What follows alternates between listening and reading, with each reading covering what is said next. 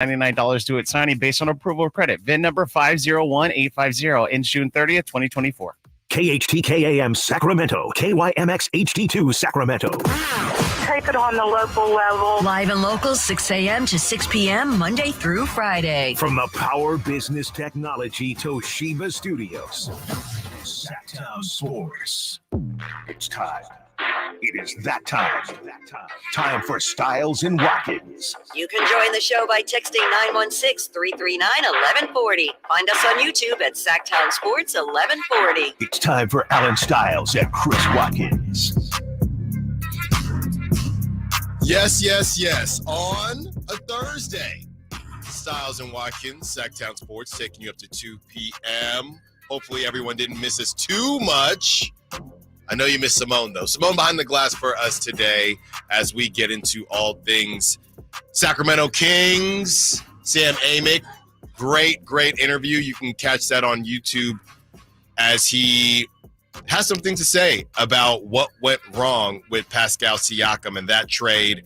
And he discusses those things with Dave and JC. You can check that out on YouTube. We will be breaking everything down there as well. We get into the draft and whether or not the Kings are going to make this pick. And if they do make the pick, who should they go after? We also break down Adam Schefter, not calling Brandon Aiyuk a liar, but also saying he's not sure that the Niners told Brandon Aiyuk that they do not want him. So we have that sound for you as well. And players that can complete a contender from Kevin O'Connor of The Ringer. Do any of these players sound good to you? And, of course, we will come off the top with all things Willie Mays. Rest in peace to one of the, if not the best baseball player of all time. Chris Watkins, how you doing?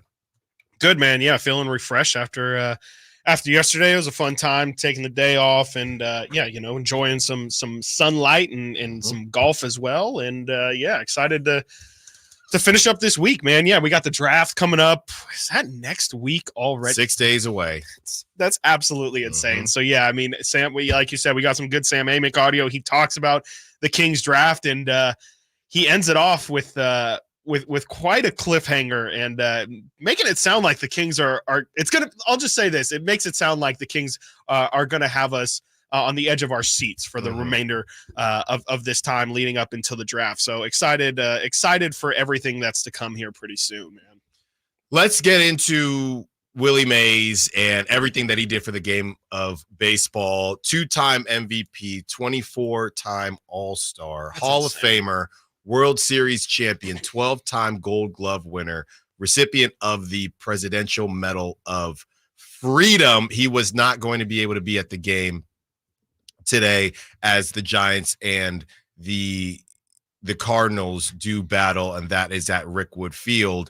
Wasn't going to be able to be at the game, but he had played at that field, and a lot of greats played at that field, and it's still going to be a celebration, even more so of the Negro Leagues and everything that baseball has had to go through. Some of it self-inflicted, some of it not. So, yeah, you just can't say enough about Willie Mays off the field, and you definitely can't say enough about Willie Mays on the field. We have some sound from Ken Griffey Jr.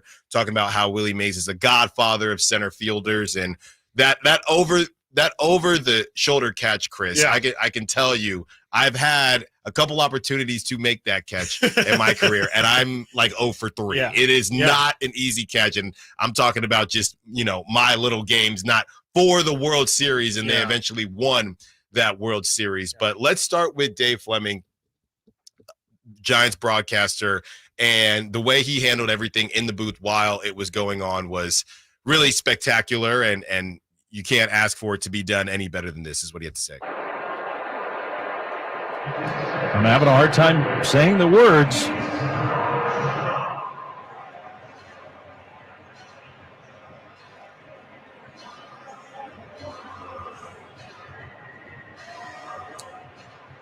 But we found out just a little while ago, and the Giants have now made an announcement. Here's a ground ball to second. Estrada throws out Pete Crow Armstrong, the all-time greatest Giant. Number 24, Willie Mays, has passed away today at the age of 93.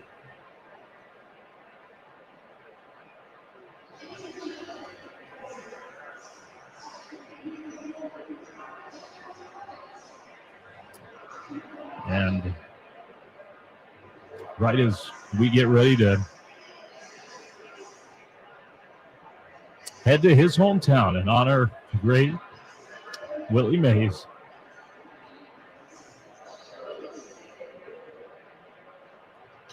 we have to say goodbye.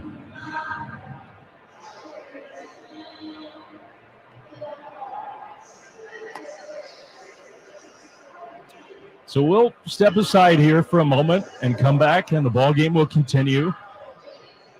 And obviously, we're going to talk a lot more about Willie tonight and over the next many, many days. I hate to be the one to have to pass that news along, but Willie Mays today has died at the age of 93. We'll be back on the KNBR Northern California Honda Dealers Radio Network.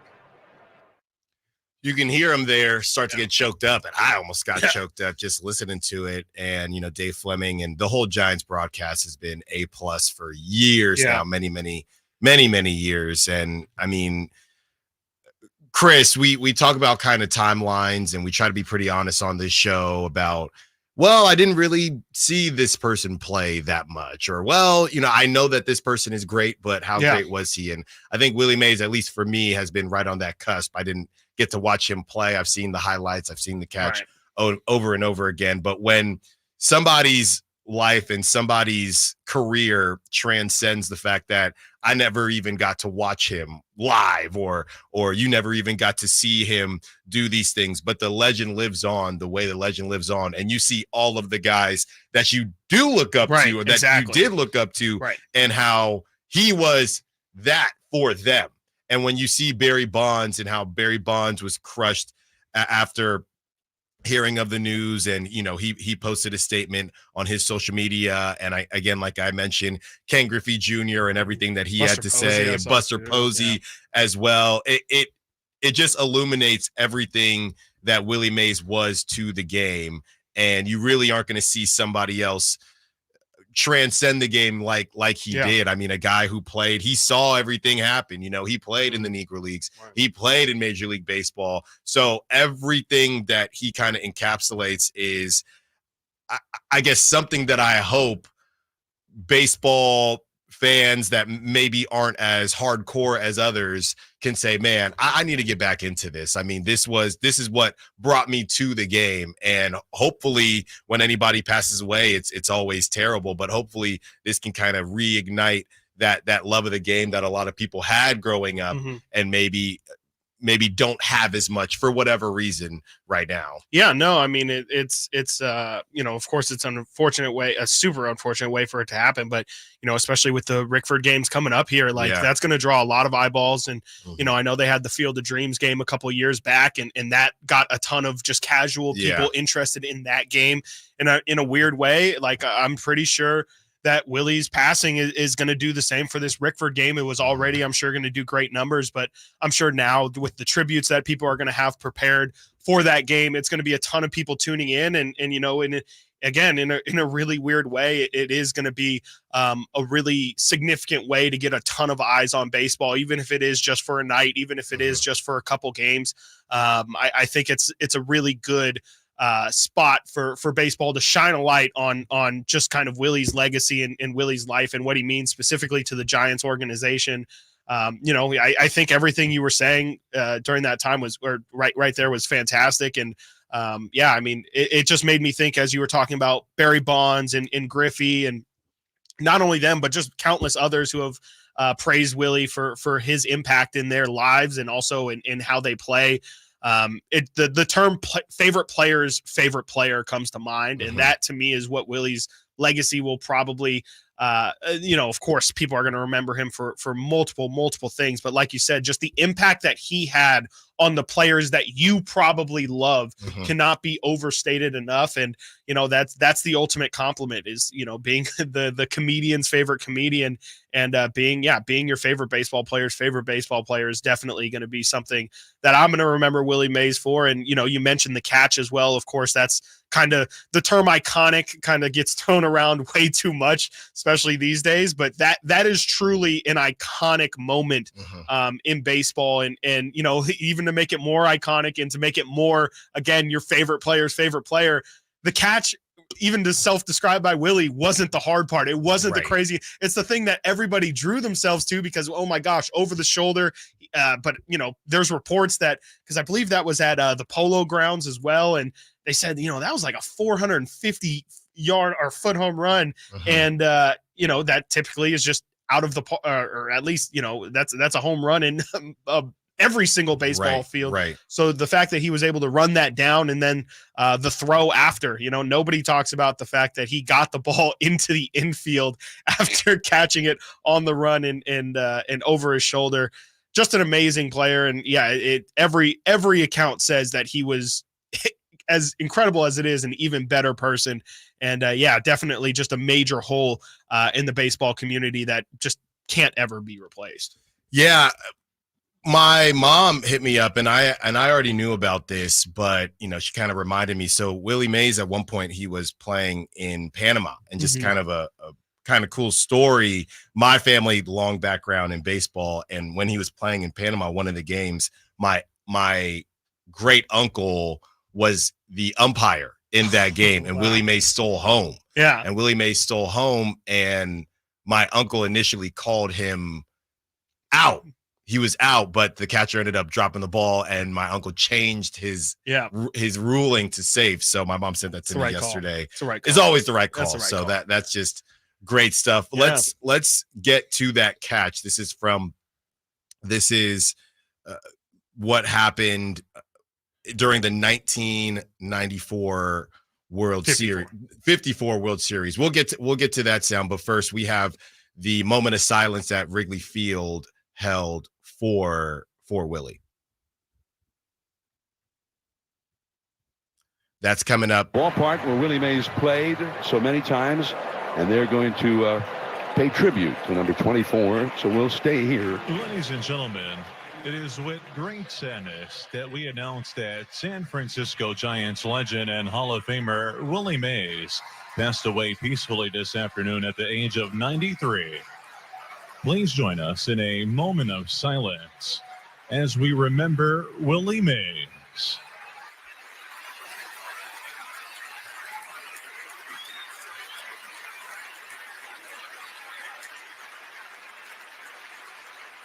Thank you.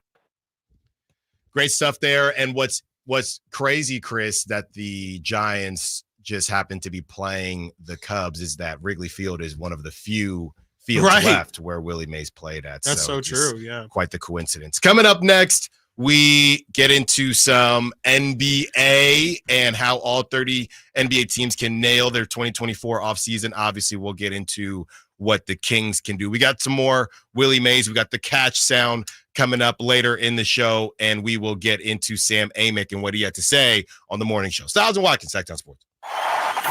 Trying to find out where to catch your favorite team's games? Are you a fan of the Kings, Niners, and the NFL? Well, Sactown Sports has you covered. Touchdown! San Francisco! It's all on his shoulders. Rocks. He fires for the win. He's got the triple. Catch all your Kings, Niners, and NFL games all year long on Sactown Sports and SactownSports.com.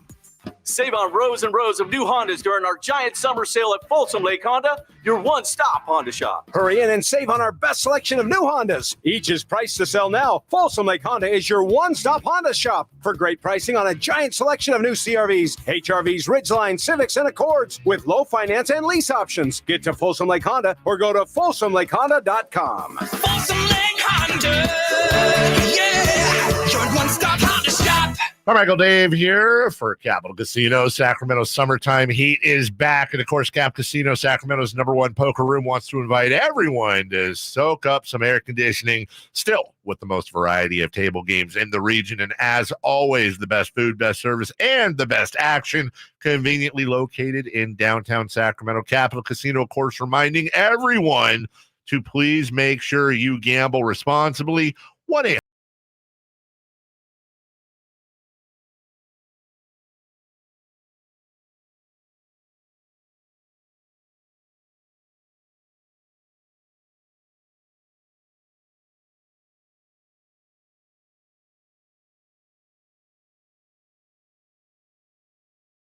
Live and local.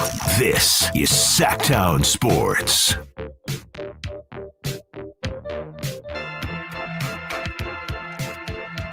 The Say Hey Kid, as we say goodbye for now to the Say Hey Kid. Hopefully the Giants can, either way, it's going to be a great game, but obviously getting a W. I believe they lost on the day he passed away. So hopefully they can get a W today. It's going to be great stuff. I thought about going, Chris, to that game. I have a buddy. And I know I saw some people getting ready to fly on out there, going to be in Alabama, and I think it's going to be a great time. And I think can't imagine the amount of history that's out there may just be a little bit overwhelming. Yeah, for sure. As we get into ESPN.com, how all 30 NBA teams can nail their 2024 off seasons. We'll talk about Brandon Aiyuk a little bit later. Also, Monty Williams, talk about hustling backwards. I think that's hustling forward. You're getting paid to do absolutely nothing. All right, Chris, what does ESPN.com have to say about our Sacramento Kings? Yeah, ESPN, as you mentioned, .com did the how all 30 NBA teams can nail their 2024 off seasons. And the Sacramento Kings route is a bit of an interesting one. There's two different things that came out today from ESPN when it comes to the Kings offseason. One of which we've talked about a good amount, and one of which we haven't talked about in a while. The one that we've talked about quite a bit was ESPN did have, in a separate article, not in this one, created a ideal trade for all teams this offseason, and they essentially had the Kings trading off Kevin Huerter, Harrison Barnes, and this year's first round pick for Kyle Kuzma. And that to me feels like a lot. We've talked about what Kyle Kuzma's value is. And if you're giving up pretty much all of your best assets, which is Kevin Huerter, Harrison Barnes, and it's just a future first round pick. And it says lottery protected, but that's about as good of a package as the Kings could possibly throw out. And I just don't know if that's what that's the best course of action if they're just going to get Kyle Kuzma. There's no write-up on any of that. That's just Kings acquiring a playmaking big. Not much there.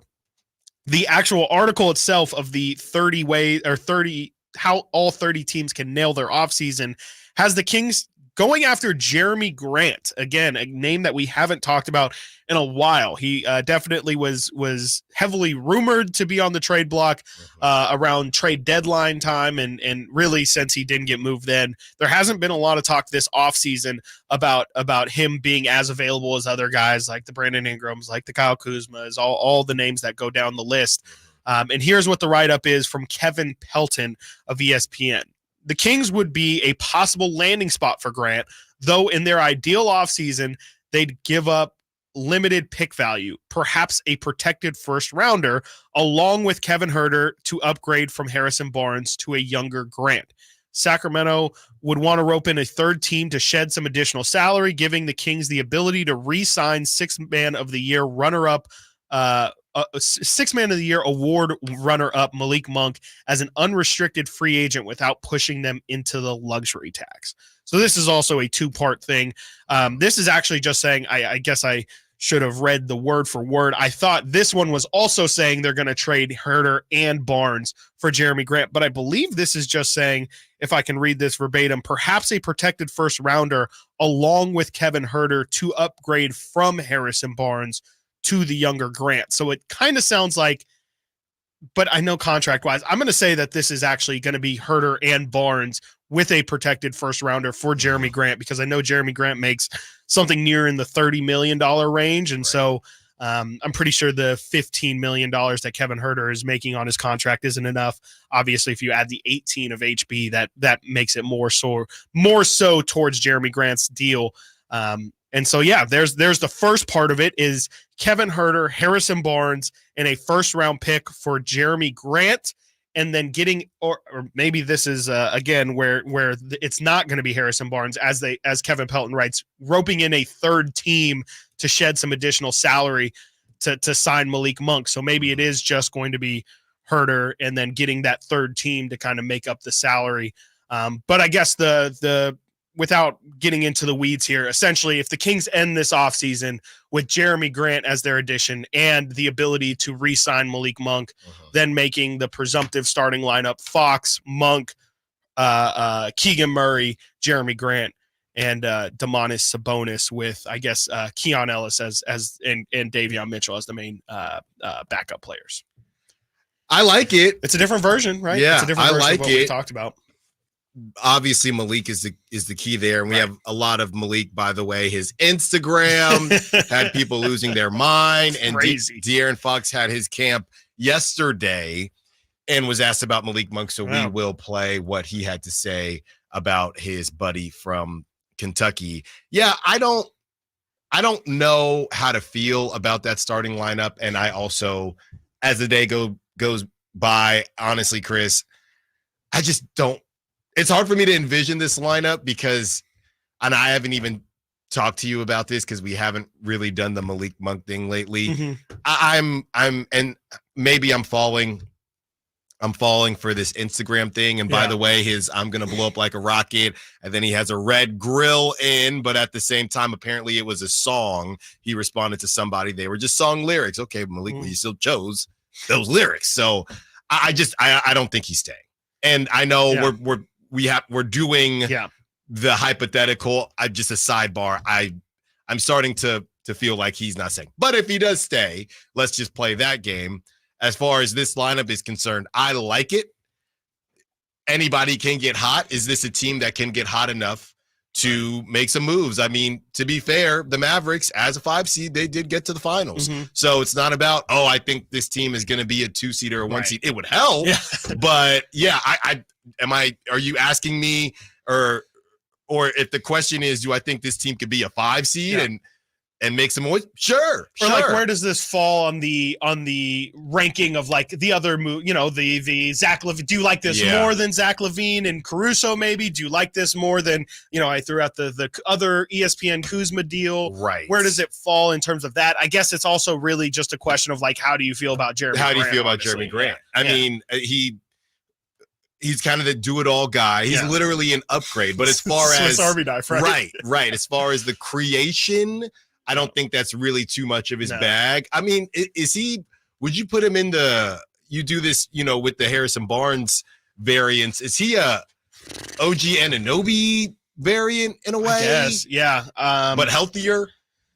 Yeah. It's just like, there's not really many guys who play like Jeremy Grant does, or at least like fill the role that he tries to do. Like, I think of it like, I'm a really big Robert Covington guy, or at least Robert Covington like 5 to 6 years ago. And I think it's somewhere in that realm where it's like one of your 2 or 3 best defenders on your team, but also somebody who has offensive impact, is definitely a good shooter, is maybe like your 3rd, 4th option. I think Jeremy Grant's probably closer to your 2nd or 3rd option.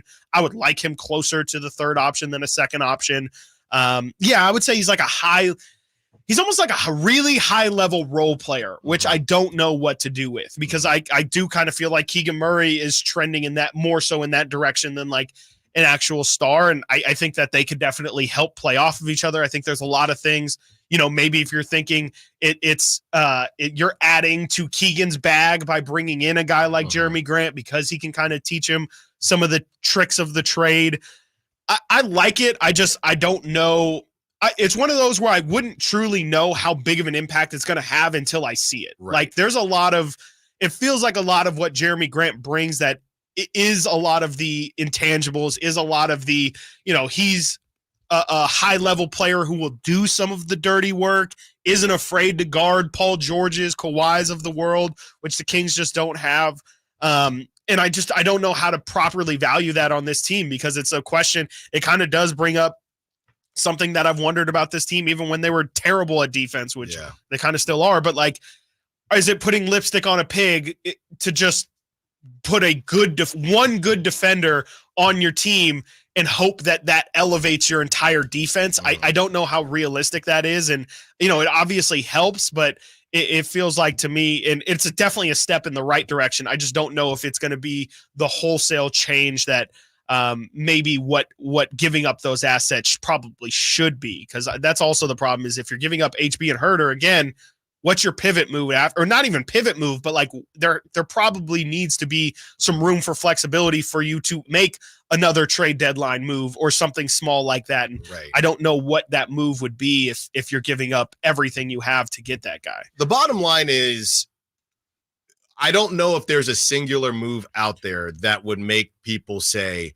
look out for the Sacramento Kings. Yeah. As of right now, falling to the 9 seed, I don't know that anybody feels like that. A lot different to going into this season or this past season. There has to be more than one move made. With this move, I think everybody would say that is a solid move for the Kings. If that was the only move made and you did hold on to Malik Monk, and somebody then asks you, what would you grade the Kings off season? You'd have to say it's an A, right? Yeah. You'd have to say A. Yeah. So that doesn't necessarily mean it's enough. Right. But again, to your point and to the Celtics and Brad Stevens, you just have to make moves. Yeah. And this might be the only thing you're able to do, but you are a better version of last. That move should keep you out of the play-in. I'll put it to you like that. Better, yeah. That it move. Should. So, and I know that's not the highest bar, but as a team that just came out of the play-in or didn't come out of the play-in, lost in the play-in, I think you just have to feel good about it. Is it enough to contend? I don't know, but we didn't know that with the Mavs, and next thing you know, they're in the finals. Yeah. So gives you a shot. It definitely gives you a shot.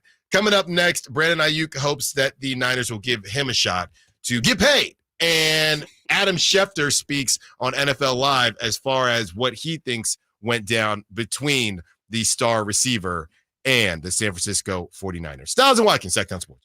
Keegan Murray plays here. Keegan scores another three-pointer. Keegan Murray knocking it down for 23 points. Match De'Aaron Fox for game scoring honors. Sactown Sports is your proud home of the Sacramento Kings. At Elk Grove Honda, we make sure every certified pre-owned Honda is one we buy from ourselves. Right now, you'll find interest rates as low as 1.99% APR on approved credit. See our certified pre-owned Hondas in the Elk Grove Auto Mall or online at elkgrovehonda.com. I gotta get an Elk Grove Honda. At Fisher Investments, we may seem like other money managers, but we're different. Are you really that different than the rest of us? We are. As a fiduciary, we always focus on what's best for our clients. What services do you offer besides investing? We have a team of specialists in financial planning, estate planning, and more. Your clients rely on you for all that? Yes, we ensure clients receive unparalleled service at every step of the relationship. Okay, but you still sell commission-based products, right? No, because we believe that's a conflict of interest. We prioritize service over sales goals. So then how do your fees work? We have a simple and transparent fee that's a percentage of our clients' portfolios. So we do better when our clients do better. Wow, we're more different than I thought. At Fisher Investments, we're clearly different. Learn more at FisherInvestments.com. Investing in securities involves the risk of loss. Right now, while you're sitting on the couch or just driving around, your friends are at the Hagen Oaks Driving Range powered by Top Tracer. The vibe is perfect, whether you're an accomplished player or a newbie. Play a variety of fun games, play Pebble Beach, or compete against friends at the Hagen Oaks Driving Range. Hungry? The Hangout Food Truck offers burgers, chicken strips, and more. Check the summer-long free concert schedule. Be a part of the fun at the Hagen Oaks Driving Range, Fulton Avenue at Cap City Freeway, open until midnight. Did you miss any part of our live local shows? Don't worry, you never have to miss them again. Check out SactownSports.com and search our podcast page and play our shows when you want. The Carmichael Dave Show with Jason Ross, Stiles and Watkins, and the Drive Guys. Plus, other podcasts like Return of the Empire, Return of the Roar, the Stingers Up podcast, and Golf to Go with Frank LaRosa. They're all available right now on SactownSports.com.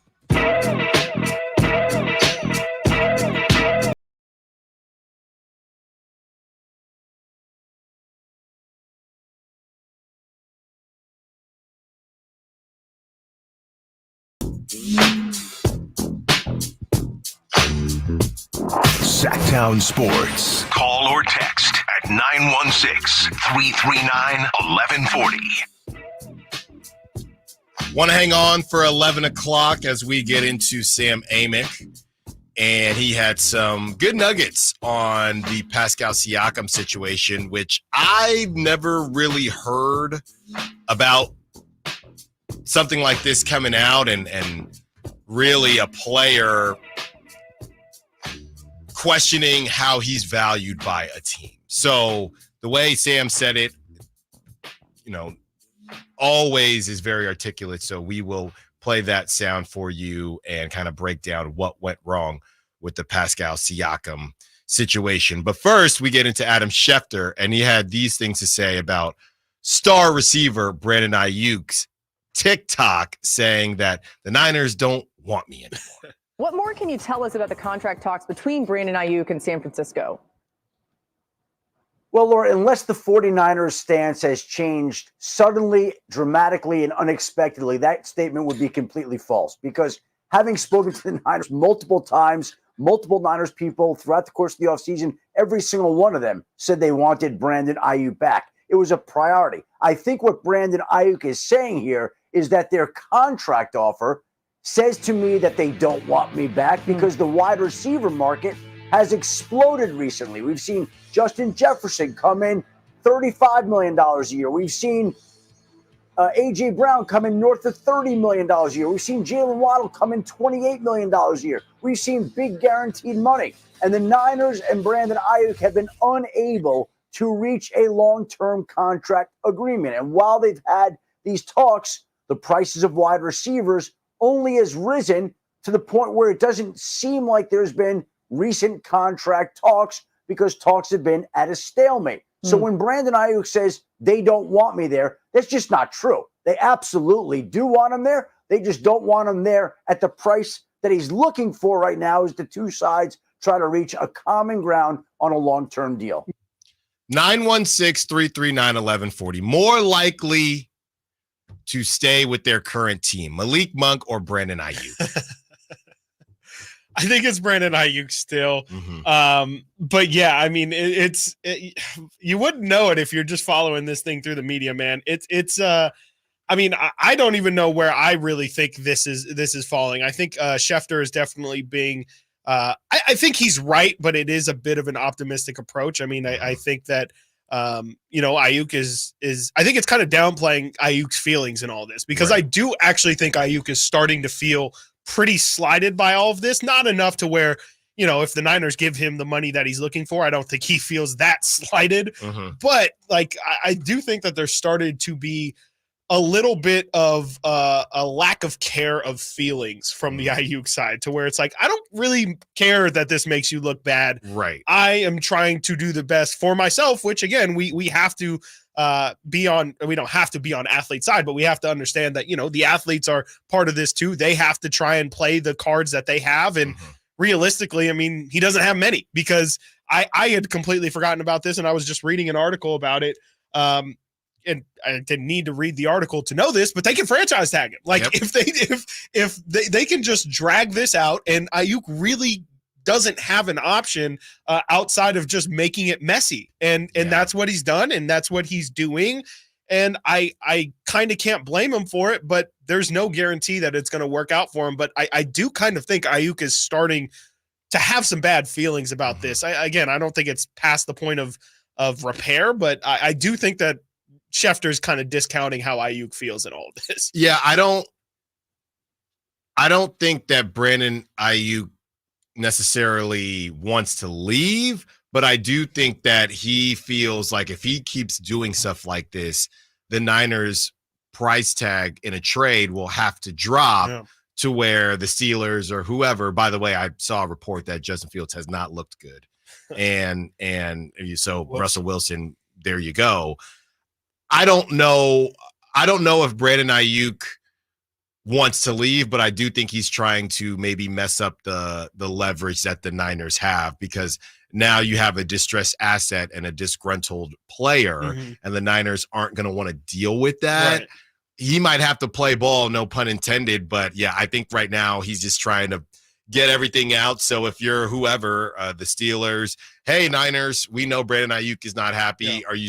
You're going to deal with that drama in the locker room? I think the difference between Malik Monk and Brandon Aiyuk is that, well, obviously Brandon Aiyuk is under contract still, and Malik Monk isn't. But what's funny is Malik Monk isn't on contract anymore, but the Kings really need him. Mm-hmm. Brandon Aiyuk is still on contract, but you can make the argument the Niners don't need 100%. Yeah, no. Yeah, they don't have, like their success isn't 1,000% reliant on Brandon Aiyuk being there. And that's going to be an interesting thing too, is like all of this right now is being done with Aiyuk out of the building. Mm-hmm. And at some point, unless he wants to keep eating these fines, he's going to have to walk in the building at some point. And if it is something that carries throughout the regular season, I'm sure he's not going to miss actual games for this, but is he going to be true to this, right? Like, is he going to keep this same energy if he's not signed and they go into week 2 and Aiyuk has a quiet game? What if a repeat of the Super Bowl happens and in just a random one-off game? It doesn't have to be something indicative of like the Niners shifting away from him. But what if in one game Aiyuk gets 4 targets and he gets asked in the locker room, is he going to keep that same energy? Is he going to continue to make this a headache for him? That's the only way that I could see this leverage play actually working out for him, because I think the Niners, in a way, know that they hold all the cards and they understand that, he's not going to want to. Everybody can miss camp. Bosa's missed camp. They've dealt with this before. It's the calling the bluff of, okay, I mean, are you going to miss games? And we know he's not. Players do not like to miss games. When you start missing those game checks, that's when things get really real. And I just think that at the end of the day, I mean, Aiyuk's going to be frustrated, but I think I think the Niners are going to continue to try and sign him, but it seems like they really don't want to go up to that, from what I understand, $28 million. And I think they're somewhere near 26. And that's what kind of also makes it weird, is it doesn't seem like they're that far apart. But if you're paying attention to the Aiyuk side, it seems like it's not, we know it's not just about the pay. It's about the touches too. It's about the touches. And that's the whole reason. Here's my thought process. If we sit here and we say, yes, Amon-Ra St. Brown's usage is higher than Brandon Aiyuk. And there's a reason for that, based on the Lions offense and what they do. He is a traditional number one. They don't have the Avengers of offense. They have a really good offense, but there's one guy you're going to when you are throwing the football as far as the receivers are concerned, and that is Amon-Ra St. Brown. So if we understand that his usage is higher, right, and we have Niner fans that'll say, well, if Aiyuk had that usage, his numbers would look like that too. Cool.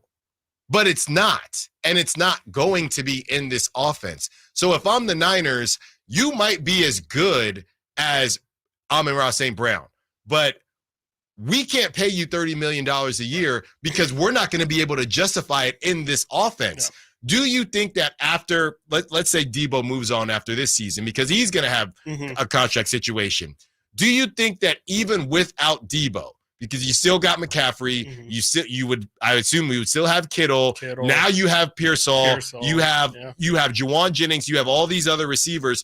Do you think that, let's say next season, the Niners pay him $30 million, Brandon Aiyuk? Do you think they would be able to justify it? Do you think his usage, even without Debo, would go up to somebody like an Amon-Ra St. Brown, to Tyreek Hill, someone who is getting paid $30 million?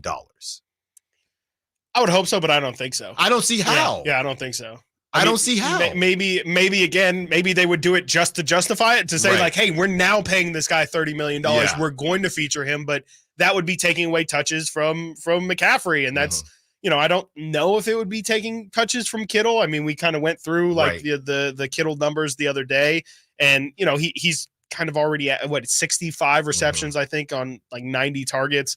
So yeah, I could maybe see it, but I mean, honestly, they might have to do it out of necessity, because again, at some point they're going to run out of money and they can't be paying as many people as they are. And, I do wonder, I mean, when he does get signed, will their offense shift because of it, or will they stay how they have been and essentially say like, no, I mean, we part of what makes this team what it is that, we can still pay you a lot, but we can't pay everybody top dollar and still run the system that we do. At some point, one thing has to give. Either they have to be a little bit more, feeding these individuals, or they can continue to kind of go a little bit cheaper on the assets and spread it out. Coming up next, we continue the conversation, fair or foul, to pocket watch in these situations. And speaking of pocket watching, Monty Williams, can I have your job? Stiles and Watkins, Sactown Sports. Did you miss any part of our live local shows? Don't worry, you never have to miss them again. Check out SactownSports.com and search our podcast page and play our shows when you want. The Carmichael Dave Show with Jason Ross, Stiles and Watkins, and The Drive Guys. Plus, other podcasts like Return of the Empire, Return of the Roar, The Stingers Up podcast, and Golf to Go with Frank LaRosa. They're all available right now on SactownSports.com. I didn't ask to be thrown in the streets with nowhere to go. I didn't think I'd survive. But I did ask for help, and Covenant House was there for me. 1 in 10 young adults will experience a form of homelessness this year. For these kids who didn't ask to be put in this unthinkable situation, Covenant House is there. Covenant House helped me break the cycle of homelessness in my family. They gave me the love that I needed. Over 2,000 young people will sleep safely in a Covenant House bed tonight. When youth who are experiencing homelessness have a hot meal, a safe place to sleep, medical care, and love, they can overcome heartbreaking challenges and have a brighter future. They just really genuinely just wanted to help me succeed, and I'm succeeding. I'm a speaker, I'm an author. Covenant House really helped me and really helped mold me into the woman I am today. If you or someone you love is asking for help, go to safeplacetosleep.org today. Hi, I'm Henry Winkler. My eyes are very important to me. My eyes connect me with everything I love. I loved my late father-in-law dearly. He always lit up a room, but his vision dimmed with age. He had age-related macular degeneration, or AMD. And since partnering with Apellis, I've learned there's an advanced form of dry AMD called geographic atrophy, or GA. His struggle with vision loss made me want to help others know about GA's warning signs. For some, colors appear dull or washed out. For others, hazy or blurred vision make it hard to see details, like fine print on price tags. Many have trouble seeing in the dark, making driving at night difficult. GA gets worse over time and cannot be reversed. If you think you have GA, don't wait. Treatments are available. Ask a retina specialist about FDA-approved treatments for GA and go to GAWon'tWait.com. Sacramento, Dirk Bentley is coming to town. Hey, y'all, this is Dirk Bentley.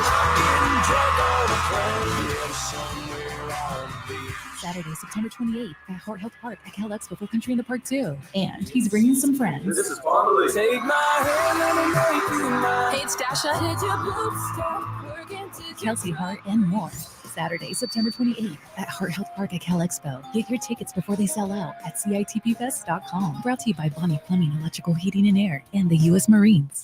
At the Good Feet store, we take pain very seriously. Whether in the foot, knee, hip, or back, Good Feet makes over 300 styles, flexibilities, and sizes of pain-relieving arch supports. With 26 bones, 30 joints, and over 100 muscles, tendons, and ligaments in each foot, a lot can go painfully wrong. So there's a trained arch support specialist at each Good Feet store to give you a precision fit. Come in for a free fitting and test walk. No appointment necessary. Good Feet arch supports are HSA, FSA eligible. The Good Feet store in Sacramento, Roseville, Vacaville. Online at goodfeet.com. Hey, Sacramento, get ready to rock, groove, and have a blast with the Sactown Sports live events calendar. It's an unbeatable lineup of shows you won't want to miss. First up at Thunder Valley on June 22nd, don't miss NSYNC and Backstreet stars Joey Fatone and AJ McLean as they bring back the hits. On June 28th, it's country sensation Lee Bryce lighting up the stage, all at Thunder Valley Casino Resort. And check out your Live Nation lineup on August 4th. Don't miss the Outlaw Music Festival at Toyota Amphitheater, featuring Willie Nelson, Bob Dylan, and John Mellencamp. On August 15th, catch Donnie Osmond at Hard Rock Live Sacramento. And then on August 22nd, Creed Fisher takes the stage at Ace of Spades. And coming up September 10th, enjoy the timeless sounds of the Doobie Brothers at Toyota Amphitheater. Visit livenation.com for all your ticket information. And stay tuned to Sactown Sports for exclusive updates and your chance to win tickets.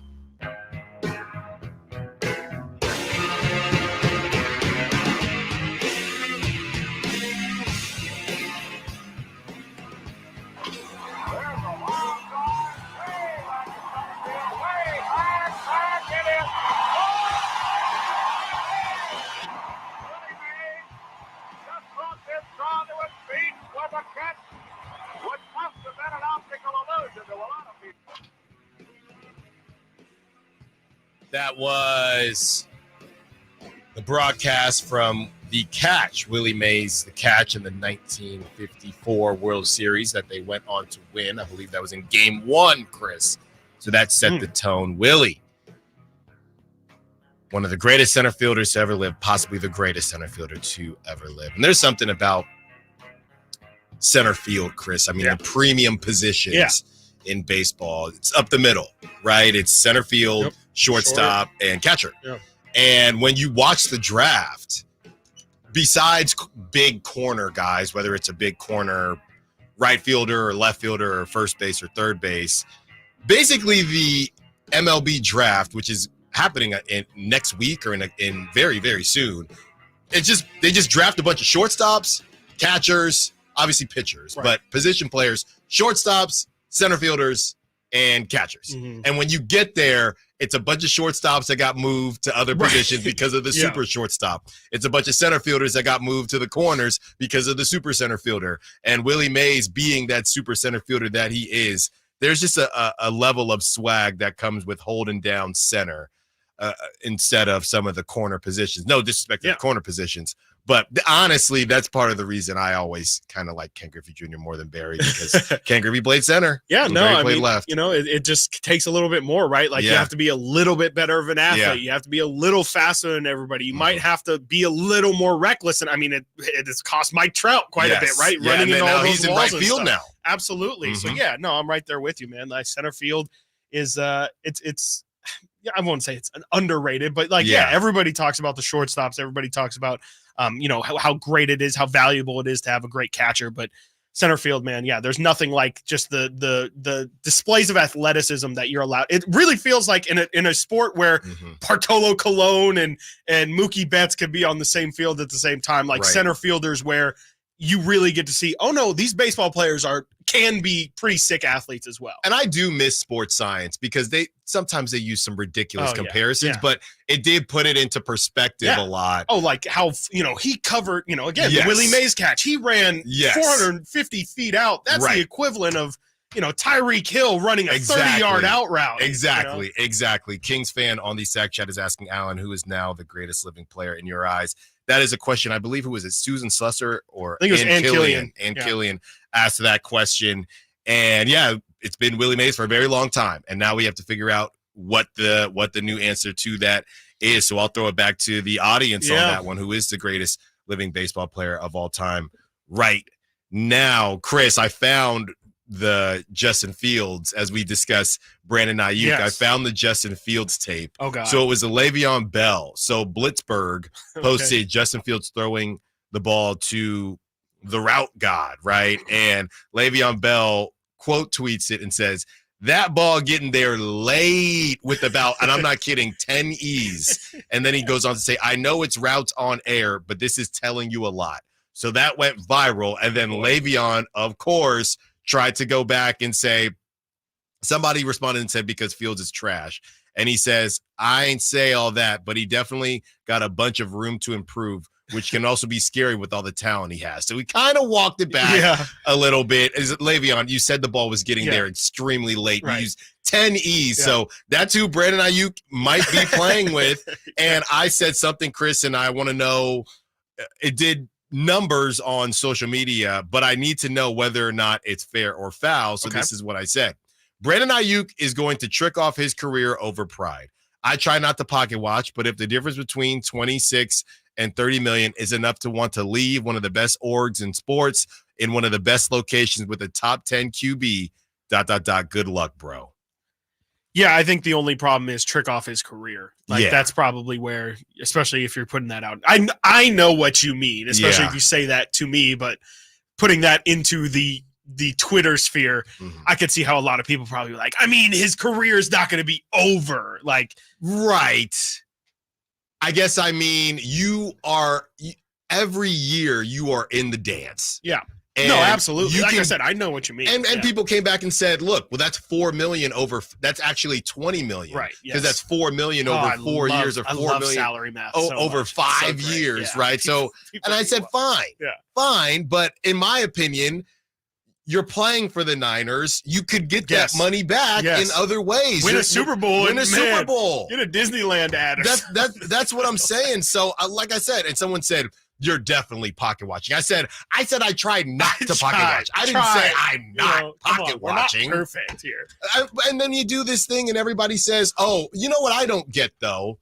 And Simone, you can hop in on this one. So this is what everybody says. Yeah. Everybody says, oh my goodness, someone trying to convince somebody else not to take money, right? Or oh my goodness, what if at your job they asked you to work and get paid less, or you had an opportunity to go somewhere else and you didn't and get paid more and you said, no, I'm going to stay at my job now because I love it so much. That's not what I'm saying. What I'm saying is that all money ain't good money. And I know people are acting like anytime a new job opportunity comes along where you get paid more money, you don't pay attention to anything else. You don't pay attention to the health benefits. You don't pay attention to the location. You just take anything that is a higher salary, your 401k, do they match, all of these things. But in the sports world, everybody just pretends, why wouldn't he leave? It's more money. It's more money, yeah. You don't do that in your normal job, and then you want to compare it to normal jobs, but you don't even do that in normal jobs.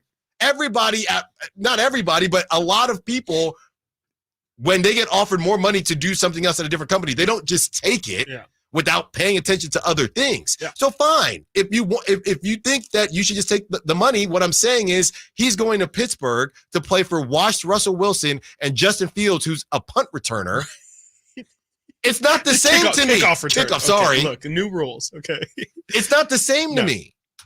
I mean, I'm right there with you. I definitely think, to your point, like, kind of what you're saying is let's normalize ring chasing without being 37, 38 years old. Right. Like, what's wrong with when people ring chase and, David West signs with the Warriors and people say, you could have signed for $12 million and played for the Bulls and been like their sixth man. And instead you're the Warriors' eighth man getting paid vet minimum. He's like, yeah, but I'm going to get a ring. And like, there's not really value on that. And to your point, like, if you're on the Niners, especially if you're if you taking less money it makes it so that the Niners can continue to do what they've been doing here and having an excess of riches, like that is worth so much more than $4 million or whatever the gap that he's going to get paid, because he can be successful. And this is kind of where we get into like the grit and grind Grizzlies conversation of, even if it's not winning a Super Bowl, it's being on a successful team. It's being in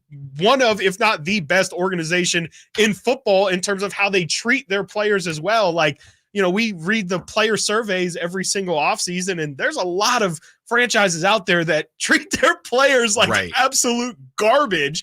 And he's in a really good situation, a winning situation, a situation that has a history, especially a recent history of, yes, they go through these labor negotiations, but at the end of the day, they always take care of their players. So it to me is just maybe a little bit of losing the forest for the trees, where I think that people are, like you said, they're looking too much at the specifics of, yes, he could get paid more money somewhere else, but he won't be in as good of a situation. And I know receivers are always the drama kings and all that stuff, but to me, like, I would value that a lot more than a couple extra $1 million to go play, for the Browns or for the Jaguars or for the Steelers. The reason we don't feel good about Malik Monk is because it's less money and the Kings just lost in the play-in. If the Kings had lost in the finals and we're talking about 17 million versus 21 million, I would feel more confident that Malik would stay. Absolutely. Because you're right there. Yeah.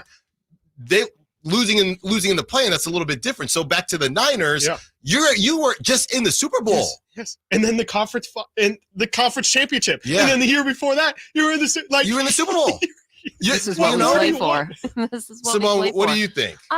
First of all, I would like to really applaud you for your humility. This is a big tweet. You had 222,000 impressions. Yeah, a lot of people. But you know what it was? I layered it. So a lot of people are just arguing over the fact that I called Brock top 10. Sure. So it was nicely done. It was nicely done. It's not your first rodeo. Not my first rodeo. Crazy. I mean, I'm just impressed. I'm like really taken aback. I thought this was gonna be like, a little 1K thing, but this is a big deal. Oh yeah. No, but I got some hitters. I'm definitely picking up what you guys are putting down. I mean, this is not going to end well. I think it is. I think the Niners will be able to move on and obviously continue the plan, but I'm scared for the kid that he's making the wrong decision. Well, and look, if you want to go get the bag, get the bag. And I'm not saying, and I said I never told him not to get paid. I did say he might trick off his career, but what I really meant was you might get paid and leave relevancy. Yes. Speaking of Le'Veon Bell, we saw that. We've seen this Yeah. movie before. Right. We've seen this what for the Jets. Yeah. And then he disappeared. Yep. This tweet was the first time I've seen Le'Veon Bell since he signed He's that doing contract. influencer boxing these days. That's right. That's where he he's get at. knocked out too. He's kind of nice. He knocked out Adrian Peterson. There you What go. is he, southpaw? He's like Deontay. He's got a Just nasty everything. right hand. Just everything. And Sam Amick, he does everything for us here Man. at the station. Dropped some really good nuggets that we're going to get into about what went wrong with Pascal Siakam. Some people think they know, but Sam always knows. What's the missing piece for the 49ers? Which names will they add during free agency? Whether it's in season or off season, the coverage never stops. Get the latest 49ers news on Sactown Sports at SactownSports.com. Progressive presents good news, bad news, dumb news, then great news. Good news. Your coworker Kyle said bundling home and auto insurance with Progressive could save you money. Bad news. While saying this, Kyle was eating your clearly labeled lunch. Dumb news. Pizza near work costs $7 a slice, and it tastes like drywall covered in ketchup. Great news. You decide to see if you could save money bundling at Progressive.com and enjoy more lunches far away from Kyle. Progressive Casualty Insurance Company affiliates and other insurers not available in all states. Something amazing is happening in data management. Even though storage needs are constantly changing, companies are only paying for what they need now. That's because CDW customized a Pure Storage Evergreen One SLA-driven storage as a service solution that delivers enterprise-grade hybrid cloud storage that is effortless, efficient, and evergreen. Simplify storage administration with Pure Storage and CDW. Make amazing happen. Find out more at cdw.com/purestorage. This is the story of the one. As a maintenance engineer, he hears things differently. To the untrained ear, everything on his shop floor might sound fine, but he can hear gears grinding or a belt slipping. So he steps in to fix the problem at hand before it gets out of hand. And he knows Granger's got the right product he needs to get the job done, which is music to his ears. Call, click Granger.com, or just stop by. Granger, for the ones who get it done. We're going abroad for the first time in years, to Spain. So we started using Babbel. And started learning Spanish fast. With Babbel, you can start having conversations in another language in just 3 weeks. ¿Cómo te llamas? ¿Cómo te llamas? When you learn a language, you want to actually use it. Babbel is designed with that goal in mind. In just 3 weeks, we're starting to have conversations in Spanish. Gracias, Babbel. Babbel, language for life. Now try Babbel for free at Babbel.com. That's BABBEL.com. Right now, you're missing all the fun at the Hagen Oaks Driving Range powered by Top Tracer. It's the place to be this summer in Sacramento. Whether you're an accomplished player or a newbie, there's something for everyone at the Hagen Oaks Nighttime Driving Range. Golf is happening right now, and the Hagen Oaks Driving Range is the perfect place to see what the fuss is all about. The Hangout Food Truck offers tasty bites and craft beers on the brand new relaxed patio, and with a free concert schedule, there's always something for everyone at the Hagen Oaks Driving Range. Join the fun tonight until midnight, Fulton Avenue at the Cap City Freeway. What's up? We're talking to Chad Hoblet of Hoblet Dodge, Chrysler, Jeep, Ram, and Woodland. I hear things just got better for Chrysler's Make This the Summer sales event, Chad. They sure did, and I didn't believe it myself. But now you can save thousands more on your next new Ram truck, like up to $19,500 off MSRP on select new 2024 kind of savings. And we're not just talking about one or two trucks. We have tons of trucks with the best savings we've had so far this year. Plus, we have over 400 new Rams available, including those hard-to-find heavy duties. I must have heard you wrong. Did you say you could save nearly $20,000 on new Ram trucks? I had to double and triple check myself, but yes, save up to $19,500 off MSRP on select new 2024 Ram trucks, only at the Hoblet Ram Truck Center. If you need a new Ram truck, Hoblet has it.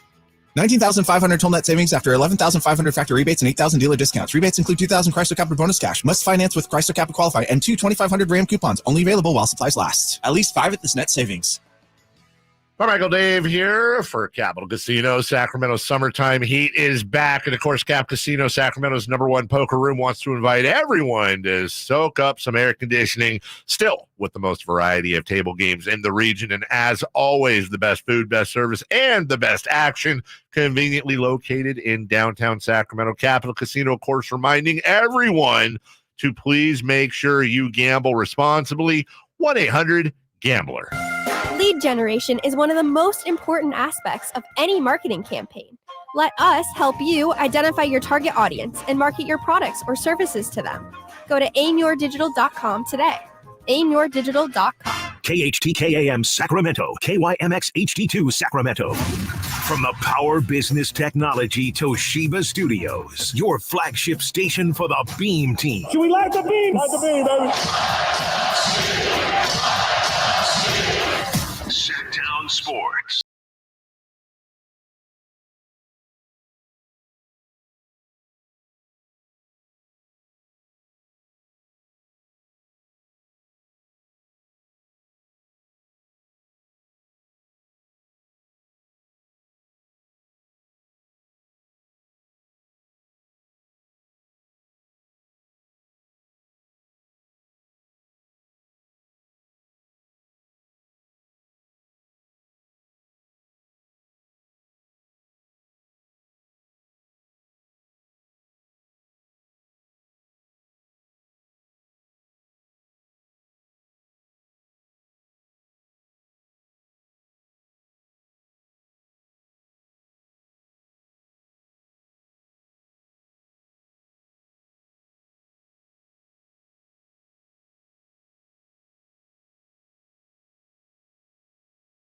On the show, the morning show with Carmichael Dave and Jason Ross, and dropped a lot of good tidbits. And one of the tidbits that he dropped was about Pascal Siakam and what exactly went wrong there. This is what he had to say. It's literally, you could argue it's petty, and I don't know. I'm not trying to take sides here, so it could be, off. But that's fine. We'll take for better or worse, on the Siakam side, there was an inference from his camp that over the years, and I don't know what form this took, but that there were like behind the scenes, somewhat disparaging remarks made that came from the Kings about his game, and the way it was framed to me was that in an attempt to drive down what it would take to get him, that like some gossipy type feedback on his game had gotten back to him. So it's literally like if you're on the, if you're in school and you just hear that somebody's talking a little bit about you and you don't forget, like that is the way it was put to me from his side. That's not good. What? That's crazy. That is not good. I don't think I've ever heard that before. Mm-hmm. I'm trying to even piece together like the what happened. Like, I mean, it sounds to me like Sam is saying that, potentially in negotiations that Monty or Wes Wilcox had said something to the effect of, hey, we're not willing to give that up because Siakam isn't that level of player, or maybe said something maybe a little specific too about his detailed. game. Yeah, maybe. I don't know what, but it sounds like there was something that was said in negotiations that, and it makes sense that negotiations should be something there should be some sort of gentleman's agreement of like, hey, what gets said in the negotiation room does not get out, because you're naturally going to downplay a player that you're potentially going to bring in. And, if in negotiations with Domantas Sabonis, what if Monty McNair said, look, I know you probably want a first-round pick, but we're talking about Domantas Sabonis here. We're not talking about Joel Embiid or Nikola Jokic. Like, that can't get back to Sabonis, because he could hear that and think exactly what Sam just laid out in the Siakam piece. So it just isn't something that I think happens often, if ever. And if it does happen, I don't remember ever hearing about it. And if anything, it is a very Kings thing. Like only the Sacramento Kings could somehow, and I'm not saying this in a LOL Kings thing, but like only the Kings could ruin a trade before it even happens. Right. And or ruin somebody's feelings about Sacramento before they even get here. It's just so strange to me. I almost wonder if Siakam just didn't want to be on the Kings for whatever reason. I don't know what the specific reason is, and he's just looking for reasons to justify why I don't want to go over there. Why he would want to go to Indiana more than Sacramento, I can't answer. But to me, like, I'm not, and I'm definitely not saying what Sam's saying is wrong or untrue. It is just a very, very strange story that I don't think I've ever heard before. And, it's really obviously, I mean, and then there's the basketball side of it that's incredibly disappointing if the Kings missed out on a dude who, whatever, we'll do the specifics later, but was part of the reason why his team went to the conference finals and the Kings couldn't get in on that simply because something in negotiations got leaked and hurt Siakam's feelings. Yeah. And this is on the heels of Woj yesterday announcing that sources are telling him Pascal Siakam intends to sign a 4-year, $189.5 million max contract to return to the Pacers. And that's going to come out to $47.3 million a year, which you can bounce it back and forth on whether that's too much or not enough. I don't necessarily think that's an overpay, especially in this market with what's going on. But yeah, I'm not really sure what to do with that information. As far as why it would get back to Pascal, I don't know if maybe the Raptors side of things thought that they could get a better package back from a different team other than the Kings. So maybe that was part of it too. Hey, this is what came out from the Kings side.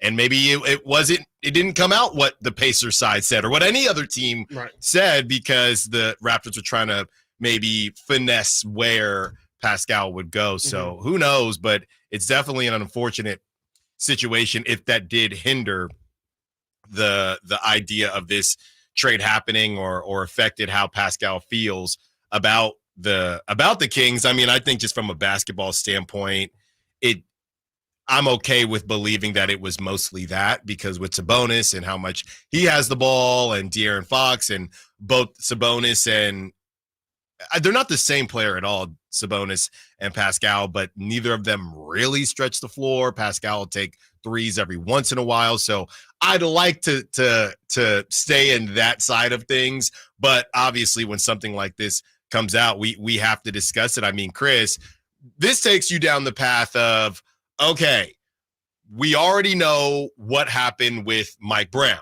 and that whole situation where it's not completely random to hear about negotiations. I know we talked about, hey, Ty Lue, his negotiation situation that came out. So it's not just a Kings thing, but you don't hear about it often. So for that to come out this past summer or during this offseason for the Kings, then the Sasha Vezenkov thing, it's a report, and then the report got taken back, and everything is good, but it's not really good, and who started that? And now this coming out, it just feels like other teams are more of a locked vault than the Kings. Some things have been leaking out from the Kings side of things, and I don't really know why that is. Yeah, I don't know if I would put this in that category. Like Dave kind of asked Sam directly, like, why didn't we? Whatever happened with that? And then Sam, even then he was like, I don't want to divulge everything. And I think the difference between this and those is that those were handed to media members, and this is Sam being asked a question about something that happened a long time ago. So I don't want to put these in necessarily the same conversation, but no, it is still a sign that things are just not easy here in Sacramento for whatever reason. There is always drama, and it does feel like, drama does find its way to this organization for whatever reason. And like you said, though, we didn't hear anything from the Indiana side of these negotiations for whatever reason. Right. Only the Kings side of the negotiation ended up getting back to Pascal, because I'm pretty sure Indiana wasn't all, sunshine and roses in their Siakam negotiations, or else they would have had to give up Tyrese Halliburton or something like actually substantial. There was definitely a point to which Indiana probably said, we like Siakam, but we don't like him that much. Yeah. Why wasn't that ever divulged to Siakam? So it is strange. It's a really, really strange story. Again, I would have no idea why this would specifically get back to Siakam, why they would want the Kings to not be the front runners in this negotiation. I do wonder if, I wouldn't say it's peeling back the curtain, but I wonder from a GM to GM side of this, like if I'm Monty, if I'm Wes, or whoever, if I'm the Kings front office, guess who I'm not dealing with ever again? Yeah. That's the Toronto Raptors, because there's no way, again, these conversations are very private. There's only 4 to 6 people who maybe are in on these conversations. Yeah. That's not a very long list to try and figure out who told Pascal what we were saying. And even if it's true or if it's not true in terms of what they actually told Pascal, one of those people had to have told him something. And so, if I'm the Kings, I'm definitely washing my hands of anything that comes Toronto Raptors. I guess these days, they already shipped off OG and Pascal, so they don't have a ton of people that they're trying to get. But, I would cut ties with Masai Ujiri. And funny enough, I don't think that this is the first time that that GMs have said, dealing with Masai is kind of a headache. He's a bit of the Danny Ainge school of thought, to where he's never going to lose a trade. And that's why he held on to Pascal and OG for so long. But if I'm Toronto, I'm like, I kind of don't know if this is a good look for us either, because people talk. Monty is good friends with Daryl Morey, and I know Wes came from Atlanta. I'm sure he's got a lot of connections outside of that as well. Word gets around, and if you possibly prevent a franchise from getting a player the caliber of Pascal Siakam, they're not going to be happy about it, and they're not just going to be tight-lipped about it. So, you could argue that this leads to, and maybe we never see it materialize, but it does behind closed doors, some version of an eye for an eye. It's like, this isn't just going to go by the wayside. Like there has to be some form of repercussion, even if it is just, we're not dealing with those guys ever again. Well, it's just unnecessary. Some things just need to be unspoken, and 100%. Everybody understands that they're not perfect players. The Unless question it was becomes something crazy. And I'm sure some crazy things get said in these meetings, but it's, hey, we all like our jobs and we all don't want to screw each other over. So let's make sure that we don't screw each other over. And it seems like a little bit of on the Raptor side of things, that's what they did for the Kings. Whether the deal would have went through either way doesn't really matter, because now that you're dealing with a team who, hey, you're not allowing, if you know that this deal is really based upon whether or not he will re-sign, and you say those things to him, and now it comes out that Pascal doesn't want to go to Sacramento, and we never hear from Pascal as to why. We just have to assume. And I think in the report about, it might be a little bit redundant. Sure. But we never heard from the horse's mouth. This is all because now that something like this comes out, hey, this is because of you, right? Everything that I'm hearing is telling me that in part, whatever it is, Pascal had some issues with how we evaluated him, and there's no reason that he should even know that. If your boss and your boss's boss are talking about, actually, Chris, I had this happen to me at my old job. Not here, at my old job. So, a lot of people are using Slack these days, right? So my boss's boss got told something about our team, right? That boss slacked me what he was supposed to slack to my boss. And I was really, really confused, but I looked at him completely differently, because that's not how you go about things. If you have something to say, just either say it to my face, or you go through the correct channels, make sure you don't slack the wrong person so that something like that doesn't happen. Now, that wasn't on purpose, and it seems like the Raptors and what they did was on purpose. So you got to side eye them if you're the Kings moving forward. Yeah, I mean, again, I the only thing that I'm willing to maybe reserve my judgment for is, and we'll never hear it, so it doesn't really matter, but what did the Kings say? Like, again, if it was like kind of an out-of-pocket thing, I don't think which I just can't imagine it was, but because, again, I think he can't shoot threes? I mean, more so about like his person. Like if it's like, oh, I hear, and this, I don't know if Pascal Siakam has children or anything like that. I'm just making this up. He's a deadbeat dad or something. Like that's, I mean, but seriously, like that's the only justifiable reason for breaking that code is if it's like, hey, dude, we want to send you here, but they kind of said something pretty crazy about you in negotiation. If it is just, we don't think his three-point shot is going to develop, of course, that is not something that should be divulged. But if it was something that crazy, I think it would have come out. Probably. What if they just said his jumper's broke? Is it how you say it? Right. Monty said, "Look, man, I'm not giving you 2 first rounders. No bag. That jumper is bag. He's got no bag, and that jumper is broke. No JanSport. That's my analysis. Coming up next, Monty Williams might have the best job ever, and that's not a job at all. Stiles and Watkins, Sactown Sports. You never know what you might hear when listening to a Sacramento Kings game. Out of Keegan, going for another triple. Man, is he feeling it. Keegan, can he do it? Yes, there's number 11, Keegan Murray. Keegan steps back. He just knocked down his 12th three-pointer, a Kings franchise record. He's got 45 points. Never miss a moment of Sacramento Kings basketball with Sactown Sports and the Sactown Sports app. Pop summer savings now at Maida Chevy with $12,000 off MSRP on every new Silverado half-ton Turbo Max in stock after rebates. $12,000 off every Silverado LT Turbo Max at Maida Chevy with at least 5 at this price. Pop summer savings up to $12,000 off MSRP exclusively at Maida Chevy at MaidaChevy.com. Sacramento Silverado headquarters. Together, let's drive. Not available with special financing, leasing, some other offers. Must trade in 2010 model year or newer and 7124. Great deal at Maida. Sacramento, Dirk Bentley is coming to town. Hey y'all, this is Dirk Bentley. Saturday, September 28th at Hart Health Park at Cal Expo for Country in the Park 2. And he's bringing some friends. This is Malik. Take my hand, let me make you mine. It's Dasha, Kelsey Hart, and more. Saturday, September 28th at Hart Health Park at Cal Expo. Get your tickets before they sell out at CITPFest.com. Brought to you by Bonnie Plumbing, Electrical Heating and Air, and the U.S. Marines.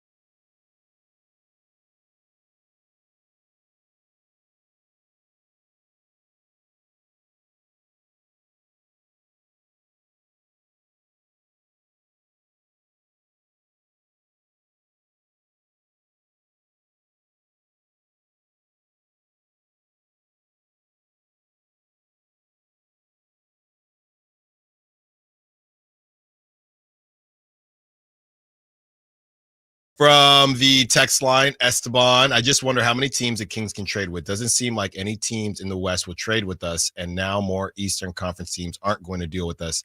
Not much of a choice for the Kings. Well, I don't know why you think that. Yeah.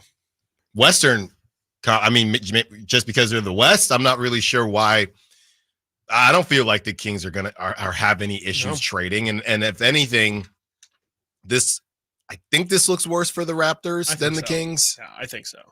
I would think so. Because again, like it's not uncommon to gossip. Like it's not uncommon for these guys to talk about players and, even in a, like you said, I mean, even in a casual tone, like we were joking, but I'm sure some version of the conversation of, he's got no bag and his jump shot is broke. Like those things versions of that are said pretty frequently in NBA circles. So it's not like the Kings did anything out of the ordinary, and it's the Raptors. The Raptors are the ones who look bad in this situation, and I definitely don't think the Kings have many bad relationships across the league. I mean, Monty almost made a deal with the Lakers to get Kuzma and Montrezl Harrell all those years ago. So I kind of think that there's no limit on who the Kings could / would make deals with. except for, like we said, now Toronto is kind of last on that list, at least. Right. You got to really want somebody over there. Speaking of last, or we'll give you people that we just think are trash. Exactly. Yeah. Speaking of last, or I should say from first to last, this is the Monty Williams timeline as he was let go from the Detroit Pistons. May 2023, he was fired by the Phoenix Suns, securing a $20 million plus buyout. June 2023, hired by the Detroit Pistons, securing a 6-year, $78.5 million deal, the largest coaching contract in NBA history at the time. June 2024, fired by the Detroit Pistons after just one season, securing a $65 million plus buyout. So he's getting paid about $85 million to do nothing. Love it. Absolutely love it. What are the Pistons doing?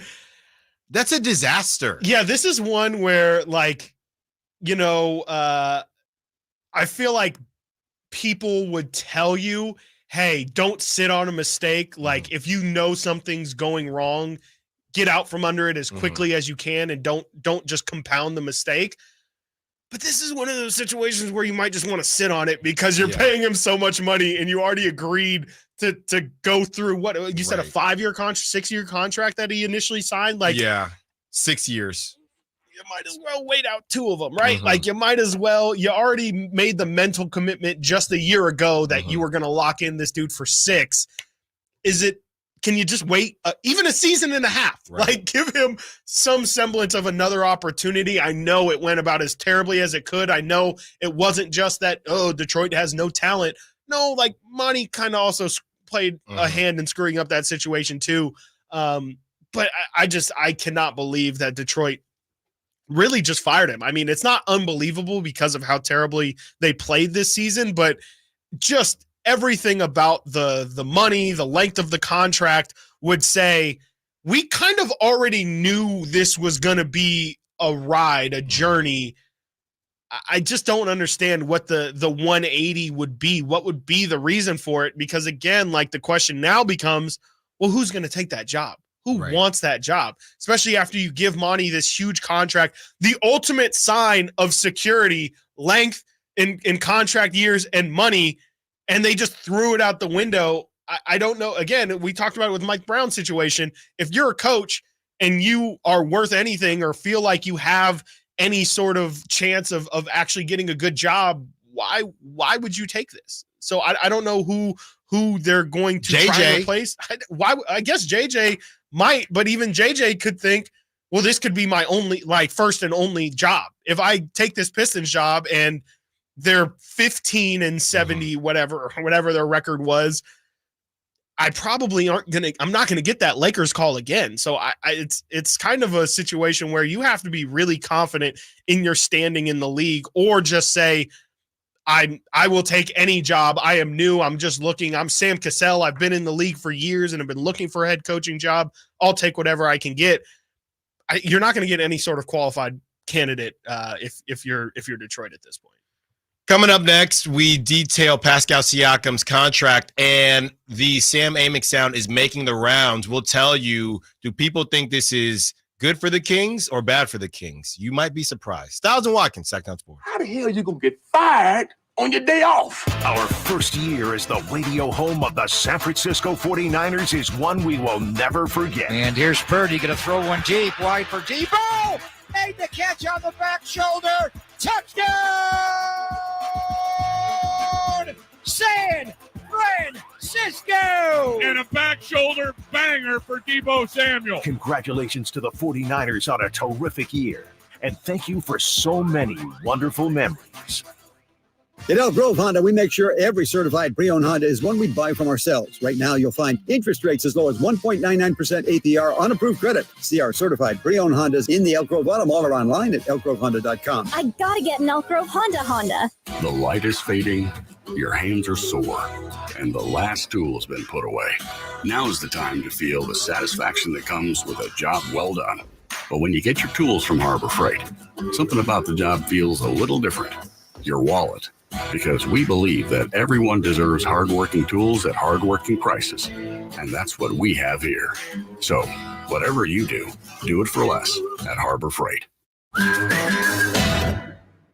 We see a lot of news about teens vaping, but teens see something else.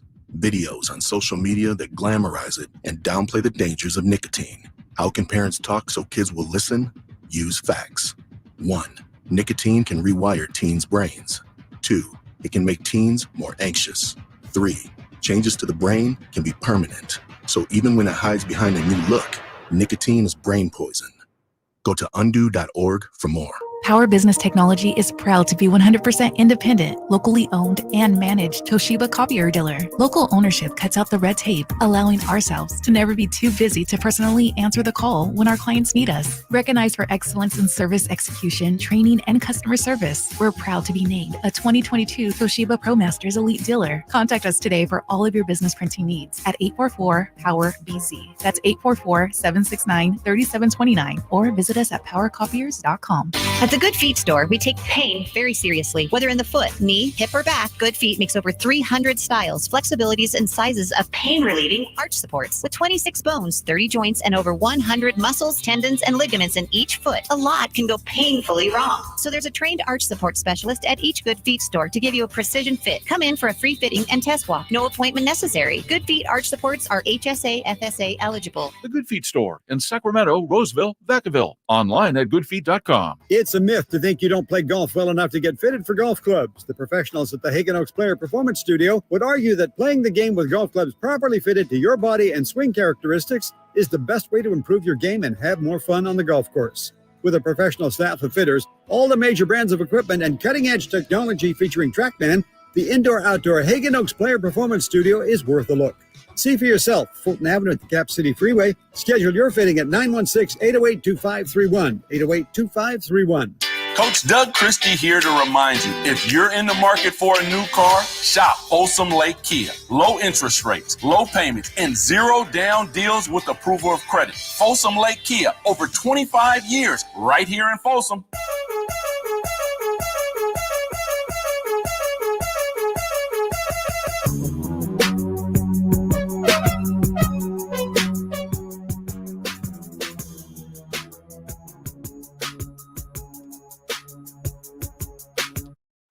Sactown Sports. Call or text at 916-339-1140.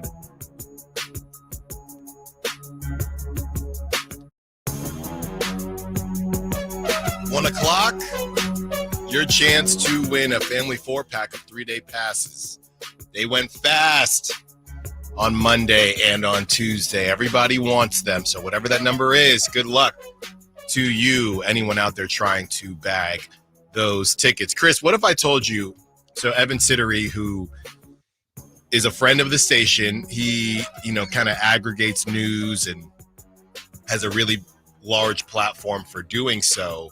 What if I told you that if you looked at the comments from Evan Sittery's post about the Sam Amick sound, he has a link to our YouTube. Ooh, we got aggregated. That's right. And he tagged Sam at Sam Amick. What if I told you that the comments were basically saying, typical Kings, they screw everything up. This is on the Kings. There's nobody saying that this is about the Raptors kind of breaking the code, if you will. And public perception isn't everything, but I'll read to you what he said. This is 48 minutes ago. The reason why Pascal Siakam refused to be traded to the Kings, who were extremely interested, was due to past comments made by their front office about his game. And then he goes on to quote, Sam, the way it was framed to me in an attempt to drive down what it would take to get him, some gossipy type feedback on his game had gotten back to him. And then Evan goes on to say, Sacramento and the Pacers were the two teams most interested in acquiring Siakam before being traded away from the Raptors. I guess if you write it like that, and I don't think Evan is trying to write it to bag on the Kings, but I guess the way it's written, why wouldn't people say, I mean, that sounds like it's the Kings' fault. It doesn't say things that were said in what was supposed to be a safe space, or things that were said in a negotiating room, which normally don't get out. Right. It's saying that it's just saying that the Kings were just mobbing around talking trash about Siakam. Just being gossipy. I mean, I know that's the wordings that Sam used, but like, especially out of context, some gossipy type feedback on his game makes it sound like the Kings were being gossipy and going around all across the league talking bad about Siakam. Yeah. And I don't think that's what Evan Siddery's trying to post it as, but like leaving it up to interpretation for others who aren't familiar with the situation. I could easily see how they say, oh my gosh, yeah, LOL Kangs. It's always LOL Kangs. I guarantee there's at least one LOL Kangs in the comments. But yeah, no, I'm reading them right now.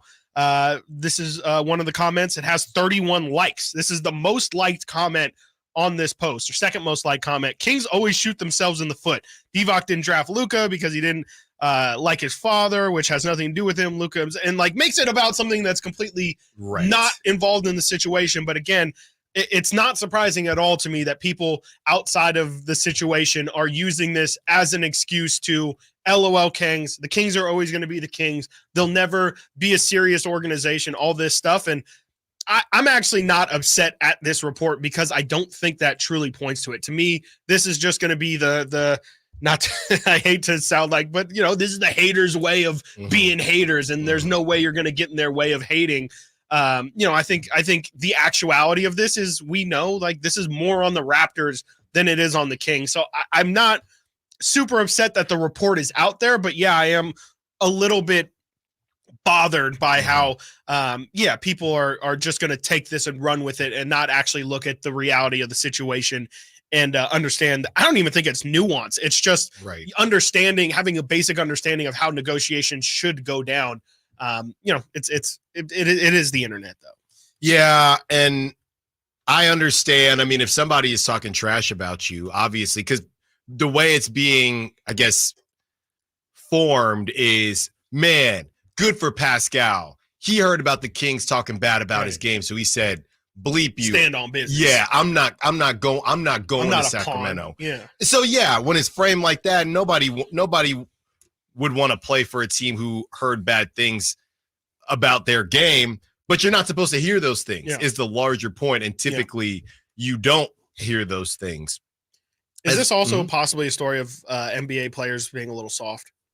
Maybe just a little bit. Depends on what was said. Or athletes. I won't even say NBA players. I'll just say athletes maybe being a little bit too.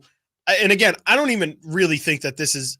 I think Pascal, again, was looking for an excuse, and this is just one of the convenient excuses that he could use. But, like, these things are said, and I don't know why. I don't see why.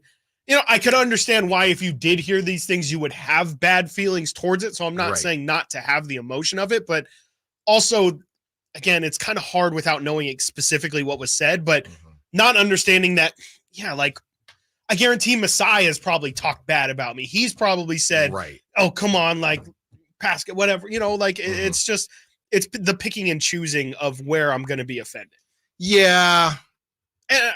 But if I'm just assuming he only heard about the King side of things. Yeah. So that's all you have to go off of. It's understood that, teams are going to talk down on any player to try to drive that price down, but you don't hear about it. Yeah.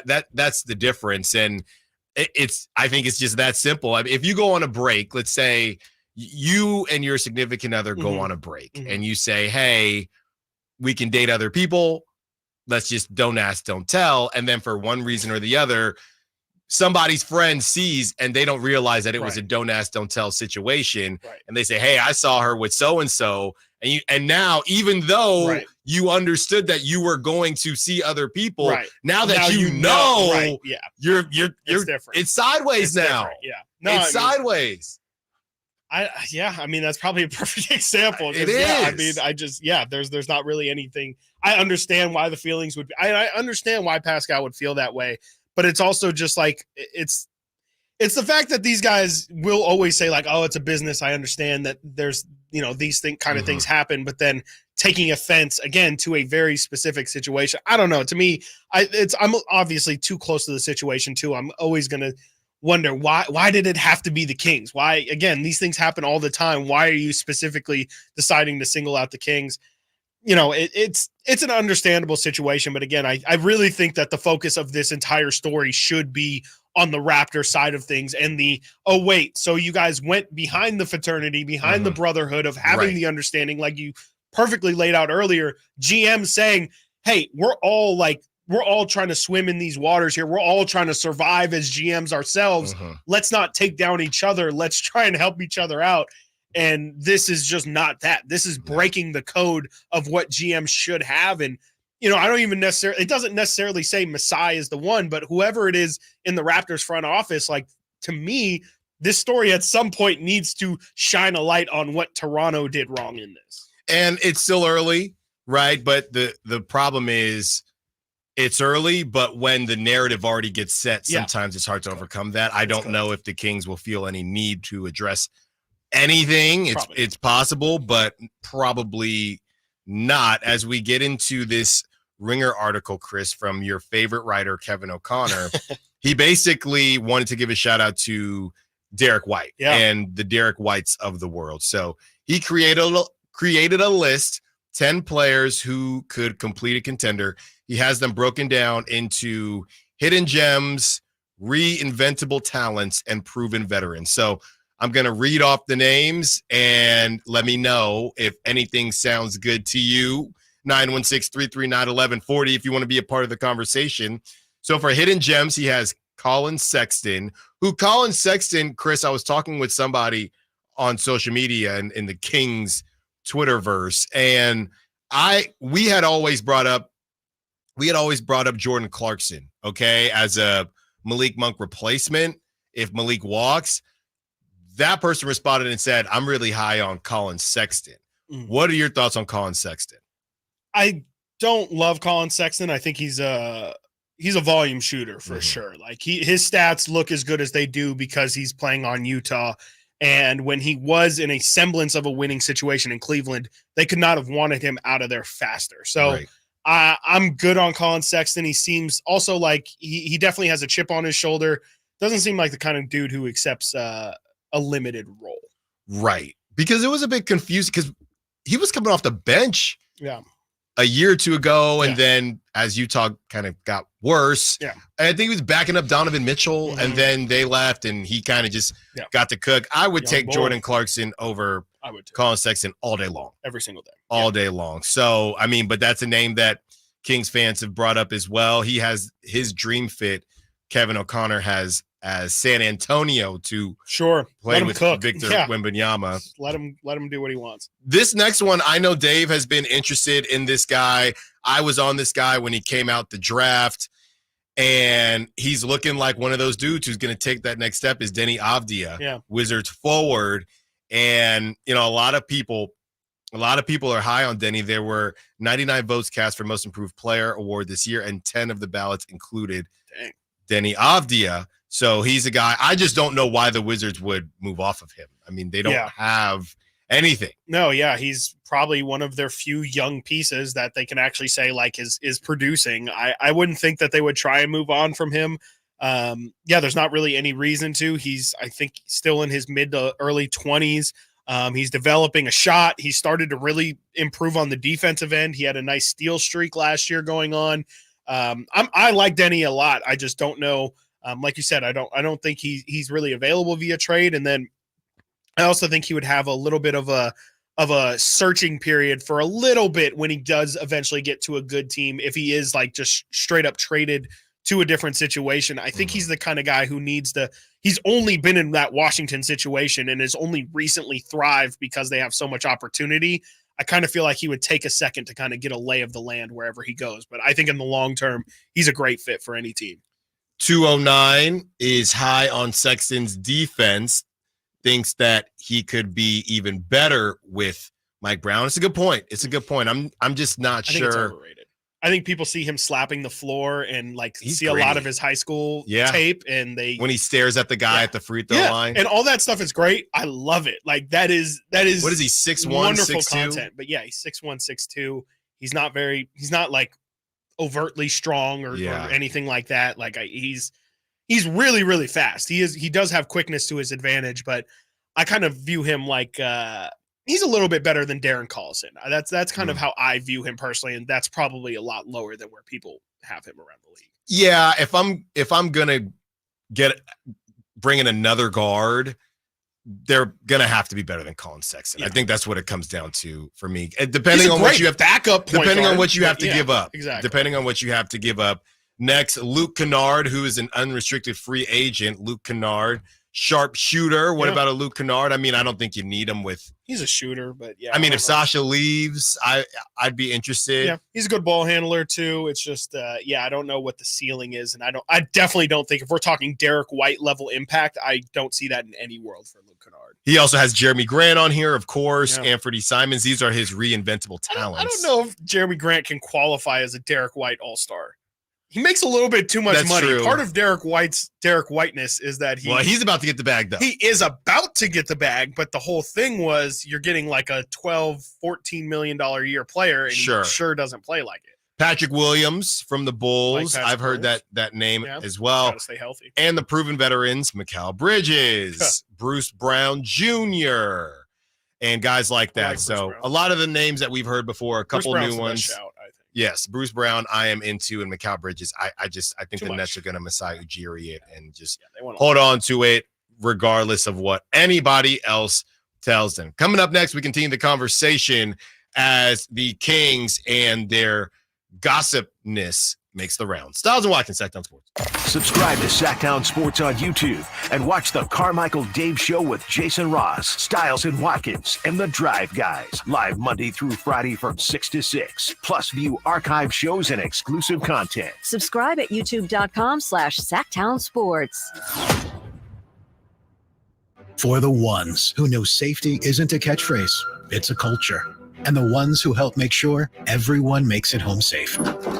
For the safety-minded who watch everyone's backs, Grainger offers supplies and solutions for every industry, as well as safety assessments and training to keep your facilities safe and your people safer. Call, click Grainger.com, or just stop by. Grainger, for the ones who get it done. eBay Motors is here for the ride. Go ahead, feel your engine. Admire that perfectly installed exhaust. Your vehicle's moving along this freeway like it was made from fresh installs and a whole lot of love. With eBay Motors, you get over 122 million parts to keep it running. And with eBay Guaranteed Fit, they'll be the perfect fit every time. Plus, at these prices, well, we're burning rubber, not cash. Keep your ride or die alive at ebaymotors.com. Eligible items only. Exclusions apply. Bonneville International Radio Station contests are open to participants at least 18 years of age and older that are residents of California and who reside in one of the 6 counties that make up the Sacramento metro area, unless otherwise specified. Employees or agents of the station, Bonneville International Corporation, other area radio stations, or any entity associated with the contest are not eligible to win, unless the station otherwise specifies in its own discretion. Persons who have won in the last 30 days from a station contest or event may not be eligible. For a copy of the general contest rules, visit khdk.com. NBA basketball returns to Golden One Center this July 6th, 7th, and 9th for the California Classic Summer League games. 3-day passes in the lower level start at just $66 and include access to all 6 games. See your Sacramento Kings as they host the San Antonio Spurs and Charlotte Hornets, featuring newly drafted rookies, NBA sophomores, and other athletes competing to make NBA rosters. Visit kings.com/California Classic for more information and to buy your tickets today. Save on rows and rows of new Hondas during our giant summer sale at Folsom Lake Honda, your one-stop Honda shop. Hurry in and save on our best selection of new Hondas. Each is priced to sell now. Folsom Lake Honda is your one-stop Honda shop for great pricing on a giant selection of new CRVs, HRVs, Ridgeline, Civics, and Accords with low finance and lease options. Get to Folsom Lake Honda or go to folsomlakehonda.com. Folsom Lake Honda, yeah, your one-stop Honda shop. Golf to Go is brought to you by the Hagen Oaks Golf Super Shop. Here's Frank LaRosa. Any golfer would be thrilled to listen to Jack Nicklaus talk, and I had to tap the enthusiasm brakes a bit when I had a chance to interview him. But over the course of 40-plus years, Nicklaus wrote enduring words in Golf Digest magazine. Max Adler compiles some of the best. Nicklaus says, "When I putt, I hold my breath before initiating the stroke to keep my head and body still." About putting, he said, "I visualize the putter shaft as being extremely limber, almost as flexible as a length of rope. which means the only way I can get the club head to swing truly is to stroke putts very softly. He said the harder I want to hit a shot, the slower I try to begin the swing. About the game, he said, the key to playing well is to understand who you are as a person and then manage that. I'm finding now more than ever that the game of a lifetime can give you the time of your life without ever striking a shot. Sounds pretty much like life itself. That's your Golf to Go. I'm Frank LaRosa. No one knows the importance of a great assist more than Lowe's and Leo Messi. That's why we've teamed up to give My Lowe's Rewards members 10 times the points when Messi makes an assist during CONMEBOL Copa America USA 2024. Activate this offer starting June 20th, so when Messi assists, you score. Shop the day after an assist to earn those extra points. Not a My Lowe's Rewards member? Join for free today. Hey, have you heard the amazing news from Boost Mobile? When you switch to Boost, you get 4 lines for $100, plus 4 free 5G devices, like the Samsung Galaxy A15 or the Moto G Stylus 5G. That's 4 lines for $100. Need another reason to switch? Boost offers high-speed data at low prices with no annual contracts and no credit checks. Switching is easy. Just head over to your local Boost Mobile store. New customers in select markets only. Requires port in and ID verification. Other restrictions apply. See participating dealers for details. Giants are grown at Sutter Health Park. The Sacramento Rivercats continue to fast-track talent to San Francisco, and you have the chance to see them here in Sactown first. Your Rivercats are home now through this Sunday. Visit rivercats.com to purchase tickets. We'll see you at the ballpark.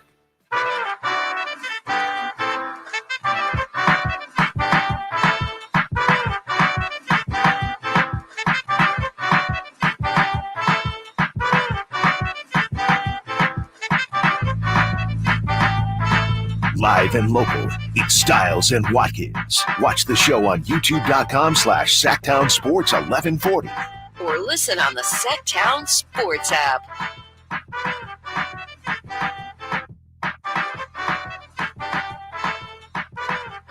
From the 916. Hey guys, what if the Kings didn't say anything and when the trade went down with Indiana, Siakam says, I thought you were trading me to Sacramento, and Masai says, no, they didn't value you as much as Indiana. I don't know. That's from Jeff. But I think the whole premise of it is that's why there were reports before the trade happened that there were some holdups. That there were some holdups as far as Siakam saying, I mean, you can do what you want. You can trade for me, but I will not be re-signing. Right. You bring in a disgruntled player into the building, and nobody needs that. Nobody needs that. Yeah. So, yeah, I hear you, Jeff, but there was something floating around prior to this. If you're just joining us, thank you for joining us. If you've been listening, thank you for listening. As Sam Amick was on the morning show and said that basically some gossip got out about Pascal Siakam's game and got back to Pascal Siakam, and that may be it hurt his feelings. Yes, it may really be hurt his feelings. One of the reasons why Pascal took his ball and went home. That report came out that Pascal did not want to be here in Sacramento, but we'll never know. Or maybe somebody will come out and say, "Yeah, this is what I said." Yeah. I said he's trash. Stand on business, man. Yeah. Come on, somebody. No, I'm not yelling. That's just how I talk. Just come out like Chappelle. 916-339-1140. Let's get to TC. Wants to be a part of the conversation. What's up, TC? What you got for us? Oh, man. Alan, Chris, what's up? Just chilling, man. Yes, sir.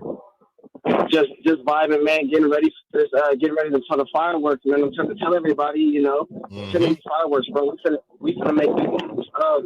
I'm all in on that Bulls move, bro. Like, I mean, seriously, I believe that's the move that we should be making and going all in. What's going on? I mean, I call y'all with this all the time. Like, I got draft pick. If we're not giving up the draft pick, bro, I'm telling you, get the big man from Indiana. I know I call. Try to get a better connection, TC. I think we lost you in the wind. Yeah, be safe. That wind is probably keeping you cool though in the summer. Yeah. So now, Chris, with the aggregators, and there's a lot of information coming out, and we'll get into just how many trade.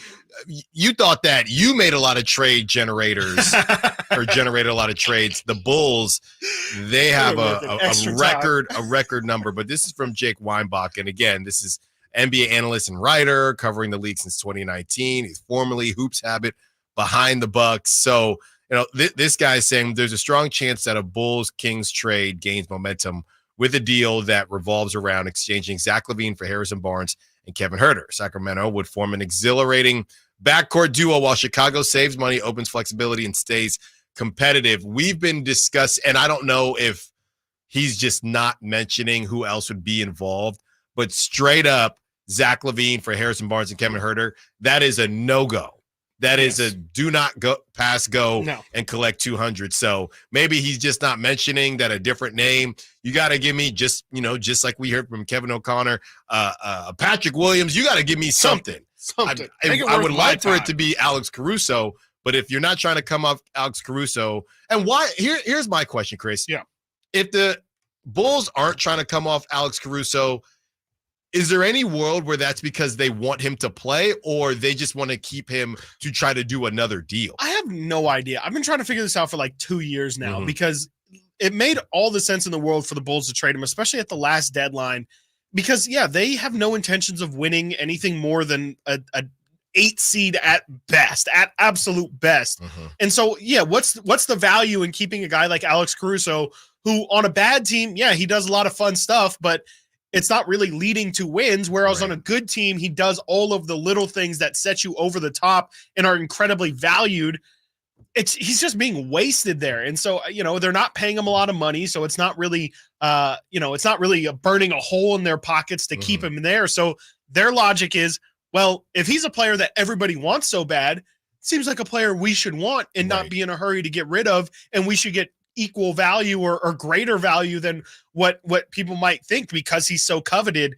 And I think the problem is it becomes a situation where, what's going to end up happening is now Alex Caruso is on a 1-year deal, last deal of his contract, and now you've ruined his value because nobody's going to give up anything too crazy because he's just going to be a free agent. If I'm Philadelphia, I would want Alex Caruso on my team, but if we don't get him this year, he's going to be a free agent this offseason. That's probably going to be one of the first teams on his list. So I just kind of think that the Bulls have ruined this leverage situation. If they should try and use Alex Caruso as a sweetener to get Zach LaVine. It's way more important to get Zach LaVine's contract off their books than to keep Alex Caruso on that team.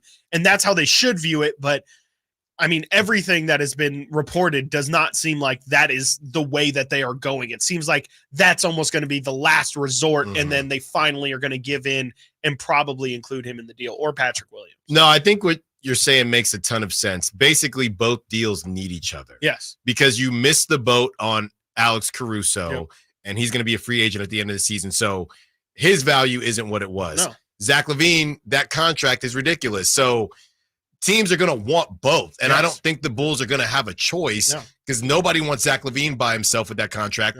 And nobody's going to want Alex. Does Chicago have? Right. They have none. How bad do you want Zach LaVine off your team? Because do you want to keep just paying him $50 million to do nothing to get you an 8 seed? Because you can keep him. Where the Kings, it'd be great to have Zach LaVine, but they're in no rush to pay somebody $42 million. And I don't think a lot of teams are. So I kind of think that the Bulls are hamstrung, and I think it's evident by, we're going to talk about it later, but there's a reported 15 deals that the Bulls have tried to throw out there to get LaVine out of there, and nobody has accepted. And it's probably because they're just trying to do LaVine and then maybe a future protected pick. And people are saying, no, we want one of your young players or Alex Caruso. And they're just not willing to budge. I'm sure people have asked about Kobe White too. Kobe White had a crazy season last year. I just think Chicago is in a weird state where they're middling, and they're another team where it's like Atlanta. What is their goal? What are the Chicago Bulls trying to do? Are they trying to trade Zach? Because we heard reports the other day, they're in on DeRozan still, and they're thinking about paying DeRozan, what, $30-40 million a year. If you're doing that, are you trying to win? Are you trying to just sell tickets with DeRozan? Are you trying to rebuild? We don't know what direction they're trying to go, and I think that is a big problem when you're trying to trade with them, because you don't know what to give them in turn. So I think a big part of this is Chicago having a massive identity crisis and not understanding which direction they want to go, which from what I understand has been a Chicago problem really pretty much since Jordan left. So, I think that things are going to heat up here as the draft is right around the corner, because obviously if you're the Kings, I would ideally like to keep 13 and maybe ship that, as I've tried to do the mega trade and get LaVine, Caruso, and Kuzma over here. I would like to keep that 13th pick, but if you have to throw in that 13th pick to get Caruso and LaVine, at the end of the day, I'm okay with it. So I think that things are going to heat up here in this next week. From the 209, when will we even know if LaVine is healthy to have his game evaluated after the surgery he did? Great question. From Basket News, this was in March. LaVine expected to return at full strength for the 2024-2025 start of the season. Zach LaVine is ahead of schedule in his recovery from season-ending foot surgery, expressing confidence in being fully healthy for the next season. Let's hope so. Ahead of schedule. Well ahead of schedule. Yeah, multiple reports. This is from May. LaVine is well ahead of the 4 to 6 month timeline the Bulls placed on his recovery.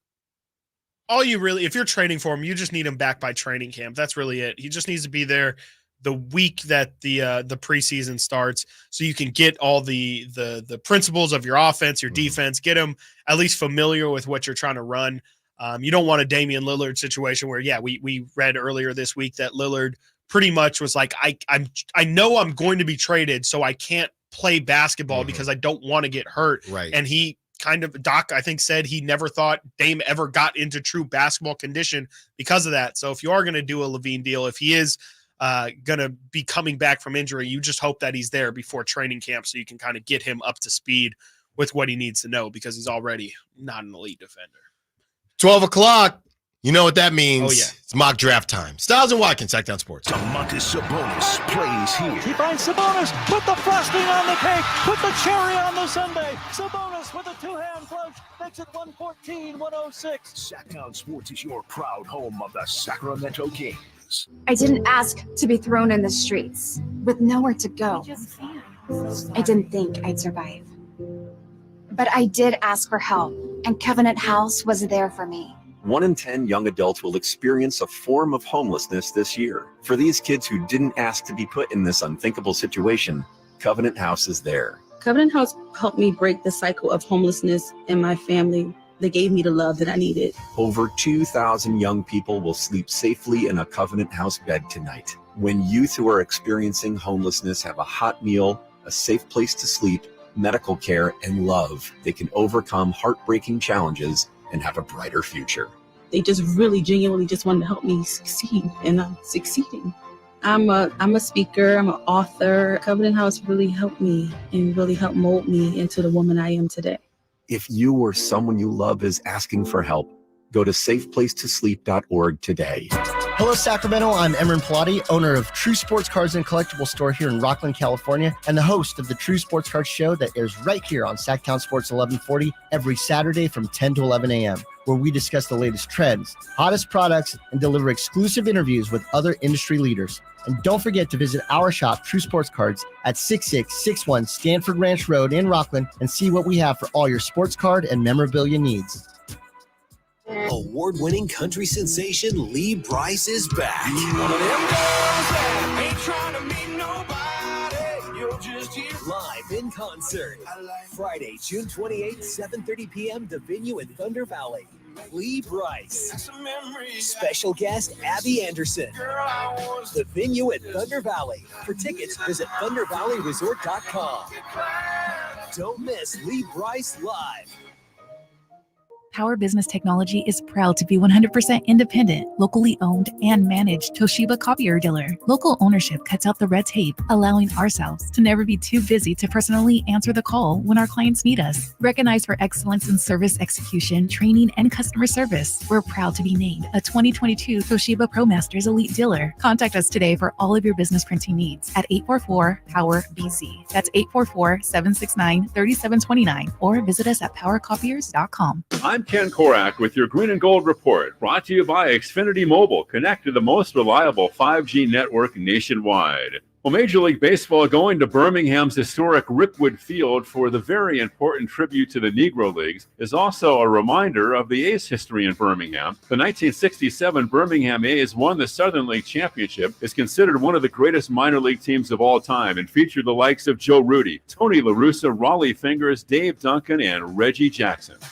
Want more speed? Well, Xfinity just increased their internet speeds, and they're faster than ever. It's time to get more out of your internet with faster speeds from Xfinity. Now through June 21st, get 150 megabit Xfinity internet for only $19.99 a month for 12 months with a 1-year contract. That's double the speed for the same great price. Click, call, or visit a store today. Requires paperless billing and auto pay with stored bank account. Restrictions apply. Equipment, taxes, and other charges extra. After promo, regular rates apply. Actual speeds vary.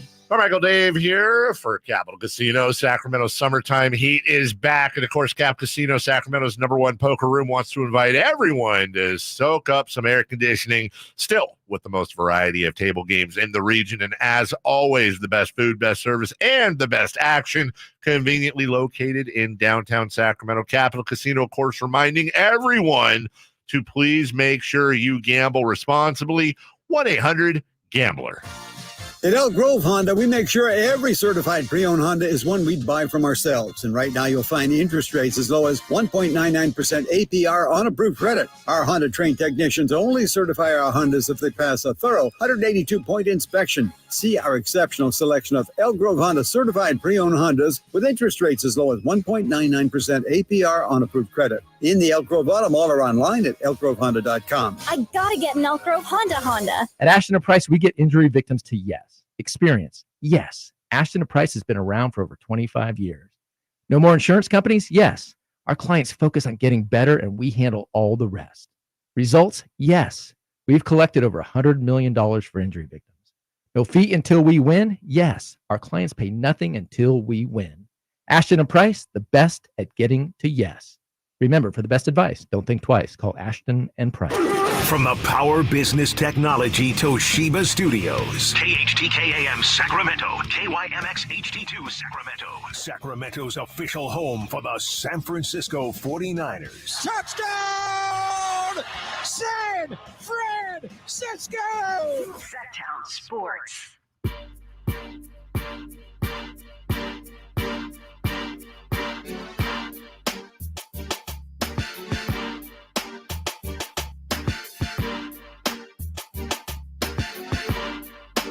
That's why I'm the bad boy leading.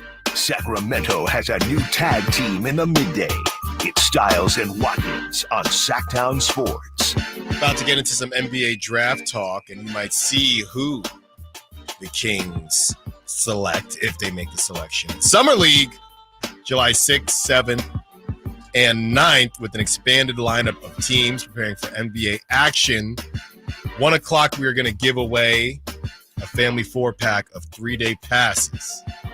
And Chris will choose the number. Chris, this is pretty interesting. Ooh. So, Chris and I have been going back and forth on bringing back prop talk, even though the NBA season is over. Right. Just trying to find doing a it with different things. Right. In his first game against the Giants tonight, Rickwood Field, okay, Brandon Crawford is starting at third base for the first time in his career. Hammer, hammer, hammer. That man will hit a home run tonight. You think? He's going to hit a home run tonight. Has he played much this year? He has not been good. Okay. But he's going to hit a home run tonight. Guaranteed. I'm telling you. Is that like a... Are you saying that because of like a, I don't know what the Giants equivalent of Kangs would be, but like because that's just very Giants, or just because of the revenge game factor? Revenge game factor. Right now, he's had 42 at-bats. Okay. So he's gotten loose, 1 home run, 2 RBIs. Okay. He's hitting 190. Okay.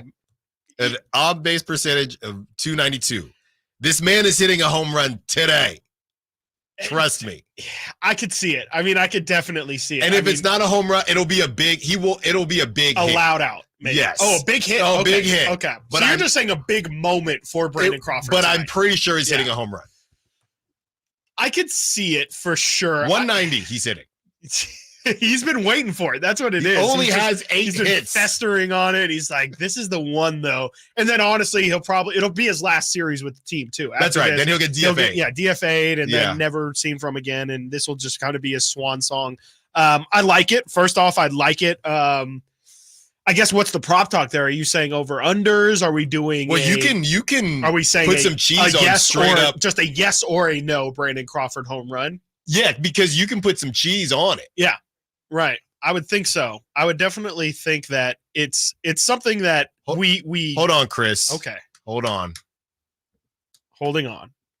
Real quick here, we have some Holding breaking on. news. When it breaks, We have it first. It's Sactown Sports breaking news. Here we go. This is from ESPN's Adrian Wojnarowski. News that we've been waiting for a while here. JJ Redick has agreed on a 4-year contract to become the Los Angeles Lakers' next head coach. Woj is reporting that Rob Pelinka offered the job this morning, and JJ started working on a staff to surround him with experience. That is all that's out so far. This literally just broke a single minute ago. JJ Redick is now the official head coach of the Los Angeles Lakers. I believe they're 7th head coach in the last 12 years. We can maybe go down that list of the Lakers head coaches post Mike Brown. But yeah, the Kings, one of the Kings, I don't know if we can put it at number 1 these days, one of the Kings' biggest rivals gets a new man in charge in JJ Redick. This has been, I would like to say weeks in the making, but it's really been like months in the making here. Well, and now that it's depends on who finally you here, ask. it feels like all the shock and awe and all the hot take is now like out the window now. Was this all part of the Lakers' plan to soften the blow? No, it's not. No, it's just from the Mind the Game pod to this. Hey, you got it right. I did. All get it took right. was him getting a job. Wow. I did get it right. Okay, so I will take my victory lap there. And I remember thinking about it just on the show. What about JJ Redick? And then all of a sudden, JJ's name started to swirl around, and here we are, Chris. And I think history tells us that this is going to go one of 2 ways, either very good or very bad. There will be no in between. Yeah, and my bet would be on very bad, especially at the start. And yeah, I do have that list of Laker coaches since Mike Brown. So Mike Brown was the Lakers head coach in 2011-2012 and then was fired 5 games into the 12-13 season. Mike Brown went 1-4 to start that year. Bernie Bickerstaff took over. He went 4-1. So there's Mike Brown. There's Bernie Bickerstaff. Then there's Mike D'Antoni, took over the rest of that season. He went 40-32. He then coached the Lakers the following season to 27-55, was then fired for Byron Scott, coach number 4. He coached them to a 21-61 record, 17-65 the season after that, was then fired for Luke Walton, head coach number 5. Luke Walton was 26-56, 35-47, 37-45, and was then fired for coach number 6, Frank Vogel, who, ladies and gentlemen, won a title in his first season as their head coach, only to be fired 2 years later. He went 42-30 and then 33-49 to be fired and replaced with Darvin Ham, who was coach number 7, I believe, if I did that math correctly. And now JJ Redick, after 2 seasons of Darvin Ham, 2 winning seasons with Darvin Ham at that, 43-39, 47-35, then fired for one JJ Redick, who signs a 4-year deal, but off of this, the longest tenure a Laker coach has had since Phil Jackson was Luke Walton 3 years and Frank Vogel 3 years. So what are the odds that JJ Redick lives out his 4 years of his contract? It's just not going to happen. I don't like it. I don't like those odds. It's just not going to happen. Talk about prop talk. Here you go. From Woj, Pelinka became sold on Redick's ability to connect with players. and his LeBron. Basketball IQ, and believes surrounding him with an elite coaching staff will help to shorten the learning curve, that's disrespectful, into his first coaching job. His ability to connect with players. The old man and the 3. The old man and the 3, LeBron and me. That's the next episode. The old man and the 3, it's LeBron, me, and Bronny. What do you want? Are you trying to trying to again point? Do you want to do this again? I would like to. It's the last day we get to do it. What about this says that this is LeBron's decision? His ability. He was at a concert last night. He was two-stepping with he wasn't on Russ stage. and DeRozan and all them people. He wasn't on stage. He got Draymond Green style. You think he got into that parking lot? It was already in at the the works. Forum last night? And he was like, "It was already in the Rob, works. Get it done." It was already in the works. No, stop it. Redick's ability. How many people have to tell you that he was not involved in the decision for you to believe that he wasn't involved in the decision? His ability to connect with players. Multiple. 2. AD and Do you LeBron. think JJ's going to do a good job? I don't know what a good job means. Because if it's win a championship, then no. What are JJ's expectations? What do you think the Lakers' expectations for JJ Redick are? Bringing him sip in. wine and to discuss. No. I think the expectations are to keep LeBron happy. I'm going to be honest with you. To keep LeBron happy throughout his duration of the rest of his time with the Lakers. I really don't even know. You don't think this is a Pat Riley type hire? You don't think that they're viewing this as like, this is going to be our head coach? This is a basketball mind that we're going to have for 20 years. You think that this is more of just seriously a LeBron play? I don't know what. I mean, look, and you listen to the pod more than me. I always sure joke don't. you about it. I really don't.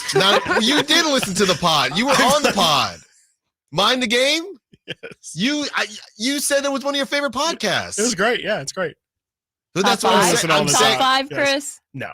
But that's what I'm asking you, based on what you've heard from JJ. How clear is it that he is this basketball savant for them to feel like coaching experience be darned? Yeah. We need to get this basketball mind in here and we can form him like putty. Yeah. And LeBron can form him into the coach of the future, the present and the future. Yeah, I think JJ obviously knows a ton about basketball. I think that being a head coach is so much more than X's and O's. Like I think that this is, and I think that's honestly why they have his connection with players is what they like the most about it. I think they view him as like a Steve Kerr, that they think the X's and O's are there for sure. He's a really smart guy. That definitely helps. But I think they're saying that he's more of a culture fit. And especially, I hate to be the old man, but like in this AAU age, like it's about keeping these dudes happy and connecting with them off the floor and making sure that it's honestly a lot of, it's we do the rah-rah versus X's and O's guys all the time, that conversation. But I do think a big part of what JJ's here for is to be relatable to his players and to be a guy that doesn't feel like this old man yelling at me. It feels like, hey, this is a peer. This is a dude who has been in my shoes and understands like he can level with me. And I think that's the hope for it. But I think more times than not, you need to have a bit of a fear factor if you're going to be a coach. I think that, we've seen Luke Walton be a guy who a lot of people connect with, but he's not that's cliche. I hate terms like this, but he's like not a leader of men. I think JJ has a little bit more of that, but I just don't really think right now, I don't think it's going to instantly work with JJ. If it does, I think it's the talent there, but I just think that there's so much that he doesn't know about coaching yet that I just can't see it being an instant success. And I also don't think that the Lakers are patient at all. Yeah. I don't know what the Lakers think they're going to get out of JJ. I'm also not sure because, again, when you fire someone, that means you fire someone for a couple different reasons. You fire a coach. If they believe that Darvin Ham, basically they're saying that they thought that this roster was good enough. Mm-hmm. Good enough to do what? I'm not sure. With JJ at the helm, are they better? Possibly, but it's the same conversation we have about the Kings. I don't know if the Lakers roster is good enough to win a championship. I just don't know, regardless of the coach. Yeah, I mean, and that's the problem that I really have with the signing is like I don't think that the Lakers are in a position to win, like you said. And this move, I just feel like knowing the Lakers, their expectation is to win championships, and especially I think it's crazy, but I do think that Boston winning number 18 does add a little bit of fuel to their fire and especially urgency to how they're trying to build this thing out. They have a year, maybe 2 left of LeBron James. If he does opt in to play for them next season, I think a bit of this is trying to maximize that, but I just don't think, again, I think it's going to take JJ some time to kind of go through some bumps. Nobody's just going to walk into a situation and be flawless. And yeah, the Lakers roster is just not good enough to where you can throw a Steve Kerr in there and he can work through things. I think the Lakers actually need some coaching. There's a reason why people were so upset with Darvin Ham. It's because that roster needed some uplifting, and he couldn't give it to him. And I'm sorry, I don't think that just because JJ looks great in a suit and he can draw up some plays on a whiteboard, I don't think that that's going to be good enough to elevate the Lakers. But we'll see. I mean, I definitely understand why they could think and convince themselves that this is a Pat Riley hiring. This is a Eric Spoelstra. Oh, this dude's basketball. It's Steve Kerr signing, but I just don't know. I think a lot of those guys, and we've talked about it before, they have some history in basketball in terms of being in a front office or being involved with the team. JJ's just straight walking into this situation, and I just think that's a lot tougher than people think. Yeah, amid rock on the Sack chat, JJ is getting set up to fail. Well, this is his decision. He could just stay at his cushy job. He just signed an extension, I think, with ESPN. Was it last year? A 3-year deal. He's got 18 podcasts. He wants to do this. So, I'm not going to blame. You get what you want in this life, and be careful what you want, because you just might get it. And this is what JJ wants, and we'll see how it works out for him and the Lakers. Hopefully, for us in Sacramento, not very well. Coming up next, we get back into some draft talk. We have a mock draft for you today from ESPN.com. And let's see if you can guess who they have the Kings drafting. Stiles and Watkins, Sactown Sports. The NFL's leading rusher plays here. The handoff to McCaffrey, walks in the end zone. Handoff to McCaffrey, takes it right down to the goal line. He does his thing again. McCaffrey goes in motion right. Backwards pass led by Juszczyk. A block there. Hurdles a man. 10-5. Touchdown! CMC! You can hear all of Christian McCaffrey's touchdowns on your home for 49ers football. Sactown Sports.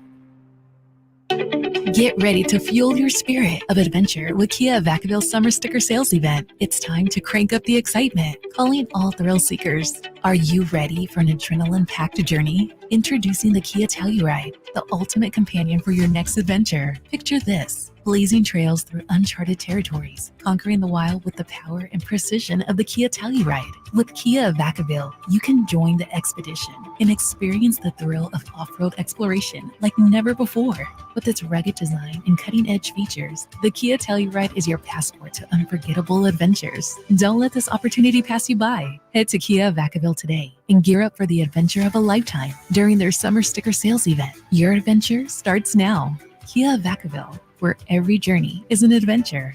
Visit Kia Vacaville today. Model availability, lease options, and features may vary. Please visit Kia Vacaville for more details.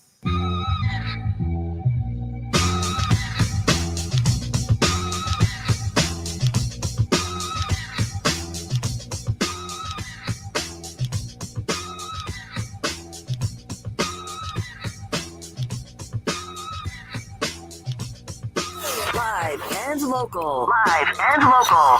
This is Sactown Sports.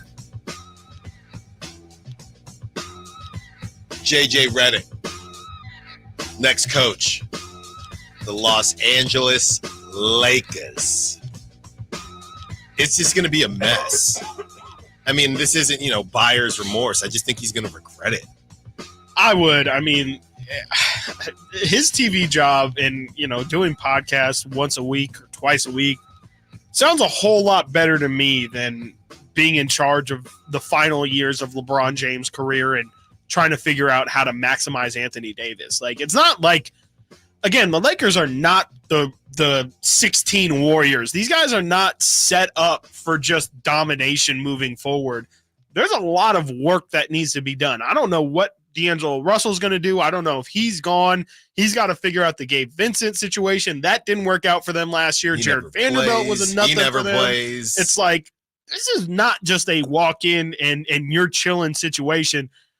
LeBron is not an easy dude to coach. It doesn't matter what kind of relationship you have. He demands a lot out of it. out of his head coaches. And I don't know. I mean, as good as that relationship seems now, everything changes when you go on a losing streak. And, we've talked about how tough the West is. There's a lot of Lakers mystique that just floats around. Oh, they're the Lakers. They're always going to be in the conversation. Well, what if they're not? What if their team isn't good enough? What if a 39-year-old LeBron James is just a year too old to carry a team? Like, this is not, again, just a walk-in and JJ's 1,000% going to be successful. This is a tough thing to walk into. Not a lot of coaches have been able to get really good performances out of Anthony Davis and maximize what he brings and tell him, no, AD, I don't care that you're soft and don't want to play center. You're 7 feet tall. You're playing center. That there's just, again, a lot of things that are going into this Lakers situation that people aren't thinking about how difficult this job is going to be.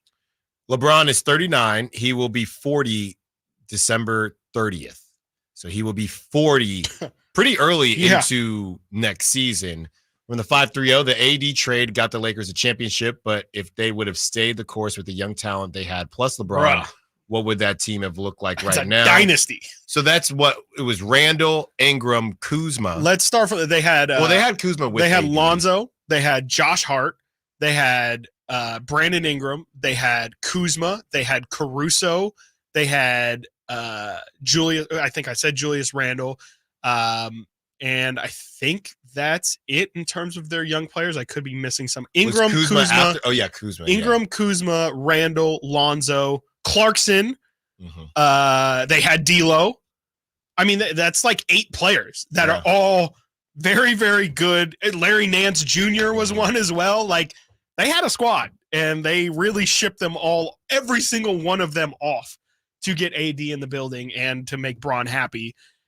And I 100% think that they would be a lot better for keeping them than where they ended up now.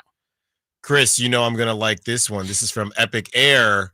Knowing LeBoss is likely in control, the Lakers are going to fail since he can't find another Spoelstra. The Heat was the organization he didn't have noticeable issues with. LeBoss. He did have he had issues with Spoelstra too. He tried to get Spoelstra fired, and Pat Riley said, no, we're not firing him. Right. And he didn't want to fly back with the team sometimes. And Pat Riley said, that's just not how this works. Fit out, buddy. And he left.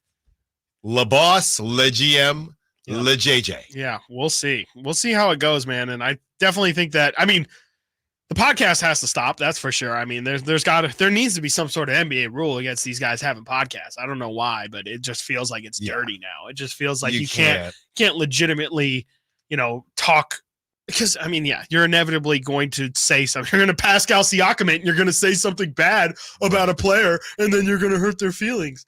I think that a lot of people are too saying like, oh yeah, again, this is 1,000% Bronny is going to now be a Laker. Welcome to.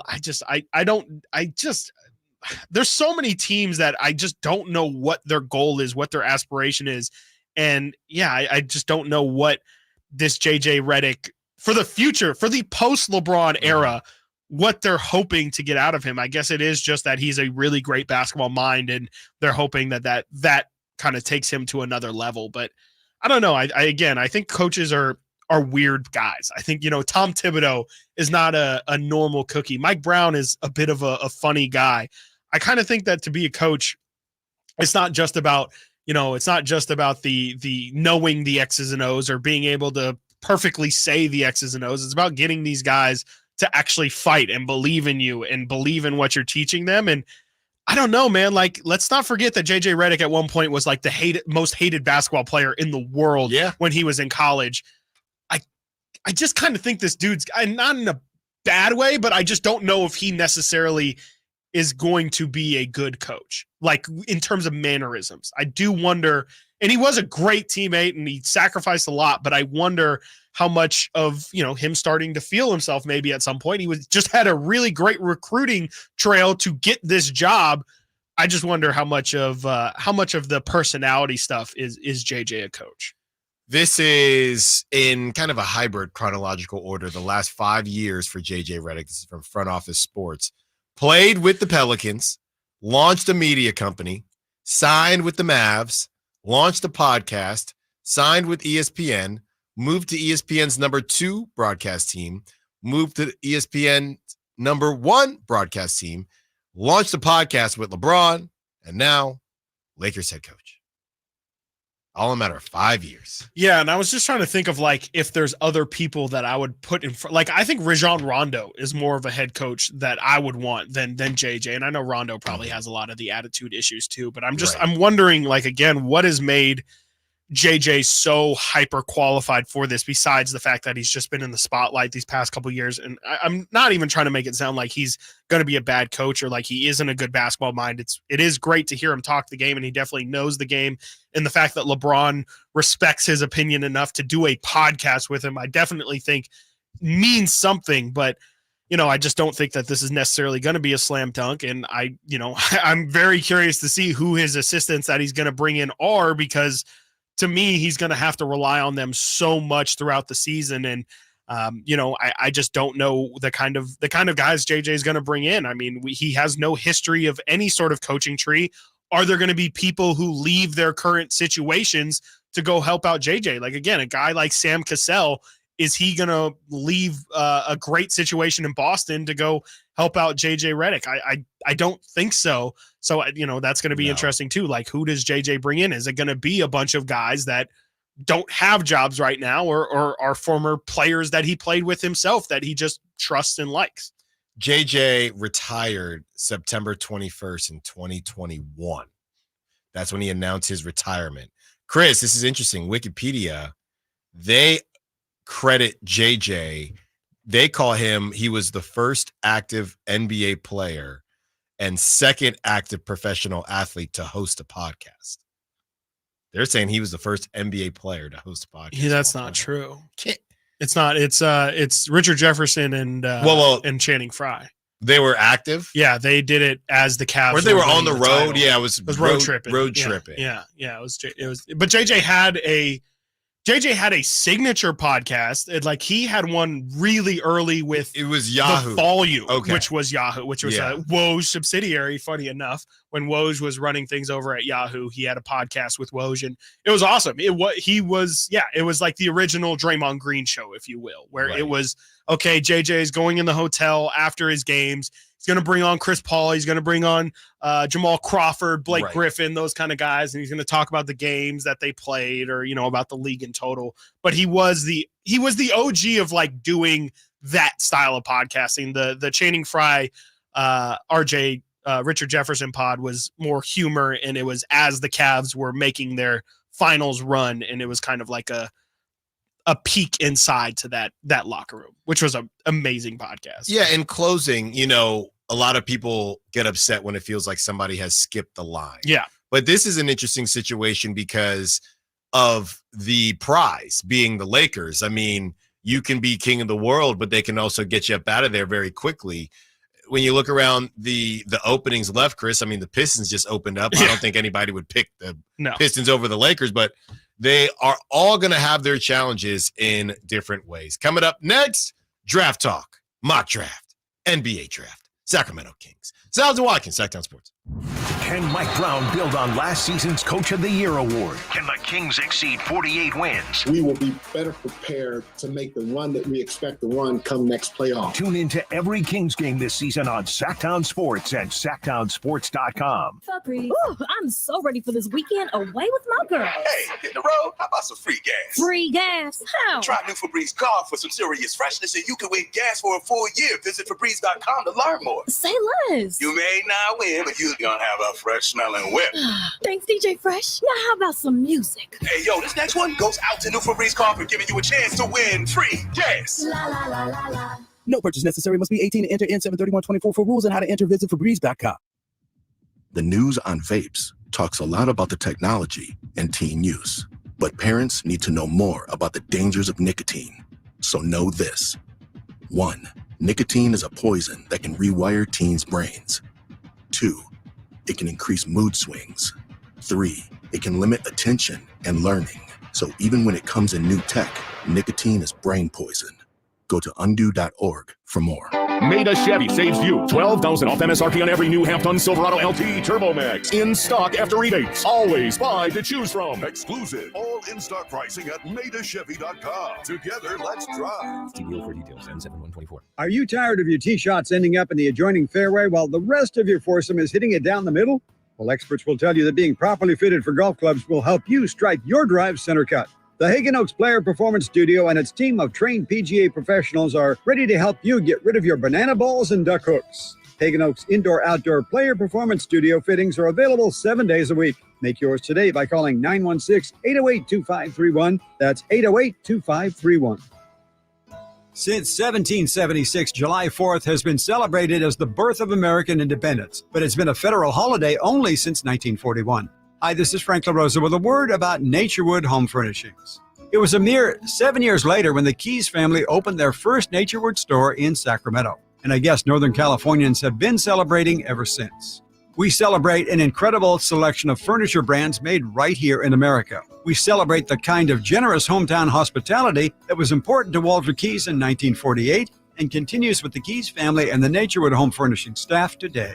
And we celebrate the kind of quality that's been synonymous with Naturewood for all these 76 years. Look for made in America brands like Stanton, Sam Moore, Stickley, Hilltop Hickory, Simply Amish, and more during the Naturewood 4th of July sale event. Find the furniture that you will celebrate for years to come. Naturewood Home Furnishings, off Highway 50 at Hazel. Look for the water wheel. Giants are grown at Sutter Health Park. The Sacramento Rivercats continue to fast-track talent to San Francisco, and you have the chance to see them here in Sactown first. Your Rivercats are home now through this Sunday. Visit rivercats.com to purchase tickets. We'll see you at the ballpark.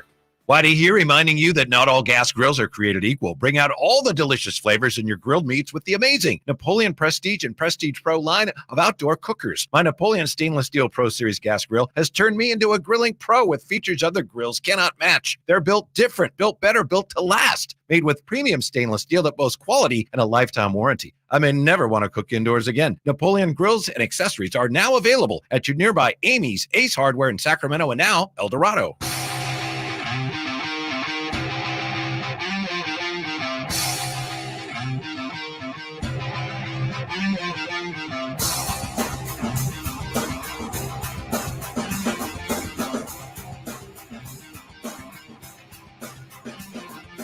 Live and local, it's Stiles and Watkins. Watch the show on youtube.com/Sactown Sports 1140. Or listen on the Sactown Sports app.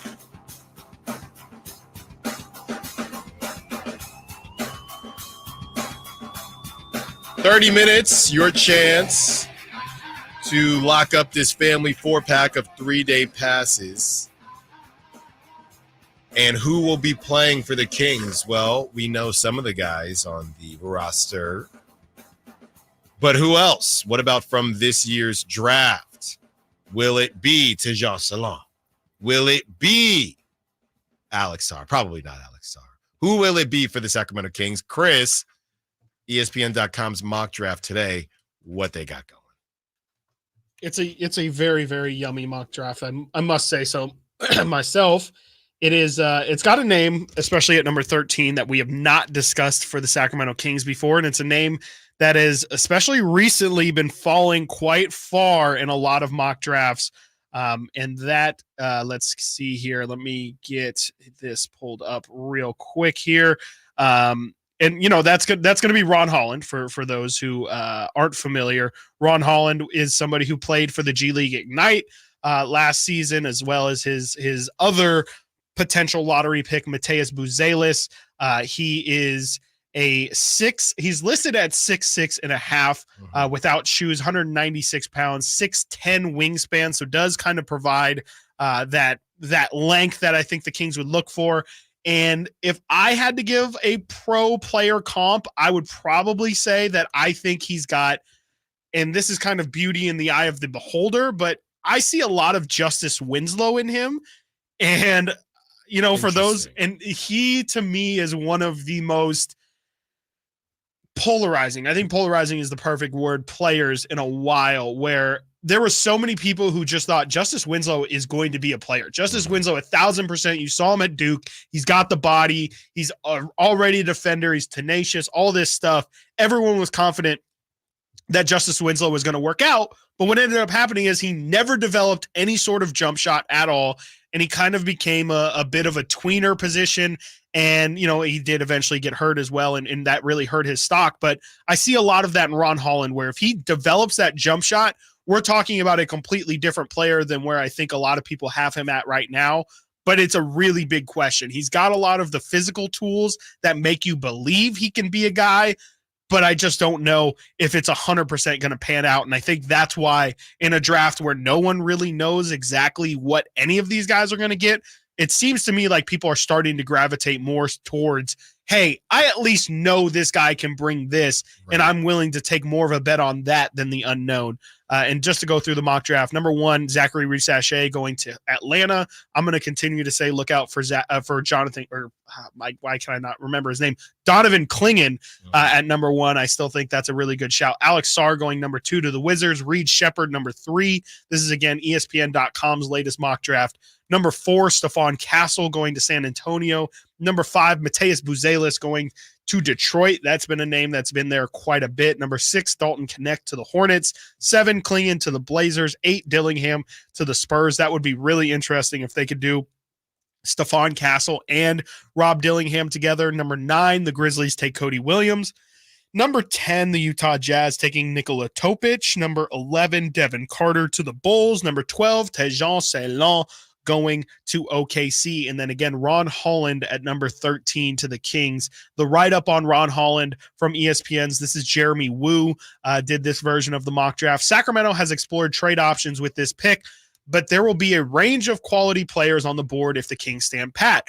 They might be content to simply see who falls to number 13. Holland has worked out for a wide range of teams from number 1, Atlanta, down to number 15, Miami, and it's still not quite clear where his backstop lies. Presuming the Kings are on track to retain Malik Monk and maintain their backcourt, taking a swing on a wing such as Holland or a front court player would be the smart decision. Landing on a Sacramento team with established talent and roles, which won't ask Holland to be an offensive focal point, could be ideal long-term for his game.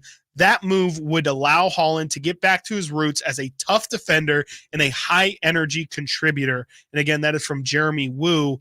In the scouting report, just the strengths and weaknesses of Ron Holland's game. You can kind of get a feel for it off that write-up. His pro comps are Cam Whitmore and RJ Barrett. His ceiling is top 5 late lottery.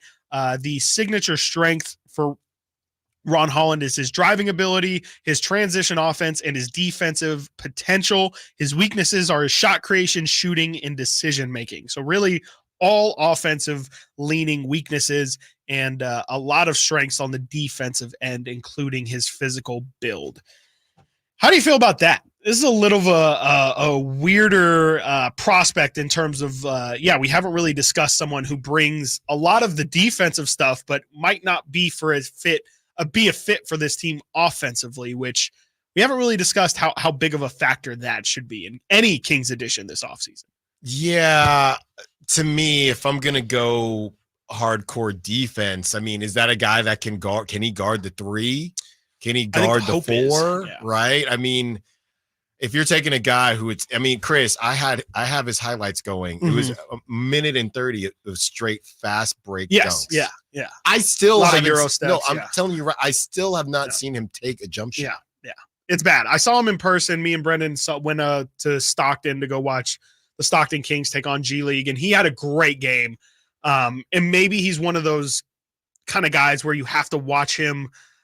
Watch it full scale. Like the highlights won't do him justice because it is a lot of like grit and getting in guys' faces, forcing turnovers, and then getting on the break and getting the highlight dunks.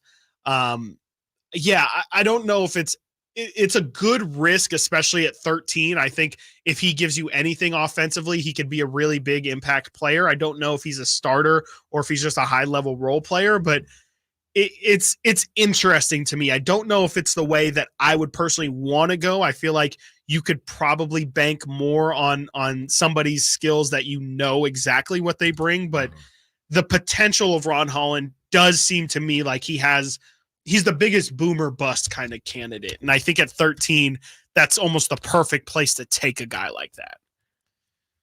Yeah.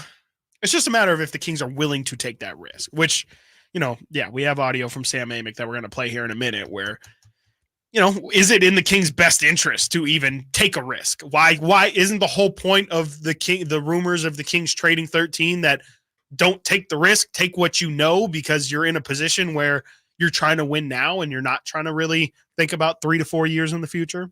I'm a bit surprised the pro comps, and maybe I'm way off on this because this is just from the highlights, but I'm a little surprised no Russell Westbrook conversation. Interesting. It's probably just because he's not a point guard. Yeah. Like he's definitely more of, I think ideally he's a 3. Again, 6'6.5" without shoes. So he's probably 6'7", probably going to be listed at 6'8". I think he probably plays the 3. And I think that's kind of where the RJ Barrett comparisons come in as well, where it's, RJ's been decent. RJ's definitely more of a shooter than Ron Holland is, but as a finisher around the rim, is he a discount Kuminga? Like what I don't really know if it doesn't work out, is it just not happening at all for him? Like what exactly are the things that you're hoping he can do at an NBA level? If it's defend, I just kind of feel like, if it depends how much you believe in the offensive game. If you believe that the offensive game is going to come around, I think it makes a lot of sense. But if you aren't positive about it, I've heard Ryan Dunn out of Virginia is the best defender hands down in this class. I would probably rather move down to like the mid to late 20s and take a guy like that, and instead of Ron Holland. And it just kind of depends on what the Kings are looking for. I know a lot of people are really high on Ron Holland. I see it. I'm just not entirely sure that the Kings situation, which is something that needs to be baked into this too, are the Kings going to nurture an environment in which Ron Holland can thrive? Are they going to give him a ton of opportunities, or is it going to be kind of like what we saw from Sasha last year, where they say, look, like we're trying to win games. Right. We're not really in a spot to where we can afford 15 to 20 games to let you figure it out. Yeah, and if he's gonna learn how to shoot, he's got to shoot in game. Yes. Shooting at practice is not going to. Clearly, it has not helped so far. No. You have to shoot in NBA speed. Yeah. And I don't think the Kings can afford to have just somebody working on something. Yeah. Hey, just take a couple jump shots and you'll be okay. Yeah. I don't see that happening. I don't think it's a good fit. I mean, that's the thing, right? If you are kind of not convinced to take the pick. And this is why I thought, and I know in that mock draft, Tejan Salon was gone, but this is why I thought, hey, he's young, he's raw. That's probably why the Kings wouldn't take him. Yeah. They don't have time for, if you're going to take the pick, you can't take a project. Yeah. I don't think they will. No, yeah. I think they have to bring in somebody who they think can contribute right here, right now. And defensively, I guess maybe you could say, hey, well, defensively, he will. He can, but it becomes the conversation too of, and I'm not saying Ron Holland's going to jump into the starting lineup, but there's a certain amount of non-shooters you can have on the floor. Right. And Sabonis is out there. I'm still putting De'Aaron Fox in the non-shooter category. I'm sorry. Like, I don't think you can have 3 of them in the lineup at once. And, even if it's 2, you then have to make sure, okay, if Ron Holland's going to be in with Sabonis, we better make sure, like, can Davion play with Ron Holland and Sabonis on the floor at the same time? And how good is that? That defense would have to be so good that it justifies probably taking a step back on offense. And I don't know. To me, it's more of it's not a great fit. It really doesn't have much to do with Ron Holland, the prospect himself. It's more just the style of play that the Kings like to play. And yes, they desperately need a defender 100%. So maybe I'm talking out of 2 sides of my mouth, but I just think that you also, most important, and I'm going to credit Brendan for saying this, he says, instead of leaning into or trying to patch up your weaknesses, maybe lean into some of your strengths. I still think at the end of the day, a Kings player is somebody who can knock down shots and spread the floor for their stars. And I just don't think Ron Holland necessarily fits that. Coming up next, we hear from Sam Amick whether or not he believes the Kings will even take a pick in the draft this season, or will they trade it away? Stiles and Watkins, Sactown Sports. Did you miss any part of our live local shows? Don't worry, you never have to miss them again. Check out SactownSports.com and search our podcast page and play our shows when you want. The Carmichael Dave Show with Jason Ross, Stiles and Watkins, and The Drive Guys. Plus, other podcasts like Return of the Empire, Return of the Roar, The Stingers Up podcast, and Golf to Go with Frank LaRosa. They're all available right now on SactownSports.com. It ignites something inside of you. Lightning and the thunder. Sets alight an elevated state of being. Days are pure exhilaration. And the nights, they're simply electric. See it, hear it, feel it. Thunder, feel the thunder. Lightning and the thunder. Thunder Valley Casino Resort. Feel the thunder. I'm Craig Ashton of the injury law firm of Ashton and Price. Whether you've been injured on a bicycle, as a pedestrian in a slip and fall, auto, Uber, Lyft, or big rig accident, you need Ashton and Price in your corner. When you call Ashton and Price, there's no chatbot telling you to hit 3 for accounting. You're greeted by a real live person who will immediately transfer you to an experienced attorney. The consultation's free, and there's never a fee until you win. Remember, for the best advice, don't think twice. Call Ashton and Price. It's the Make This the Summer event, and it's going on now at Lodi Chrysler Dodge Jeep Ram. Hi everyone, Leonard Harrington here, and I want to tell you how we make your buying experience at Lodi CDJR as easy as possible. You can come in for a visit, or you can do everything online at LodiCDJR.com. Just pick out the make and model you want and scroll through our large in-stock inventory. Next, schedule a test drive at the click of a button. If you want to finance your vehicle, you can start your paperwork online too, saving you plenty of time before you get here. And if you're looking to sell your vehicle or looking to buy, we'll give you an instant cash offer online too. At Lodi Chrysler Dodge Jeep Ram, we make it easier than ever to put you into a new vehicle. It's what we do. Online at LodiCDJR.com or in person. We're right off 99 in Kettleman, where we're open till 9 every night and Sundays after church. Prices are better at the low price center. Lodi Chrysler Dodge Jeep Ram. Visit us at LodiCDJR.com. My good friends, Dr. Jack Friedlander and Dr. Pash in Roseville and in San Francisco are offering not only confidence, not only security, but also the ability, if you ain't insecure, to go from the roster to the all-star team. You know what I'm saying? I'm talking about UpsizeMatters.com. Time after time, vote after vote, circumference, or as we call it, girth, is consistently ranked as the most important attribute. And Dr. Jack and Dr. Pash can give you a free consultation. The procedure can be done on the same day as your consultation with immediate results. It's non-surgical. It's virtually pain-free, safe, effective, long-lasting, semi-permanent, and doctor-performed. For more information, go to UpsizeMatters.com. Go to UpsizeMatters.com. Make that change. Make the all-star team. Get your girth on. Hey, Sacramento, get ready to rock, groove, and have a blast with the Sactown Sports live events calendar. It's an unbeatable lineup of shows you won't want to miss. First up at Thunder Valley on June 22nd, don't miss NSYNC and Backstreet stars Joey Fatone and AJ McLean as they bring back the hits. On June 28th, it's country sensation Lee Brice lighting up the stage. All at Thunder Valley Casino Resort. And check out your Live Nation lineup on August 4th. Don't miss the Outlaw Music Festival at Toyota Amphitheater, featuring Willie Nelson, Bob Dylan, and John Mellencamp. On August 15th, catch Donnie Osmond at Hard Rock Live Sacramento. And then on August 22nd, Creed Fisher takes the stage at Ace of Spades. And coming up September 10th, enjoy the timeless sounds of the Doobie Brothers at Toyota Amphitheater. Visit LiveNation.com for all your ticket information. And stay tuned to Sactown Sports for exclusive updates and your chance to win tickets. Taste on a whole new level at Sky River Casino in Elk Grove. Enjoy the height of hospitality, whether you're craving an upscale steakhouse, authentic Chinese hot pot and dim sum, or having a refreshing beverage while watching the game. Visit SkyRiver.com today. Gambling problem? Call 1-800-GAMBLER.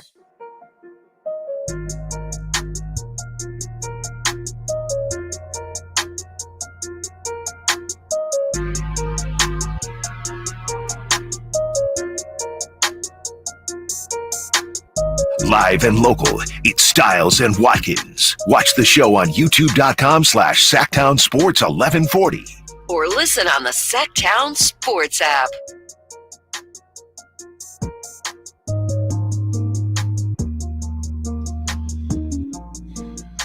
Whether or not the Kings will even make the pick. Well, that means, Chris, this whole thing of whether they make it, whether they won't, that means that there's a trade cooking, right? Because not making the pick means that they would have traded it away. Yep. So what did they trade it away for? What could they possibly have traded it away for?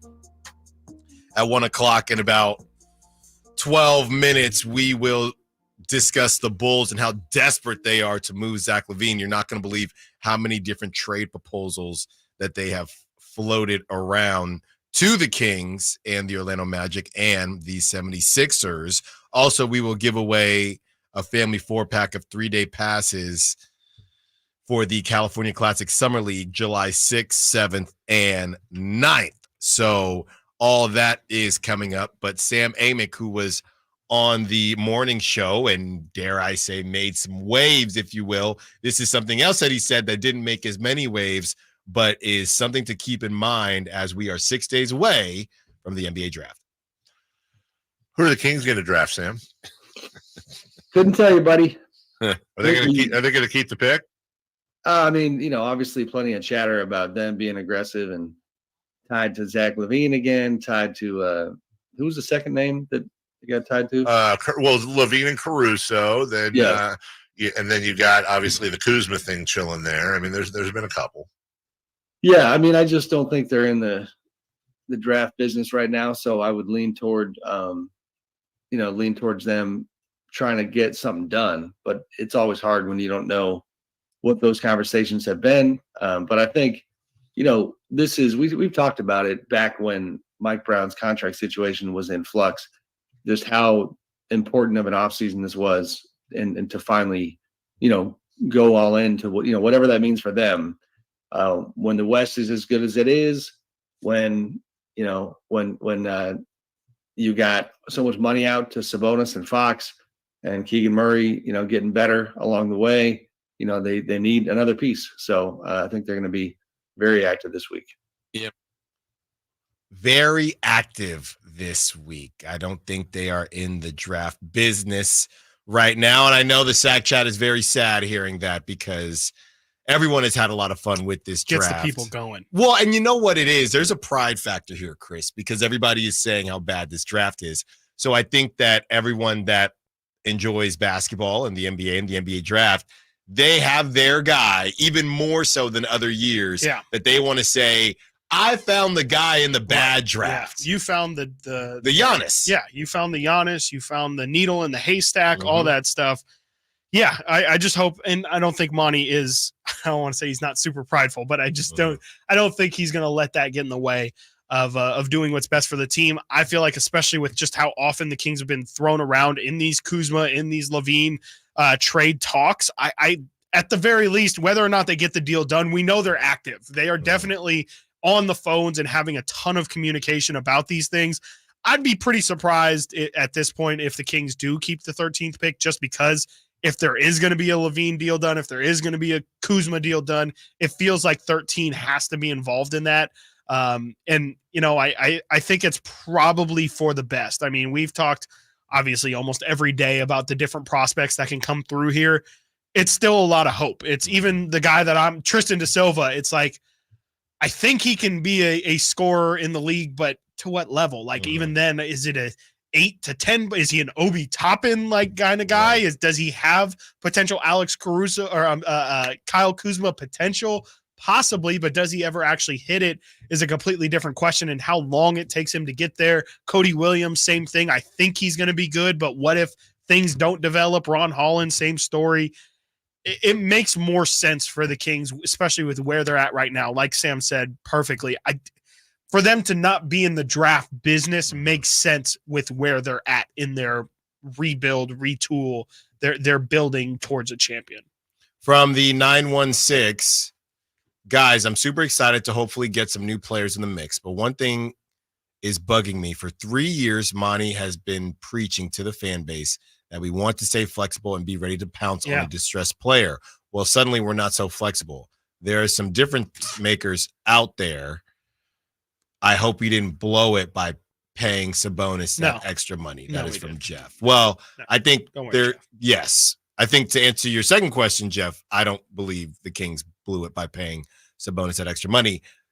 I guess a better way to answer that is paying Sabonis isn't the if we agree that maybe they're not as flexible as Monty has kind of claimed that they would be, that's not because they paid Sabonis. Yeah, it's because of the cap. It's because of the luxury tax. It's because of decisions that they need to make. And the Malik Monk thing, I mean, honestly, it's a bit of bad luck, if you will. You know, it reminds me, Chris, of those 1-and-1 deals that the Giants and Farhan did, where it's, well, if you play well, you're going to leave. If you don't play well, we're stuck with you. Yeah. And they paid Malik an amount that Malik was definitely okay with. He was still trying to rebuild his NBA career, and he did that so well that he has priced himself out from what the Kings can pay him. So that one is not on the Kings, I wouldn't say. Yeah, and I also just don't – it just sucks that the scapegoating of Sabonis has reached like this kind of level too, to where people are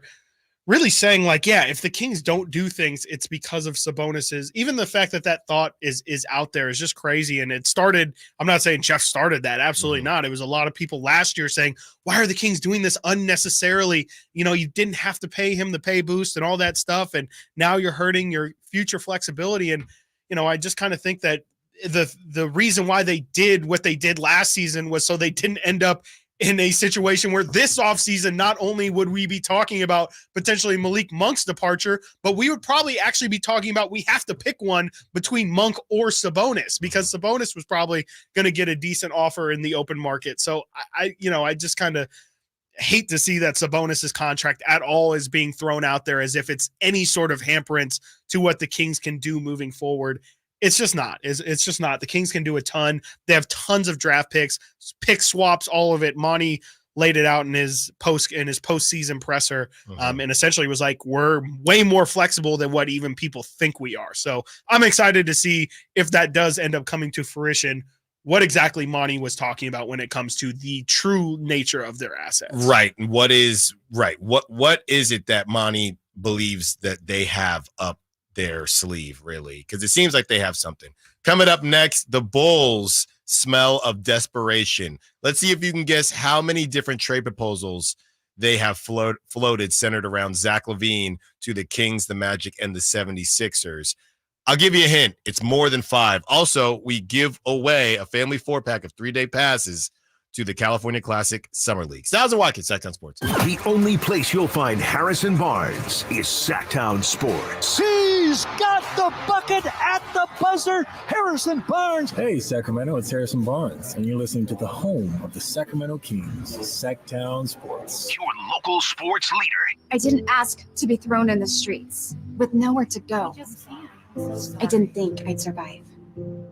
But I did ask for help, and Covenant House was there for me. 1 in 10 young adults will experience a form of homelessness this year. For these kids who didn't ask to be put in this unthinkable situation, Covenant House is there. Covenant House helped me break the cycle of homelessness in my family. They gave me the love that I needed. Over 2,000 young people will sleep safely in a Covenant House bed tonight. When youth who are experiencing homelessness have a hot meal, a safe place to sleep, medical care, and love, they can overcome heartbreaking challenges and have a brighter future. They just really genuinely just wanted to help me succeed, and I'm succeeding. I'm a speaker, I'm an author. Covenant House really helped me and really helped mold me into the woman I am today. If you or someone you love is asking for help, go to safeplacetosleep.org today. At Elk Grove Honda, we make sure every certified pre-owned Honda is one we'd buy from ourselves. And right now, you'll find interest rates as low as 1.99% APR on approved credit. Our Honda-trained technicians only certify our Hondas if they pass a thorough 182-point inspection. See our exceptional selection of Elk Grove Honda certified pre-owned Hondas with interest rates as low as 1.99% APR on approved credit. In the Elk Grove Auto Mall or online at elkgrovehonda.com. I gotta get an Elk Grove Honda.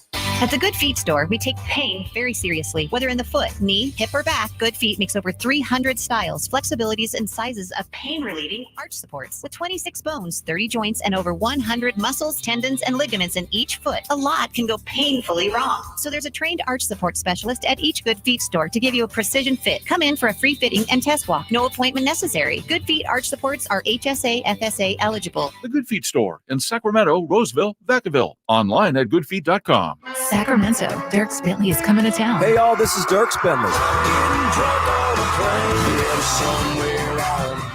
Saturday, September 28th at Hort Health Park at Cal Expo for Country in the Park 2. And he's bringing some friends. This is Bonnie. Take my hand, let me make you mine. It's Dasha. Hit your boots, stop working to Kelsey Hart, and more. Saturday, September 28th at Hart Health Park at Cal Expo. Get your tickets before they sell out at CITPFest.com. Brought to you by Bonnie Plumbing, Electrical Heating and Air, and the U.S. Marines. Ooh, ma.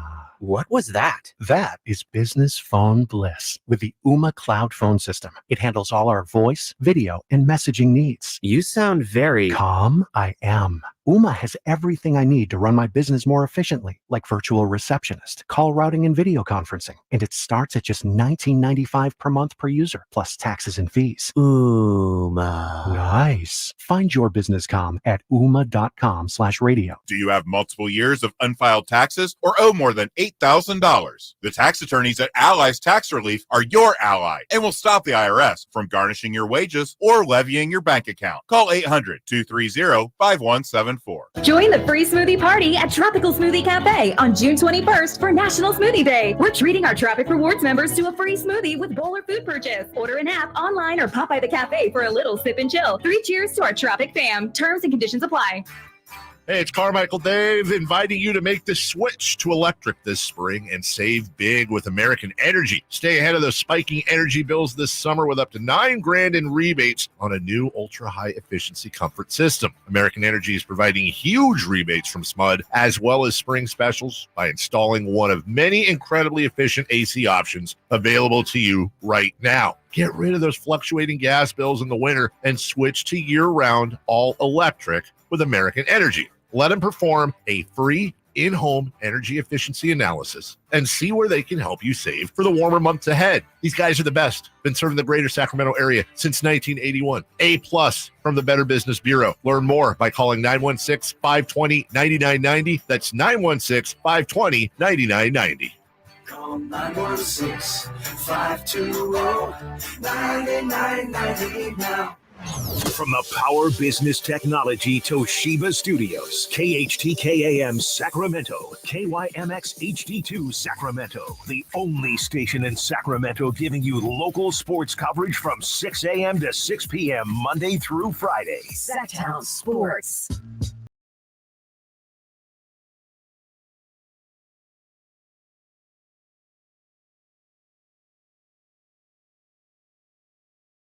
Saw him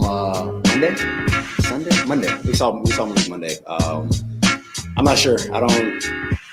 We're friends first, and then that side is that side. But I don't really ask him about it. I ask him where he's been on vacation and where's fresh. How's your mom doing? How's your brother? How's your nephew? Like, I'm not really asking him anything about free agency. Sacramento has a new tag team in the midday. It's Stiles and Watkins on Sactown Sports. That was De'Aaron Fox after his camp, answering some questions about the Kings and Malik Monk. We will get into that a little later in the show. And Dave continued to ask us, do we believe that Malik Monk and De'Aaron don't talk about the free agency and really just talk about family stuff and friend stuff? And I said, yeah. I mean, there are things that you talk about with your friends and there are things that you don't. And I don't really understand what De'Aaron would have. First of all, I just don't think De'Aaron cares that much. Yep. And I don't mean that in a rude way. I just, that's what he gives off. And second of all, I just don't know how that would affect De'Aaron. It kind of is what it is. If he goes, he goes. If he stays, he stays. Right. Having a conversation about it so that you think he's doing one thing and then he ends up doing another. I don't know what either side would have to gain from that. So that's why it was pretty easy for me to to just say, no, I don't think they do. Yeah, because to that point, like, I mean, I guess maybe for the sake of it being said, but yeah, what is De'Aaron saying? Hey, Malik, just on a real quick, like, I really want you to stay here. Like, our friendship means a lot to me, and our relationship on the floor also means quite a bit. And I really think, you and I could usher in a new era here in Sacramento, and I think that would be really, really fun and awesome. He just, hey man, like absolutely appreciate. But like, even that, is that going to change Malik's decision? Like, it's just no. Not. So I don't know what the value of doing it besides just putting it out there. And I don't think I should say, maybe I should phrase it more like, I don't think Malik's opinion is going to change or decision is going to change. And I think Malik already understands De'Aaron probably wants him back without it being said. Right. And then it becomes a question of, and we can answer this in about 30 minutes. It becomes a question of whether or not you think De'Aaron even simply said, yo, man, I think we could really do some things if you stay. And I truly have no clue if De'Aaron would say something like that or not. You might think it's not going to make a difference. Right. So yeah, we'll talk about that a little bit later in the show, but now is your chance. Chris, I hope you're ready to pick a number. The Sacramento Kings are hosting the 6th annual California Classic Summer League on July 6th, 7th, and 9th with an expanded lineup of teams preparing for NBA action. Chris and I are going to get you in the building. Call right now, 916-339-1140, and lock up this family 4-pack of 3-day passes. Looking for caller number. We'll do 5. Caller number 5, Cinco. Caller number 5, 916-339-1140, 916-339-1140, 916-339-1140. Caller number 5. For more information, visit SactownSports.com. Now, if you wanted to know how many different trade proposals the Bulls have floated around the league, it would be Should that have 5. been the number? Yes. No, because Simone would have killed us because it would have been 5 plus 10. 15 trade proposals. The Chicago Bulls have floated 15 different, sounds like me in my spare time on Fanspo on the trade generator. The Chicago Bulls have floated 15 different trade proposals centered around Zach LaVine to the Sacramento Kings, Orlando Magic, and Philadelphia 76ers per Casey Johnson of NBC Sports Chicago. Zach LaVine's future isn't the only trade scenario that has been discussed, even if sources said the Bulls have floated as many as 15 proposals centered on the 2-time All-Star guard to various teams, including the Sacramento Kings, Orlando Magic, and Philadelphia 76ers. The Sixers do not. Insane. The Sixers don't want Zach LaVine. I don't think so. No. They're talking about Paul George. They got to field the whole team. Yes. They have 2 people signed right now. They can't just take on $50 million. Exactly. Say, okay, cool. So the Sixers, I don't think that's a real thing.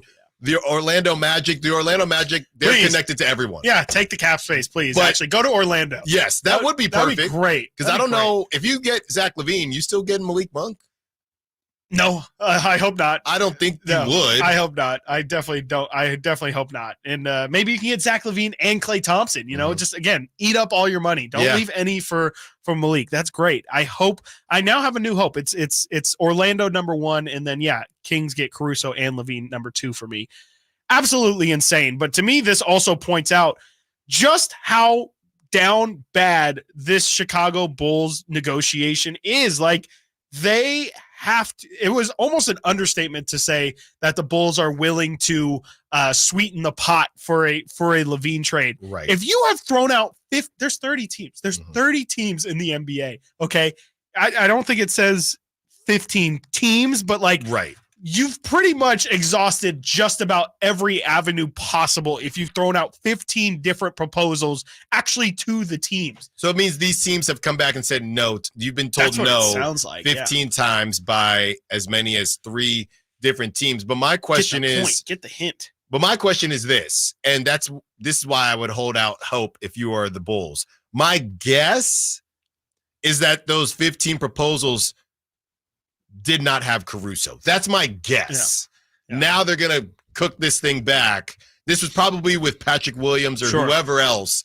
Hey, how about LaVine? Or it was Caruso, but then it's like, we want a first-round pick on top of that. And it's like, well, no. You're throwing in Caruso that's because no longer you're the one who's, And that's the part that I think Chicago's just not getting. It's not sinking in that you're not if you throw in Caruso, that does not there's the balancing act isn't working there. Yes. They're thinking, okay, LaVine's down here, Caruso's all the way up here. If we throw in Caruso, it's actually outweighing how bad LaVine's contract is, and we still need to be receiving things on top of it. Yeah. And it feels like everybody's trying to scream at them, no.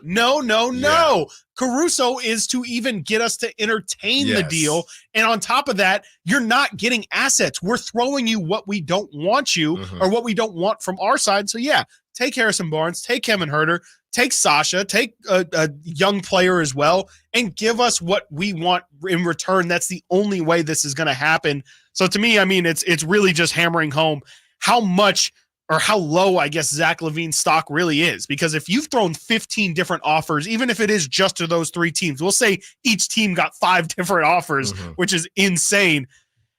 I just think that that's telling you that Zach LaVine, you're going to have to lower the asking price no matter what. And to me, if you're the Kings, that should be music to your ears. And if you're Chicago, I mean, there's no positive spin on that. You need to get rid of that contract, and it seems like absolutely nobody will take it. So you need to change your your thought process if you really want to get this done.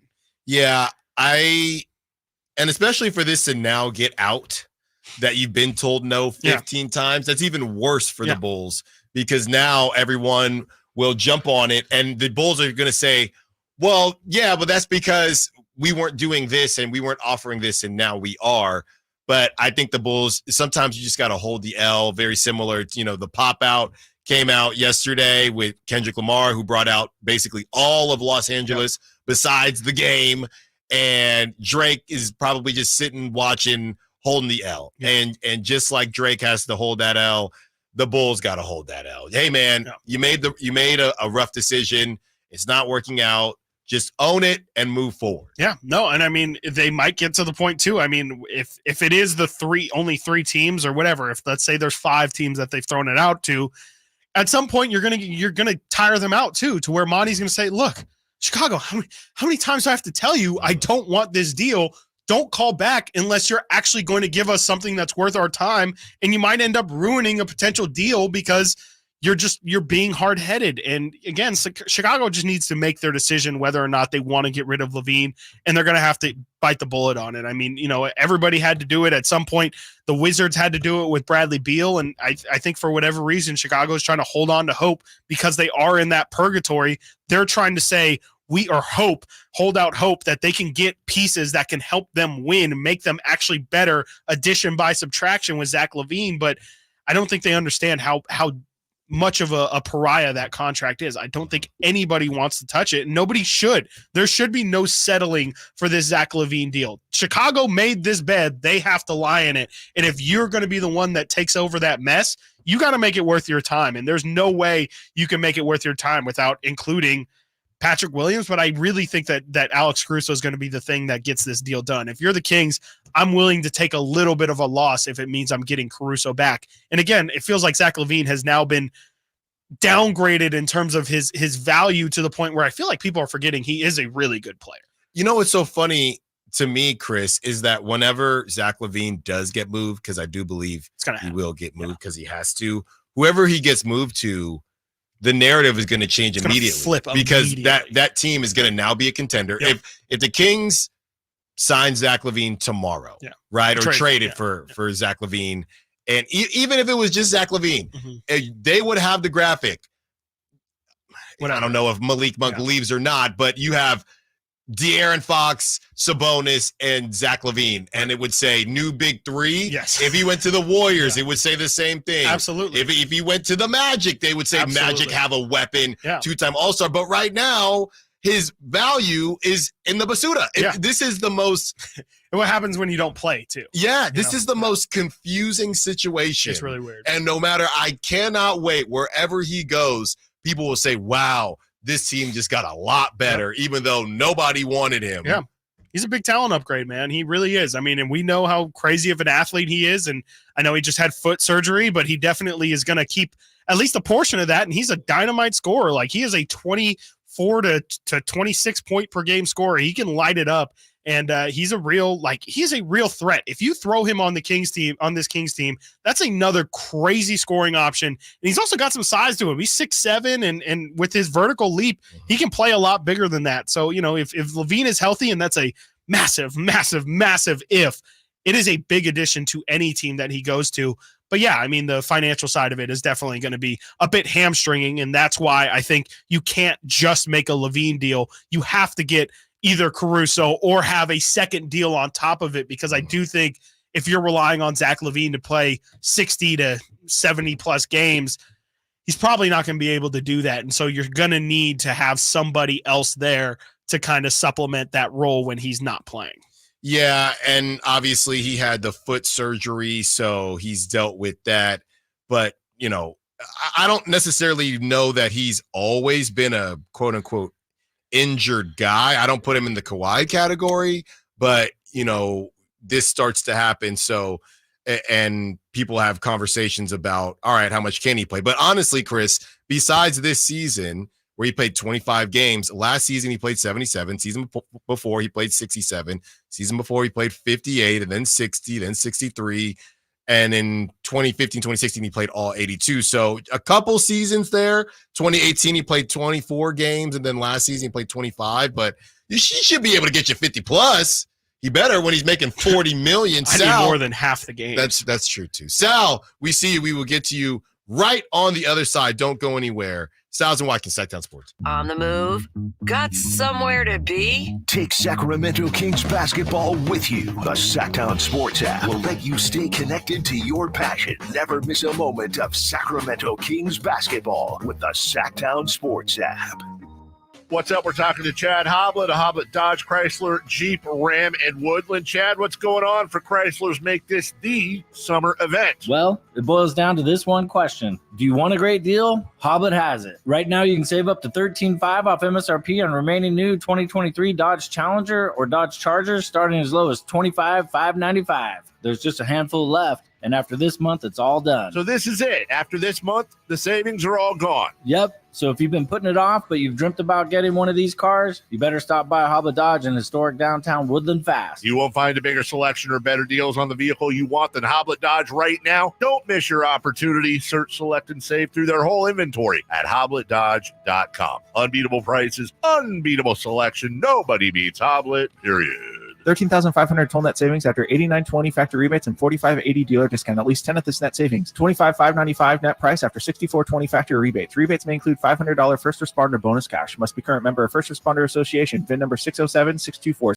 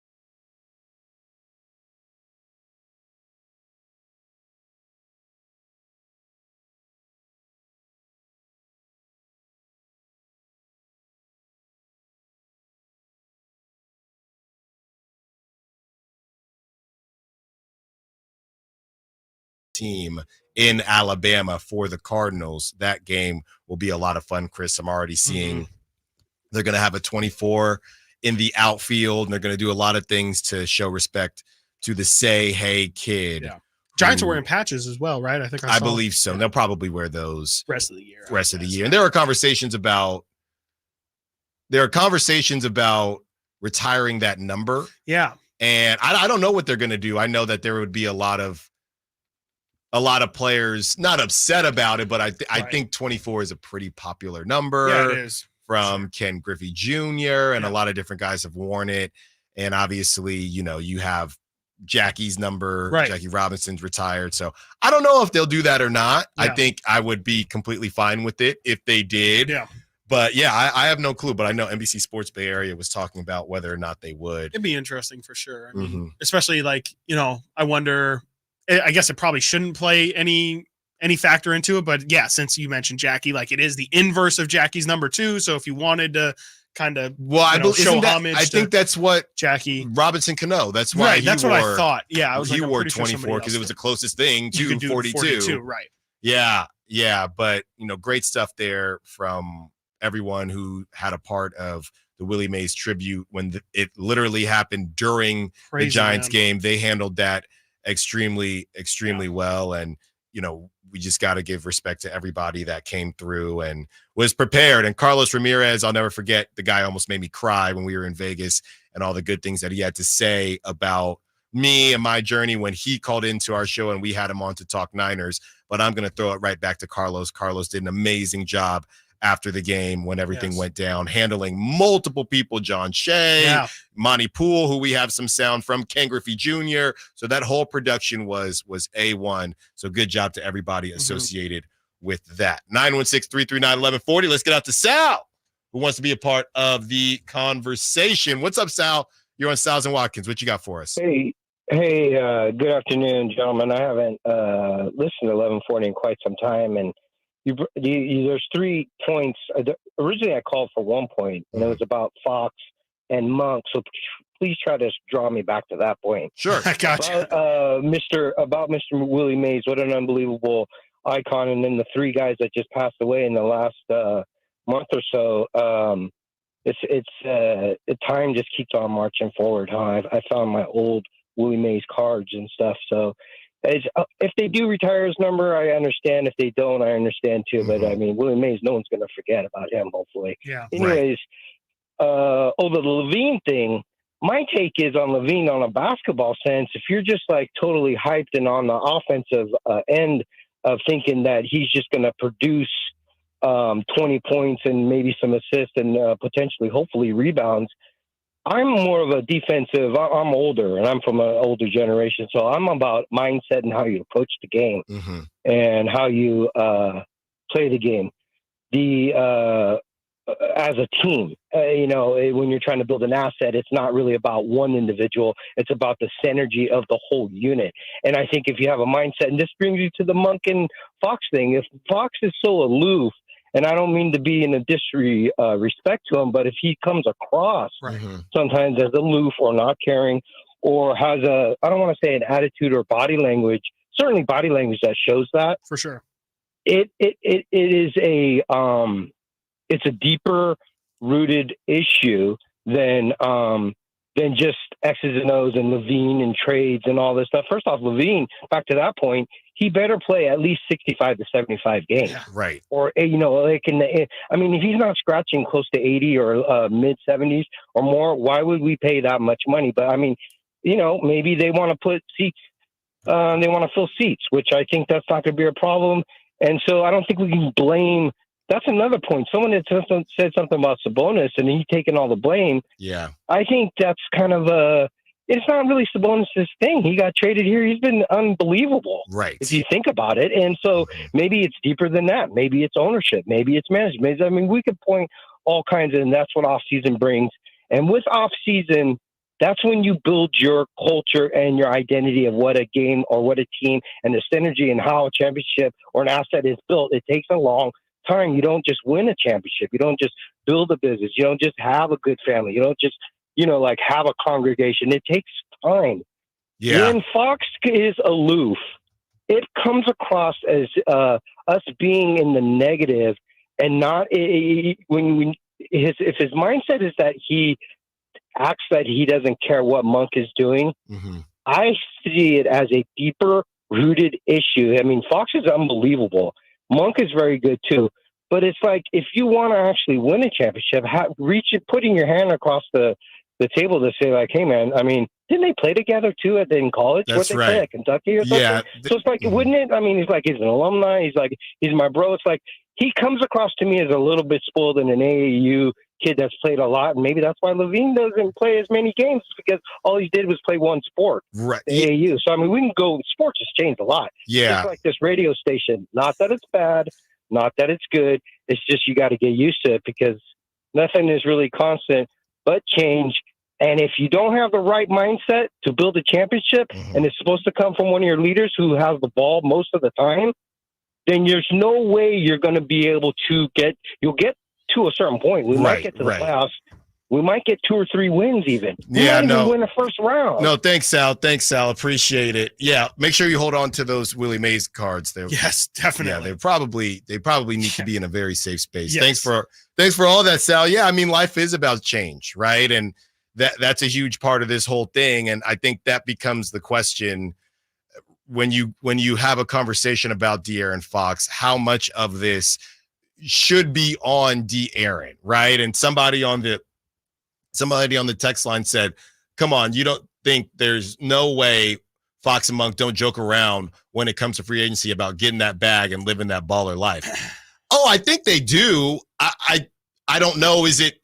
I think the difference is, or I guess my question is, you're still living a pretty baller life between $17 million a year and, I don't know, $25 million a year, right? It's a difference, don't get me wrong, but you could have that conversation and say, man, you're about to get a bag, relatively speaking, without that conversation being about whether or not that bag is going to be on the Kings or not. Yeah, I don't know if it'll be on the Kings or not. So maybe they joke about, hey, you're about to enter my tax bracket or whatever it is, but you can have that conversation, but De'Aaron still not know where Malik is going to go. Coming up next, we continue the conversation. Speaking of Malik, his IG caption has fans losing their minds. Stiles and Watkins, Sactown Sports. Our first year as the radio home of the San Francisco 49ers is one we will never forget. They're going to give it. No, it's a play action. Purdy going to roll left, throw for the end zone. Caught by George Kittle. He has the hat trick tonight, a career high. 3 touchdown catches for George. Touchdown, San Francisco. Congratulations to the 49ers on a terrific year. And thank you for so many wonderful memories.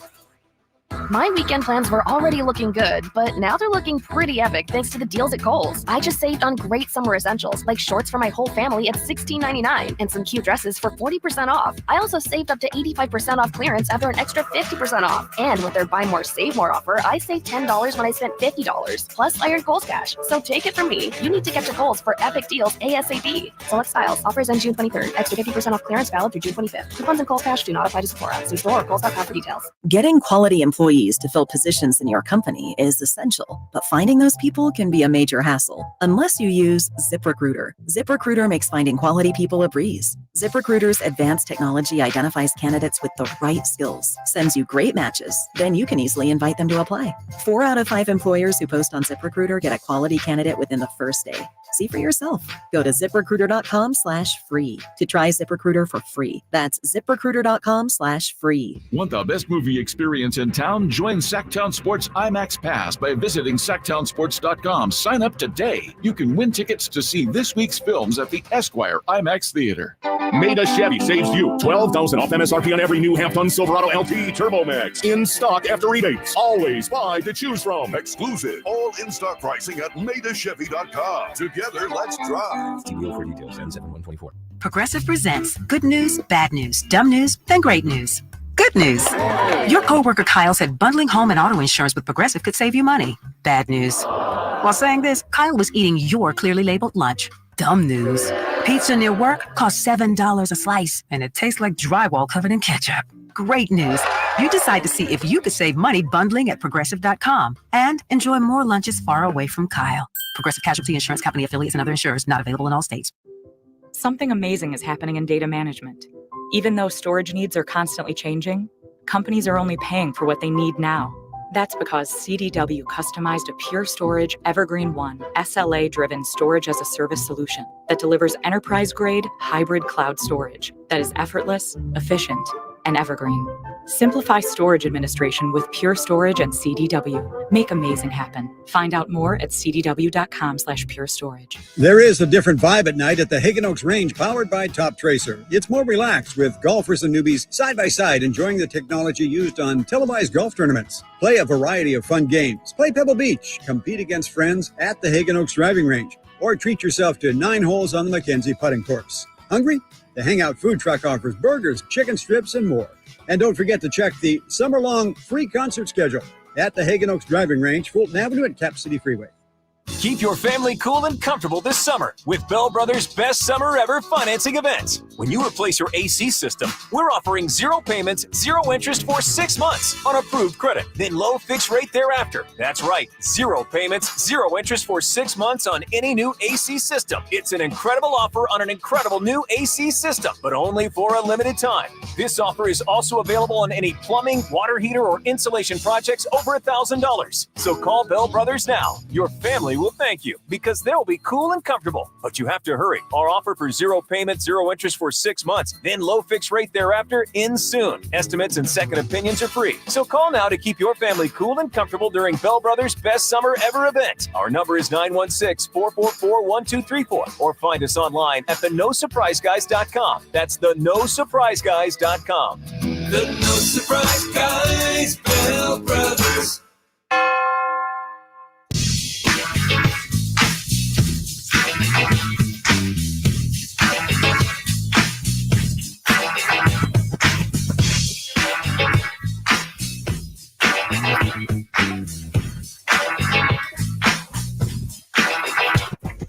Live and local. Live and local. This is Sactown Sports. Malik Monk made some waves. This is why he got off Instagram, because people won't stop. They cannot help themselves. Okay, Malik Monk gets on Instagram, posts a bunch of pictures. One he had already posted, I think 1 or 2, but a whole compilation of pictures. And his caption, I'm about to blow up like a rocket. 2 rocket emojis, ... Mama, look, we made it. 4 exclamation points and 2 brown skin prayer hands. Okay, Siri. I have to. I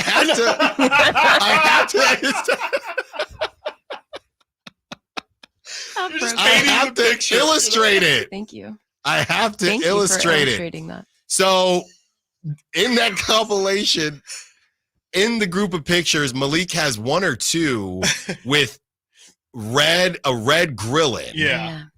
Which I've never seen before, by the way. Never seen him. So everybody said he's going to the Rockets, which Rockets were a team I hadn't even thought of. I don't know what. I know they just paid a bunch of people. Yeah. No. there have been some funny memes about Ime with Missoula winning, by the way. We cannot say any of them on the air, but go look them up yourself. Everybody said, oh my goodness, is Malik going to the Rockets, or he's definitely gone? He's saying, I'm about to blow up. I'm about to get paid. We have people doing think pieces on Malik's IG caption. So Brett W. Huff, and I almost did this, Chris, and I told you I almost did this. I almost took the screenshot and posted it, and I thought, I'm not posting someone's Instagram photo on my Twitter. I'm not doing it. Well, didn't have to, because Brett W. Huff did. And he says, do with this what you will. And he says, Malik Monk just posted to IG. Interesting caption. Malik Monk responds, low shimmy, Miami. Go listen to it. Well, Chris and I just listened to it during the break, and I'm going to sound very old here. Don't listen to it. It's literally if you're with Chris, it's everything that's wrong with music today. If you can't handle a boogie with the hoodie, you can't handle low shimmy. No, you cannot handle it. Okay, he makes a boogie with the hoodie sound like a composed. I don't know, Edgar Allan Poe. That's what we're doing here with low shimmy. But no disrespect, everybody gets to enjoy the music that they like. But yeah, I'm just washed. Yeah. Yeah, he made Young Thug sound like he was like an English professor or something. I'm like, what is going on It's here? also breaking my YouTube back here. It's just loading. Just a loading screen. Won't even let me play it. Yeah, I thought you were saying your algorithm is now screwed, and I was like, yeah, It's that's just all that's low broken shimmy. too. Low shimmy, Yeah. high shimmy. It's bad. Yeah. I mean, I've never been one to like read too much into Instagram comment or Instagram captions and all that stuff. I Like, do. Well, do you not like to have fun with your Instagram captions? I do. I like to like try and. Depends what mood I'm in. Yeah, If I'm in I want to look cool, Yeah. then I'll go. I would do a Drake lyric, but not anymore. Like if I'm in front of the bridge and I take a dope picture, like I'm Yeah. putting like views from the 916 or something. Like I'm not gonna put Right. like great day, better people enjoying life. No. Signed me. Right. You know, like I'm always gonna, lean towards. But I the feel like that's what a lot of cryptic people captions do. and things. Yeah, But a lot of people and do so that. that's what I'm saying. Of like, where is the like? I don't understand The why rocket. people. It's the rocket. It's the red. Right, because Malik is going to announce his free agency decision via Instagram post It's of the him red. with a shirt it's off the and a red red grill for me. You know what's really reckless too? He's one of those like famous celebrity types that still keeps the DMs open. So you like Did he close them? Yeah, That's he what they actually had- did take that's them what down. they had said. But like so he posts his story to IG and you, if you're following him, you can send him a message no Right. matter what. So Right. it can get gnarly. I cannot believe he's taking that bold choice because people are just going to be sliding in when you post something that cryptic and open to interpretation. A lot of people are going to slide in and want clarification, and it's all these jabronis. Which he does not need to give. Yes. By the way, but so many messages are flooding. him there are right now. two pictures with Malik and the red grills. He also has on a very expensive watch, or a very expensive looking watch, and a red face on the watch. And William Lama says, hey, now he did put 2 rockets in the post. 2, not just 1. So what does that mean now? He's going to the moon. I'm not. Should we quite be following worried it. about the Rockets? No. Yeah, I was like, does Houston have nice golfing? Texas, kind of. Texas, I mean, you can golf. Maybe. Yeah, I know I would assume that they do. I mean, yeah, I think this is Oh, just. De'Aaron is from? Texas. Stop He's from it. Texas, but Wow. Gotta play the Twilight. Wow. I'm so confused as the dots that are trying to be connected right now. And De'Aaron is from Houston? Yeah. Cypress Lakes. Yeah. Wow. Wow. Yeah. About to blow up like a rocket. It means that the rocket is leaving and going to De'Aaron's hometown. Uh-huh. Houston, we have a problem. What if he drops that? It's cooked. I saw this IG caption. I thought, thankfully, he it's didn't over. say anything about it's been a magical season Oh, or something, no. or Now he's just any messing with pictures people. at Disney World or Yes. something. Starts posting Pixar pictures out of It's nowhere. It's over. like, that would legitimately be more concerning to me than whatever this Instagram caption is. I don't know. To me, it was clearly a lyric. And, again, I don't think Malik is going to announce such a massive announcement like free agency. He's not going to announce via Instagram caption. Well, no, then there's nothing to announce right now. Because then there's what no way. happened then? Why did this take off? Because it did. I mean, it's not like we're making this up. Like there was, if you look at Brett's post, like there's tons of interaction on it and people freaking out and people saying, "Oh, he's gone." And I'm telling you this, man. I'm so tired. It's one thing to think the Kings don't have a great shot of retaining Malik. That's okay, and it's probably pretty logical. It's the woe is me. Oh, Sacramento, we don't stand a chance, man. Oh, this is terrible. This always happens to us. Oh my, it's the why? What is the fascination with oh man, things are so extra terrible for us. Feel sympathy for me. There's a word that I want to use, but I'm not going to. It's for whatever reason, there's a portion of Kings fans that just want to be told how sad their reality is. And it's just, can we just wait? What, the self-loathing? Yes, the self-loathing is a safe way of putting it. Yes. Why can't we just wait for things to play out and then you can react? There's no benefit of freaking out now and worrying about Malik's free agency. But that's what people do. I don't think it's just a Kings fan. People not like saying to it is. complain. I think that Kings fans, more than most people I see, always lean towards the negative, always lean towards the things are not going our direction. And instead, this could just be, Malik Monk deleted his Instagram It's for about a minute and you then got to just change the decided culture. to flex that he's out on vacation. You got to change the culture and Yeah. blow up. Please. Blow up like a rocket. Mama, we made it. Mama, we made it. Steven, you listening to Low Shimmy, 916-339-1140. What's up, Steven? What you got for Shimmy us? with the Himmy? Shimmy, shimmy, ya, shimmy, yay. That's Is that right. what we talked about? He probably has Anyway. that song too, yeah. He probably got that one on lock too. Anyway, I hope you guys are having a good day, man. Thank you for taking my call, man. I really appreciate you guys. Anytime. So, man, that's real quick because I've been sitting on this all show, man. That Dave Fleming call was probably one of the most emotionally rough calls I've heard in a long time, man. Because you can hear the moment when he gets the news. Yeah. There's a pitch that goes, and he kind of just carries his cadence a little bit where he's like, and that's strike two.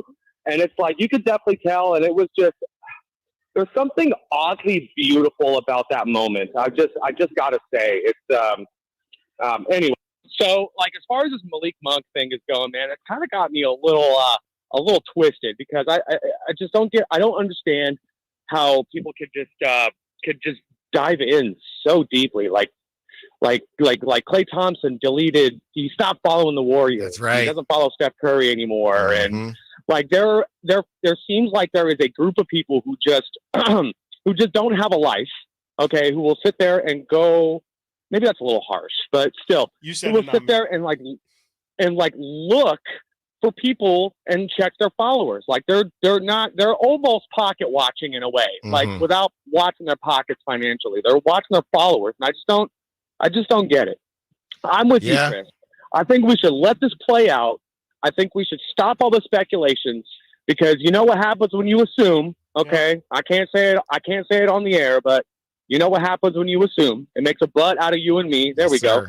So it's just if we sit here and we assume and we let our minds go, it takes us as Kings fans mentally into a different place that I don't think we're going to be. It's not going to do us any benefits, man. We already all believe that God hates Sacramento. Okay, I'm with Dave on that one. God hates Sacramento. We've been getting the crap end of the stick for a long time. So I'm not doing the whole woe is me thing. I'm doing the whole, bro, let's play this stuff out, man. We got some momentum. We got some positivity going with us. It takes a rising tide raises all ships. So it's just, let's make it happen, boys. Let's make it happen. Let's keep the positivity and let's stop speculating. Because I know it gives you guys good material, but I ain't telling you how to do your jobs. So that's all right, boys. You guys have a good day. Thank you for taking my call, boys. You too, Steven. Thank you. Yeah. I mean, the bottom line is even if Malik Monk leaves, and somebody said it on the Sac chat, I think it was Kings fans said, we're acting like some fans are acting like this would be like they said SGA is leaving. And yeah, I mean, there is a level it's like of LeBron leaving Cleveland. Right. And I do think there is a level of we finally got a guy. Yeah. He's emerged. Really fun. Right. Really fun. Yeah. Kind of just almost outside of basketball. He's nice to have in Sacramento. But the bottom line is that even if Malik Monk walks, that's part of the gig. Yep. Teams have overcome a lot more. And if Monty McNair is going to be the guy that we hope Monty McNair is, he's got to find a way to overcome this, or he's not going to be a GM for very long. That's just what it is, or at least not for the Sacramento Kings, because people leave, right? You got to find ways to win, and there's just no excuses. Stiles and Watkins, Crosstalk up next. Sactown Sports. Subscribe to Sactown Sports on YouTube and watch the Carmichael Dave Show with Jason Ross, Stiles and Watkins, and the Drive Guys, live Monday through Friday from 6 to 6. Plus, view archive shows and exclusive content. Subscribe at youtube.com/Sactown Sports. NBA basketball returns to Golden One Center this July 6th, 7th, and 9th for the California Classic Summer League Games. 3-day passes in the lower level start at just $66 and include access to all 6 games. See your Sacramento Kings as they host the San Antonio Spurs and Charlotte Hornets, featuring newly drafted rookies, NBA sophomores, and other athletes competing to make NBA rosters. Visit kings.com/California Classic for more information and to buy your tickets today. Hey, what's up, everybody? It's Kyle Draper from Mercedes-Benz of Stockton. The July 4th holiday is right around the corner, and now's the perfect time to come celebrate with incredible lease offers from Mercedes-Benz of Stockton. Drive home your dream car right now for just $444 per month with just $4,000 down. Or you can enjoy 1.99% APR on select certified pre-owned models. Get your dream car today and enjoy it over the holiday weekend. Just head on down to Mercedes-Benz of Stockton or online at mbofstockton.com. Catch all the action at Sky River Casino. Enjoy over 80 table games, more than 2,100 slot machines, and a thrilling high-limit room. Plus, with 18 elevated restaurants, bars, and lounge destinations, and Sky River rewards that add up and up. There's something for everyone. Just minutes from Sacramento, right off Highway 99 in Elk Grove. Join in the fun and experience new heights. Sky's the limit at Sky River Casino. Visit skyriver.com today. Gambling problem? Call 1-800-GAMBLER. Whitey here, reminding you that not all gas grills are created equal. Bring out all the delicious flavors in your grilled meats with the amazing Napoleon Prestige and Prestige Pro line of outdoor cookers. My Napoleon Stainless Steel Pro Series gas grill has turned me into a grilling pro with features other grills cannot match. They're built different, built better, built to last. Made with premium stainless steel that boasts quality and a lifetime warranty. I may never want to cook indoors again. Napoleon grills and accessories are now available at your nearby Amy's, Ace Hardware in Sacramento, and now El Dorado. It's the ride everybody wants to be driving, and Elk Grove Kia has them in stock right now. I'm talking about the 2024 Kia Telluride. And my friends at Elk Grove Kia can get you behind the wheel of a 2024 Telluride SX for only $419 a month, plus taxes and fees. Whenever I see one of these driving down the road or next to me at a red light, I just stop and admire it because the Kia Telluride just looks iconic. And not only is the Kia Telluride beautiful, it's got room for the whole family. There's a seating capacity for up to 7 passengers. Plus, it's loaded with tech. So is the 2024 Kia Telluride the right ride for you and your family? Come on down to Elk Grove Kia and the Elk Grove Auto Mall. Give it a test drive. And just a heads up, when you're here at Elk Grove Kia, you're going to be treated very well. You're not going to get this kind of car buying experience in Roseville, Vacaville, Sacramento, or Davis. That's why Elk Grove Kia has so many 5-star reviews. Again, check them out in the Elk Grove Auto Mall or online, elkgrovekia.com. 24-month lease, $0 security deposit, 20 cents per mile over 10,000 miles per year, $4,999 due at signing based on approval of credit. VIN number 501850, ends June 30th, 2024. Giants are grown at Sutter Health Park. The Sacramento Rivercats continue to fast-track talent to San Francisco, and you have the chance to see them here in Sactown first. Your Rivercats are home now through this Sunday. Visit rivercats.com to purchase tickets. We'll see you at the ballpark.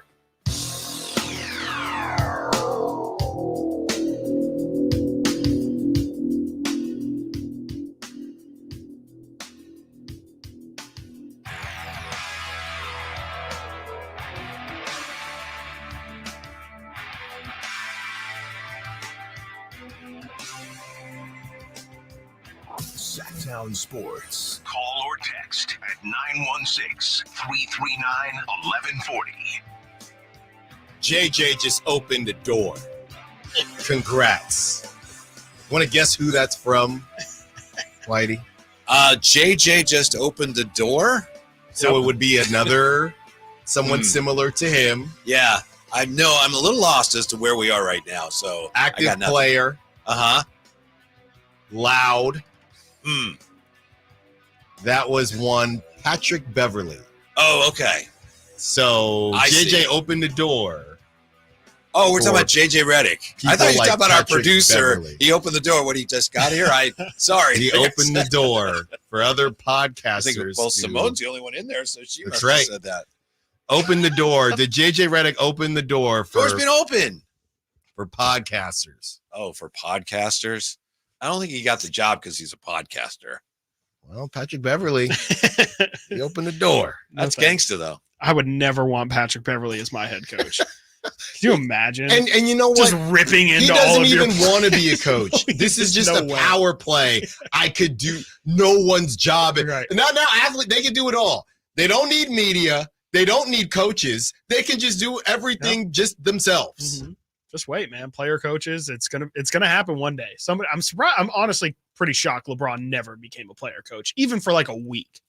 I'm surprised never. Then he'd have to be responsible for things when they went wrong. Yeah, there's nobody to blame at that point. Which, I don't see this JJ LeBron relationship lasting past the year. I could see some hardships falling upon that relationship.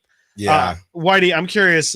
Did you by any chance happen to see Team Canada the team that they're sending out to the Olympics, the basketball team. That is. I'm guessing it's pretty good. And I saw something about Wiggins today, but I lost interest and I didn't get to the part where they said whether he's playing or not. Yeah, Is he playing? he's on the roster. Okay. Yes. Can we get to know Canada, please? Yeah, I'm just going to read you the list of some of the they have 20 players, but I'll just read the pros that are notable. Nikhil Alexander-Walker, RJ Barrett, O'Shea Brissett, who just won a championship with the Celtics, Dylan Brooks, Lugens Dort, Zach Edey, Shai Gilgeous-Alexander, Trey Lyles, Jamal Murray, Andrew Nembhard, Kelly Olynyk, Dwight Powell, and one Andrew Wiggins. Does that scare you from a Team USA perspective? Yes, but first I have to call out Simone, and I could be wrong, but I think she was starting to sing "Oh Canada" to the tune of "America the Beautiful." Were you saying "Oh Canada" for spacious skies? Is that what you? No, I heard it. You heard it. You heard it. Okay. Everyone heard it. All right. I heard. See, I nailed it. It's It was just such a just wonderful like that. anthem. It's That's beautiful. right. It's just That's absolutely right. beautiful. There's a story that when the CFL, I don't know if it's true, but let's just say it is. The Canadian Football League expanded to Sacramento and Baltimore and Las Vegas. No longer Canadian. So they had to sing the national anthem of both countries Right. at these things. So they're playing in Vegas, and they have some lounge singers. Like his job is to sing the national anthem of Canada, and he didn't really know it, so he's saying "Oh Canada" to the tune of "Oh Christmas Tree." Oh Canada, oh Canada, oh Canada, oh Canada, oh That's Canada. mad disrespectful. That's pretty crazy. Oh Canada, oh Canada. Whitey, Bob. Yes. This is from Bob Nightingale 40 minutes ago. San Francisco Giants manager Bob Melvin asked right fielder Mike Yastrzemski if he wanted to play left field tonight at Rickwood, where his grandfather and his father played, but he is staying in right field. I told him as long as I'm in the lineup, that's all that matters. That's what Yastrzemski had to say. That's stupid. Which one? Which part? You're of the it? right fielder. You want to win the game. Your right fielder should play right field. I don't care what his grandfather did. Yeah. That's just stupid. I would. This game counts, Yeah. right? This is a real Yeah, it game. is. Isn't Yes, it Well, is going to yeah, count. it gets to the point where, wow, this is the same grass field area. I don't. Your dad and your grandpa took a step right there. I guess it's kind of cool. Can I It's play there for the unnecessary, last inning? I know you don't like Mike Yastrzemski, but he should say, That is Skip, true. dude, I had a home run at Fenway Park Yeah. where my grandfather that's had true, right. some success. So Yeah. we're good. Thanks. Makes sense to me. I want to stand there where my father's father and my father stood. Yeah. I mean, it would be cool. Seven. But you could that's probably position. still do it right. Like, what's, just, Yeah, it's the same outfield, Right. same You're on the same general. field. I want to be in left. Poor Lamont Wade, he wanted Yeah. to play, and Right. baseball said, no, you can't be on the roster. Right. And I don't know off the top of my head. I'm sorry, wait, I missed that. Why is He's that? coming back from Oh, okay. injury. So it would have had by rule, he's not eligible, but he made a special request because he wanted to play Gotcha. in this game. And I don't even know, even if he's on the roster, he might not be able to play physically. It's Gotcha. a hamstring, I think. Mhm. But baseball said, no, sorry, rules are rules. And we're going to celebrate Right. the Negro Leagues and the history of the Negro Leagues. And the way we're going to do that is to not allow one of the maybe 12 Right. African Americans Yeah. on the field. 12? Just to be there. I didn't know what that meant. Yeah, I know. I probably was going not. to say 12 Whatever is 7, seven- but we got whatever Stroman. Whatever 7% is. Tim Anderson, Tim Anderson. Lamont Wade. Man, this is a tough Amir Garrett's exercise. now Amir done. Garrett, yeah. The A's have a couple guys. They do. Yeah. They have do. Daz Cameron, and they Yes. I know Lawrence Butler's Lawrence- Canadian, though. Cedric, you got Cedric me. Mullins. Yes. Yes, Cedric Mullins. Yeah. Mhm. Yeah, we got, not a lot. Mookie, of course. Mookie. Mookie. Yeah. Hayward, This Jason should Hayward. not be this tough of an exercise. Jason Hayward. Jay Haig, yeah, absolutely. Whitey Jordan Annie. Hicks. Jordan Jordan Hicks. Hicks. Jordan Hicks. Yeah. That's right. It's a tough one. Aaron Judge. Got to take him, man. You Yep. got to, yeah. Mm-hmm. Whitey, any memories? Me and Chris, as we were talking about Willie Mays, and we were talking a little bit during the break, how I didn't really get to see Willie Mays live, obviously, but seen highlights, and I know he was just ridiculous. Ken Griffey Jr., who was my favorite player growing up, called him the godfather of center fielders. Your memories on Willie Mays. Well, I taught him the basket catch for Right. Oh, yeah. And I was trying to explain to people how tough the basket catch is. It's not easy at all. Yeah, I guess. Yeah. This guy. I used to kind of, when I first started playing baseball, I didn't know about Willie Mays. Head? I used to catch it like that. And I remember Danny Woodson, our neighbor, said, "What are you doing? You can put your but not just like that. I'm talking about running back. Yeah. No, the only thing I would say, I actually got to meet him once, and I remember him playing a little bit. By the time I was aware of baseball, he was starting to decline a little bit. Still, there was greatness there. But 2012, for the game where you and I used to work, me and Mark Kreidler and Dan Dibley went down and spent a week with the Giants and a week with the A's. And it was just the start of spring training, so they weren't even playing games yet. We went into the clubhouse, Scottsdale. Gillard Perry was in there. We're having a great conversation with him. And Willie Mays was in there.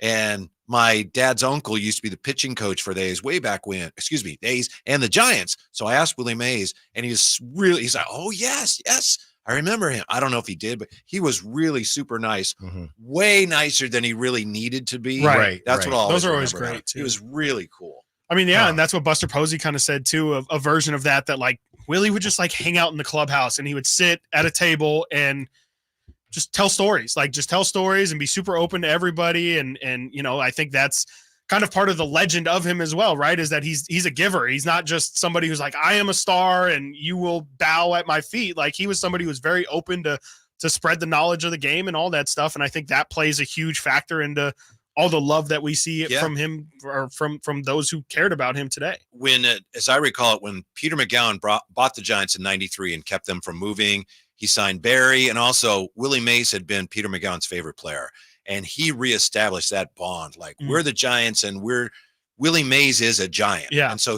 I assume that they probably made it worth his while. He hung out at the park all the time, but they really firmly reestablished that bond, which was really smart. Yeah. And that's funny you mentioned that too, because I was watching I think MLB Network had posted like just kind of like a short synopsis of Willie's career. And it kind of pointed at something I'd never heard before, that I guess, not that the relationship was strained at all, but when he moved from Brooklyn, or when the Giants, I guess, moved from Brooklyn, he was a New York guy. He was a New York guy, and he hadn't really had a moment. Orlando Cepeda was a San Francisco guy. Exactly. Because he came out through the system. Willie Mays initially, I think that's in John Shea's book, initially he's like, well, he's a New York guy. He's not one of us. But obviously, fans got over that pretty quickly. Yeah. There you go. The San Francisco Seals. Those are the jerseys that the Giants will be wearing tonight to honor the Negro League teams, and specifically the one in San Francisco. Those jerseys are ridiculous. Somebody's got to get me one of those jerseys. I know Father's Day just passed. You have a job. Somebody, please help me out. Get me that jersey. You don't have the internet or something? Go get one. No, but it's better when it's a gift, like the crumble cookies from Steven. Thank you to all the callers, the texters, the sack chatters. Thank you to Simone. Drive Guys up next. Whitey Gleason, Kyle Draper. Until tomorrow, secure the bag like the bean. Malik Monk plays here. Started left, goes right, steps back, launches the three. Nothing but net. Oh, that was just filthy. Oh, my